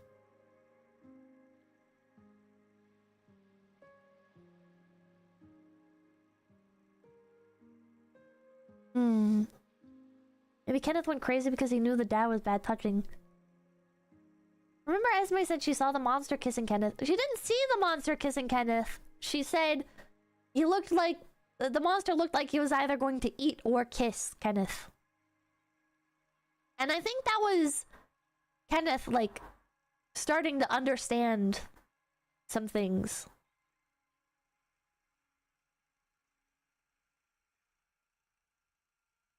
The monster was just checking that Kenneth was asleep, yeah.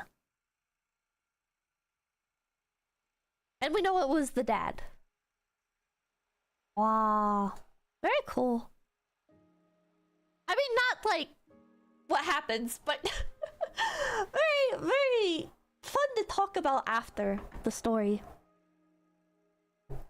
Yeah, essay is cool. No, it's not! Did I get all the achievements? Yep, I got all the achievements. I didn't even see I was unlocking all of them. Oh, one of the achievements was Mare's Nest. Welcome to Little Heaven. I got that at 9:40 p.m. That must have been the one where... with the pancakes. Oh... Pipkin, very cool, Pippa. Got it? Did he get it bundle? No! Anything Esme said was directly from Kenneth? If Esme said that it happened when she was asleep, then only Kenneth would know that. True. Well, I don't know. It could have been that Esme also told him. Like when she was alive.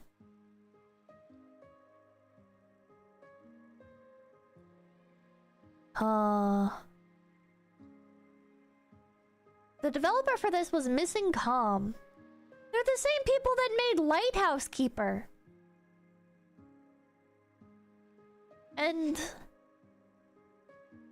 Wait, have I played this? My name is you, and it's the only unusual thing about my life. Have I played that?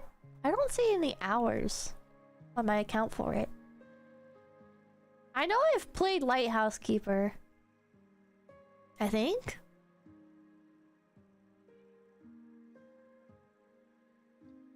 Wait, maybe not. Wait, did I?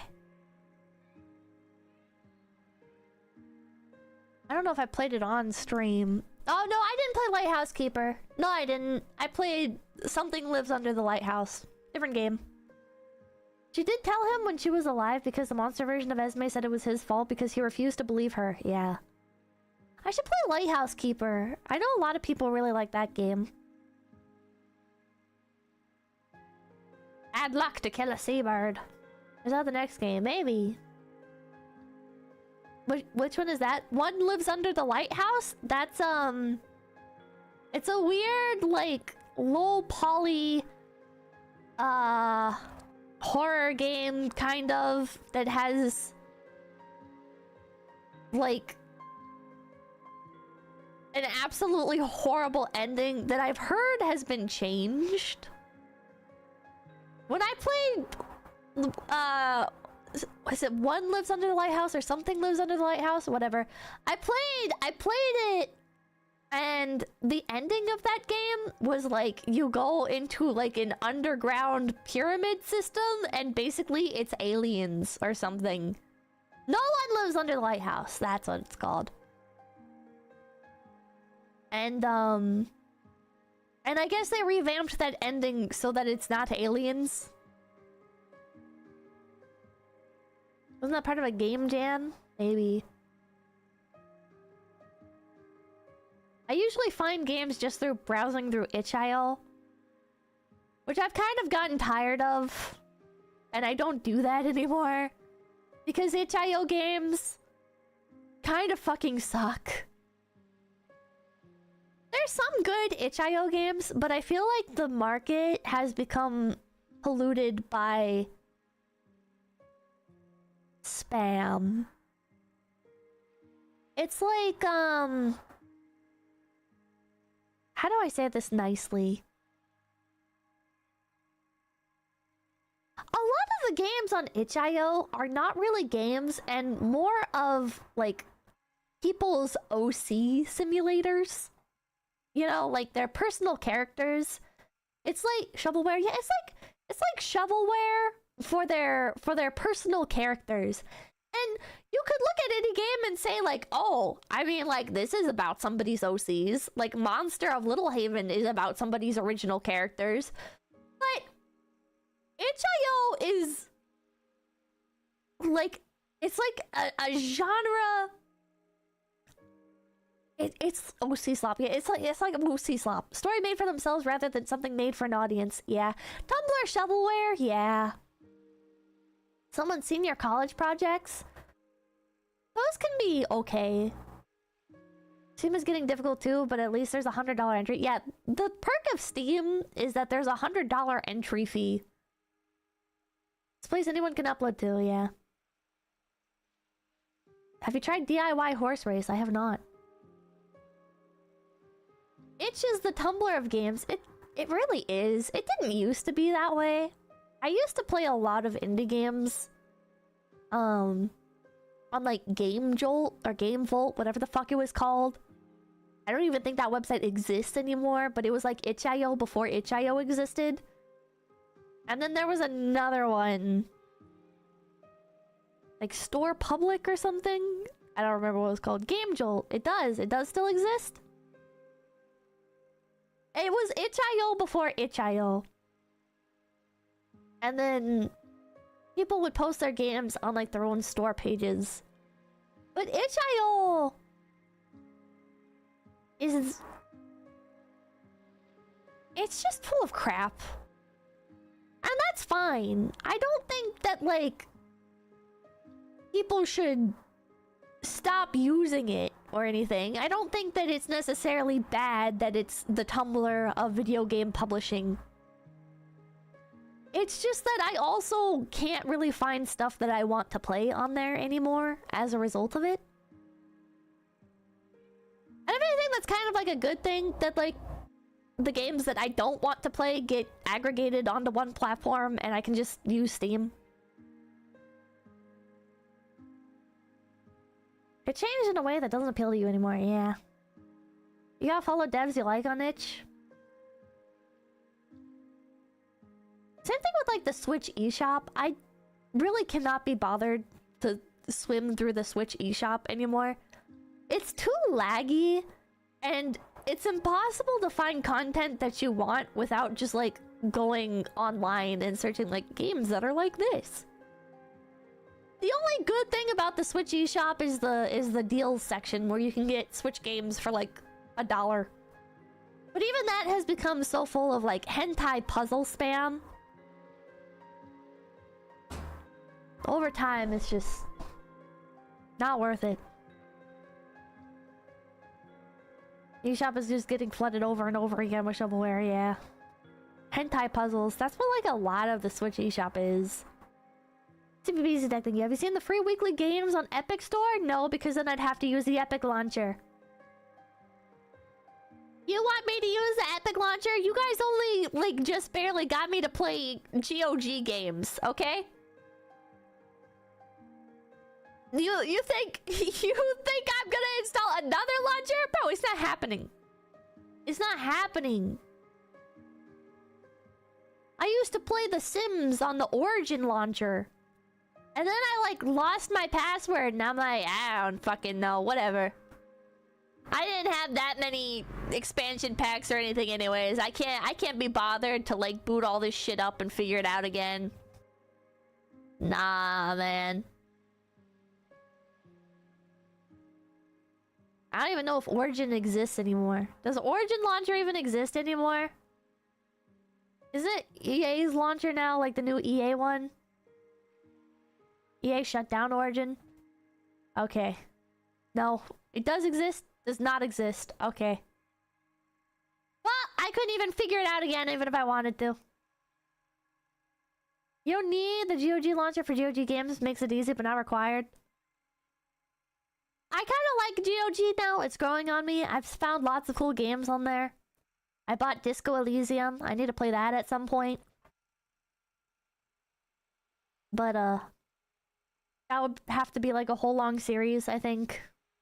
I know you guys asked me to play it a fuck ton, so... Origin shut down recently, did it?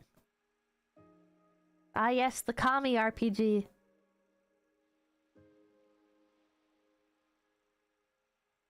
Disco Elysium is so weird because it's like... How do I say this? It's like a very political game, but that doesn't matter because it's so beloved anyways, I guess. It's time to radicalize the rabbit. It's not. It's just on everyone. Also has a lot of anti-commie stuff. Didn't, like, the author of the game say, like, that's bad or whatever? I don't know. Doesn't treat its audience like idiots. It has politics, but kind of shits on every political group. Creators are mega commies, but the game is very balanced with its political commentary. Made by commies, but makes fun of the communists plenty. Sounds like a good time then, if it's just a shitting on everybody type of game. The author was an abusive nutcase to his team. Okay, this is gonna sound really bad, but like the best creators are always such huge assholes. Like the best art is always made by like the worst people imaginable. And it's never usually like what they wanted it to be either. Like people will be like, like the really shitty authors will be like, yeah, I made this and it's fucking horrible. I can't believe it turned out like this. God fucking damn it. If only this person had emoted the way that I told them to. Like Kubrick. Yeah, like Kubrick. Kubrick. Polanski. Yeah. It's like, they're such fucking assholes. They want something to go a specific way, so they're not afraid, right? To like step on toes to get the product the way that they want it. But then it never goes according to their plan anyways. And it probably wouldn't have been any better if they had gone their way, but the product comes out so good. Look at Lovecraft. Was Lovecraft an asshole? Oh yeah, wasn't HP Lovecraft like really pretentious despite being from like a not well-off family? Didn't he like LARP as if he was like a member of the elite, but he was like a normal dude? He was quite racist. I mean, that's bad too, but like he was the biggest racist among racists? Was he actually super racist? Like, I know he named his cat that, but was that like like, why would you name your cat that? If you like... God, this is gonna sound bad. But like, if you really hate something, like if you hate onions, okay, would you name your cat Onion?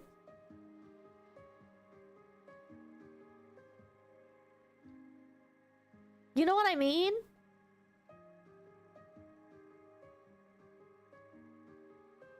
It was a bit of trolling. Super anti-Semitic yet married a Jewish woman! Oh my god. He was an honest-to-God xenophobe. Might be a it gives me power over it type of thing. Oh.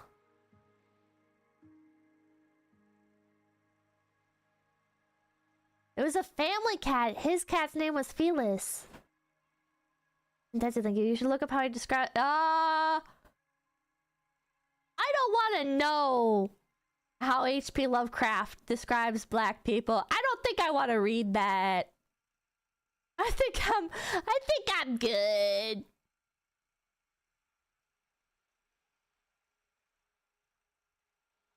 The dude created the ultimate evil. They were foreign beings from elsewhere. Okay, I guess when you point it like that, or describe it like that, it's actually tragic. He moved to New York and slowly started tolerating different people, but it was too different for his autism. Then he moved back to Massachusetts with... What? He ditched his wife? I'm thank you. It's worth noting that, if I recall correctly, Lovecraft's list of mental disorders crosses several pages.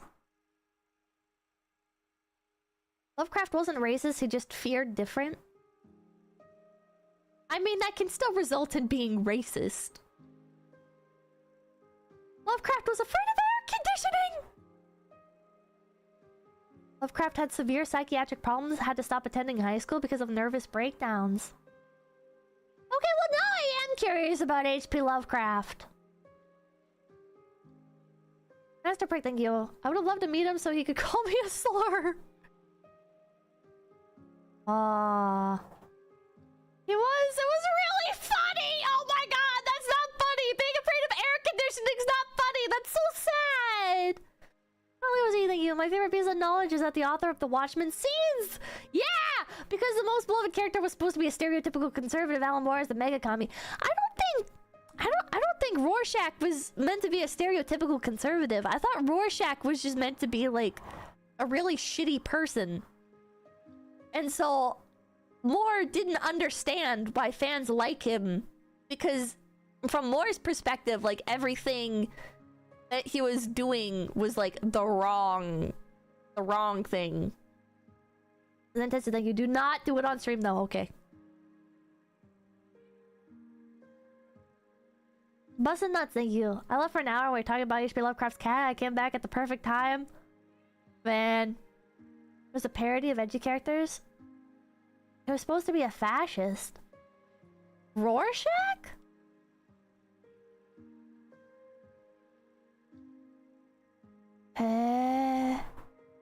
Rorschach was a shot at Steve Ditko's Mr. A, which was a conservative tract.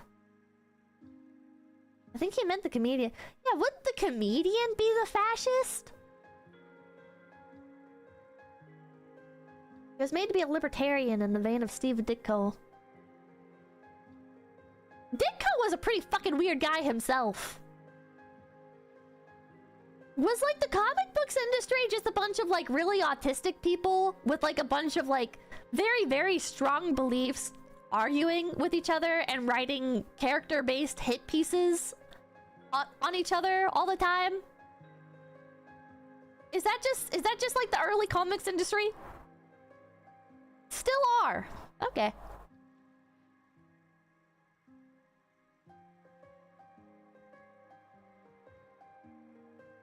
Steve Ditko was a massive objectivist. He basically ate up Ayn Rand completely. They still 100% are. How come they don't make good stuff anymore then? Stephen Taj, thank you. The comedian was nihilistic. Oh. First, then, thank you. Lovecraft and his circle included amazing authors such as the creator of Conan the Barbarian, Robert E. Howard, and the author of the book that became Psycho, Robert Bloch, as well. You should read them. Aww. Well, now I am curious. Because they're focused on their audience rather than each other now. Authors should go back to beefing with each other for the amusement of the audience.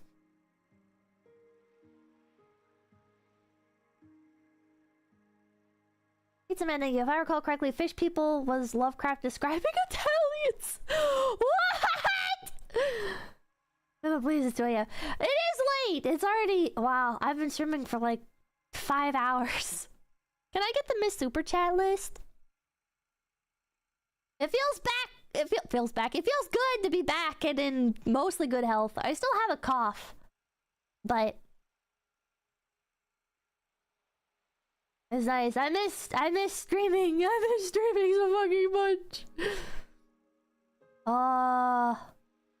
Feels back to be good. Feels so back being good. His ambition was to write the great American novel. These current nerds need to fund to pay rent. This example shows how political standpoints seem better in the audience due to the authors out of touch with the regular world. I think there's a lot of merit to that statement, right? I think people that are super out of touch with the real world are going to make, or not even the real world, but out of touch with like the political climate, I guess, are going to make more interesting content because it's not going to be fueled by the political climate. It's going to be fueled by their own perceptions of the world, which is inherently more interesting, in my opinion anyways, than being like a jab or a commentary on any specific event. You know what I mean? Naturally negative, thank you. Personally, I've always interpreted Lovecraft's horror thematically as 1800s racists grappling with the idea that maybe they were wrong. That's why too much knowledge is frightening. I hate to love you, Pippo. These gabbing at the end of streams make me a fan of you. Well, there you go. It was posted. Let's see here. Oh yeah, I'm not signed into Discord. Oh, I don't remember how to sign in. An error occurred! Authenticate with passkey or security key. An error occurred. Huh? Let me sign in, bitch! Aw, man, and if you sign in on the Discord thing, Discord app, it doesn't autofill. Whatever. You had no list for tonight. Fuck it. Did you lose your account again? I'm always losing my Discord account. I never change my passwords on things because I want to. I change it because I forget my password and I like open up a new browser or whatever. What a pain in the ass. Hey, thank you. But my shark died. Let's go! I'm sorry, man. I'm sorry. You should write it down, though. No, I'm not writing down my passwords, because most of the time they're auto-generated. I just use... I right-click suggest password on everything. You could use a password manager, but then all my passwords are in one place, so if it gets hacked, it's over.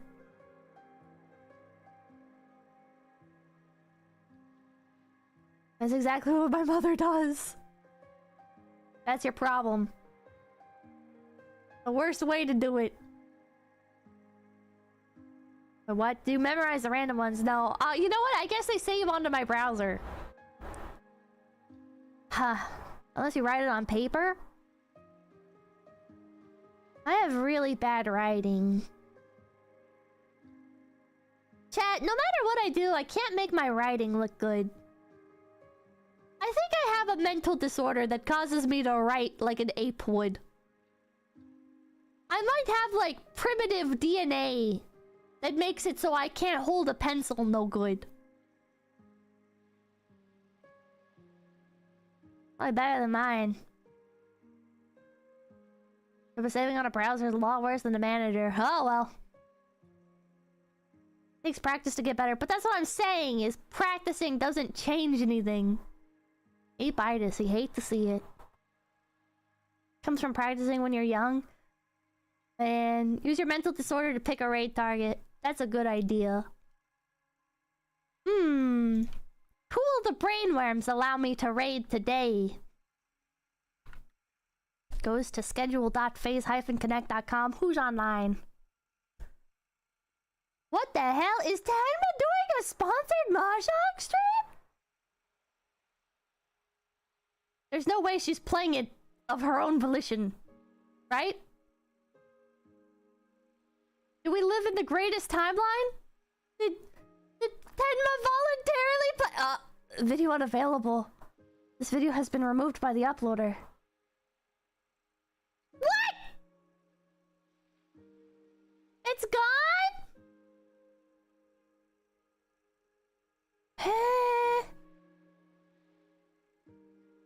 Man.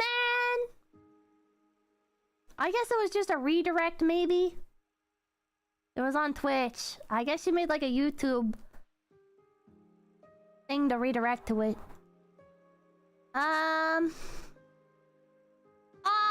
Uruka's sick and she misses Japan. She's just like me. Well, I'm not sick anymore. I was sick in Japan. Now I just miss Japan. I'm not gonna lie, chat. I had a pretty bad time in Japan.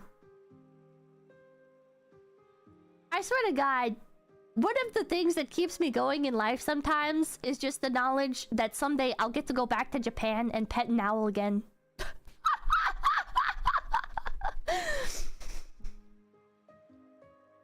It's like...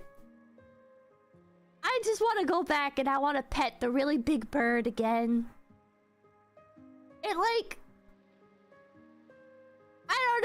I don't know why it does what it does, but it just like renews my sense of wonder and hope in life, getting to pet a fucking owl. Maybe I would really love any country that just lets me own an owl. Maybe that's what it is. Maybe it's mostly the owl that's just carrying that love for Japan. Who validated you? Gulp. You just need your own pet owl. I think it's the owls. It might just be the owls. I called it yesterday. I should find more countries that allow owls, and I should go see them, and I should pet an owl and see if that's what's making me like the country. It's not that funny, thank you. It really is the simple things it is. You need to own it, or would you be happy to have your backyard filled with them? I like being able to touch them. Because I've seen, like, owls at zoos before. But... they don't feel real, right? I'm one of those like brain dead NPCs where it's like, well, if I don't get to actually like touch something, is it really real? It's like that lack of sensory, I guess, just makes it almost have like a fog around it. Does that make sense? Akabanga, thank you. It's the owls all along. Now rotate the owl in your mind! Oh my god. Man. Why was it a bad time? A big combination of things. I don't want to get into all of it. I had a good time hanging out with fellow phase girls and stuff, and... I just can't do anything. Native Americans own owls. Get that blood quantum. I mean, if I did falconry, I guess I could own an owl. In the US. But you still have to, like, practice falconry. You can't just get the license, work your way up to owning an owl, and then do that. You can own one in the UK, apparently. I'm so sorry. I don't want to move to the UK. Falconry's tough, too. QV, thank you. Bro. I'm sorry, but I think I'd pick literally any other country. I'd rather move to Russia during the war than move to the UK just on the daily. India? Okay, you know what? Yeah, maybe I would move to the UK. I'm sorry, bros from India. Maybe there's parts of India that are nice. Maybe there are parts of India that are nice. I haven't seen them. But I don't know.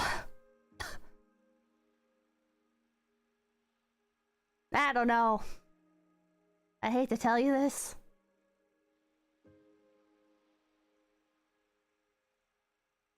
Man. My cousin has a party every year and there's usually an owl guy, so you can pet owls in America, I guess. I've never seen a place where you can pet owls in America. What do I gotta do to own an owl in America, chat? Come to Brazil. Yeah, I don't think I want to do that. Can you own an owl in Brazil? I don't know. I gotta go to bed. Chat, thank you guys so much for stopping by. Oh, Carson, thank you. There's a place in Colorado called the Raptor Center that rehabilitates predatory birds, and there's so many owls. Oh. Thank you guys so much for stopping by. My name's Pumpkin Peppa, and I will see you tomorrow. Oh, to owl! To cringe! Till they bubbles away! Till they bubbles away! Till they bubbles away!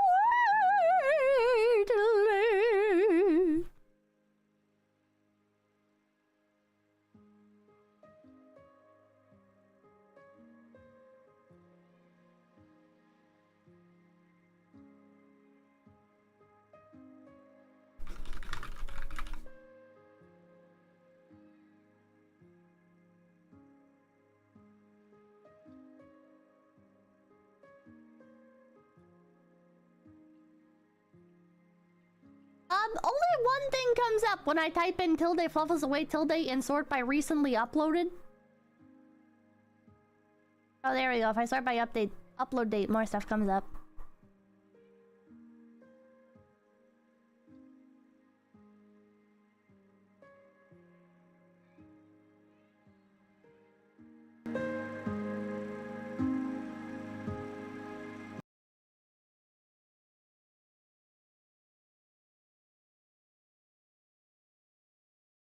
Wait, you guys can't hear it.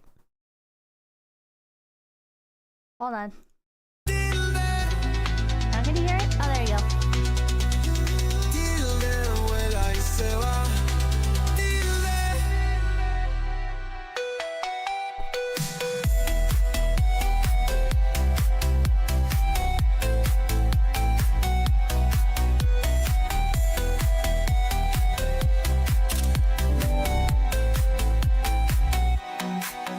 Esperamos que hayas disfrutado tu estadía. De martes a sábado nos veremos otro día. Unas horas después del mediodía, tomando, viendo, reaccionando y de metiche jugando.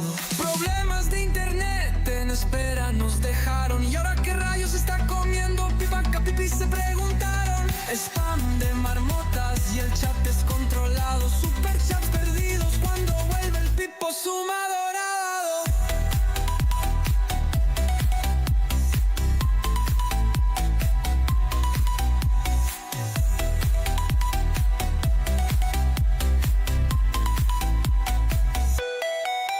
Esperamos que hayas disfrutado tu estadía. Tu streamer favorito, el streamer favorito en vivo todavía, pero por hoy se va offline. Capipis, nos veremos otra vez. Deja tu like y mueve la cabeza al ritmo, pues la próxima vez discutiremos y reiremos. La próxima vez nos divertiremos. Quédate a ver a quién Pipa va a cerrar. Li las reglas del chat y di, hey dude, ¿qué hay?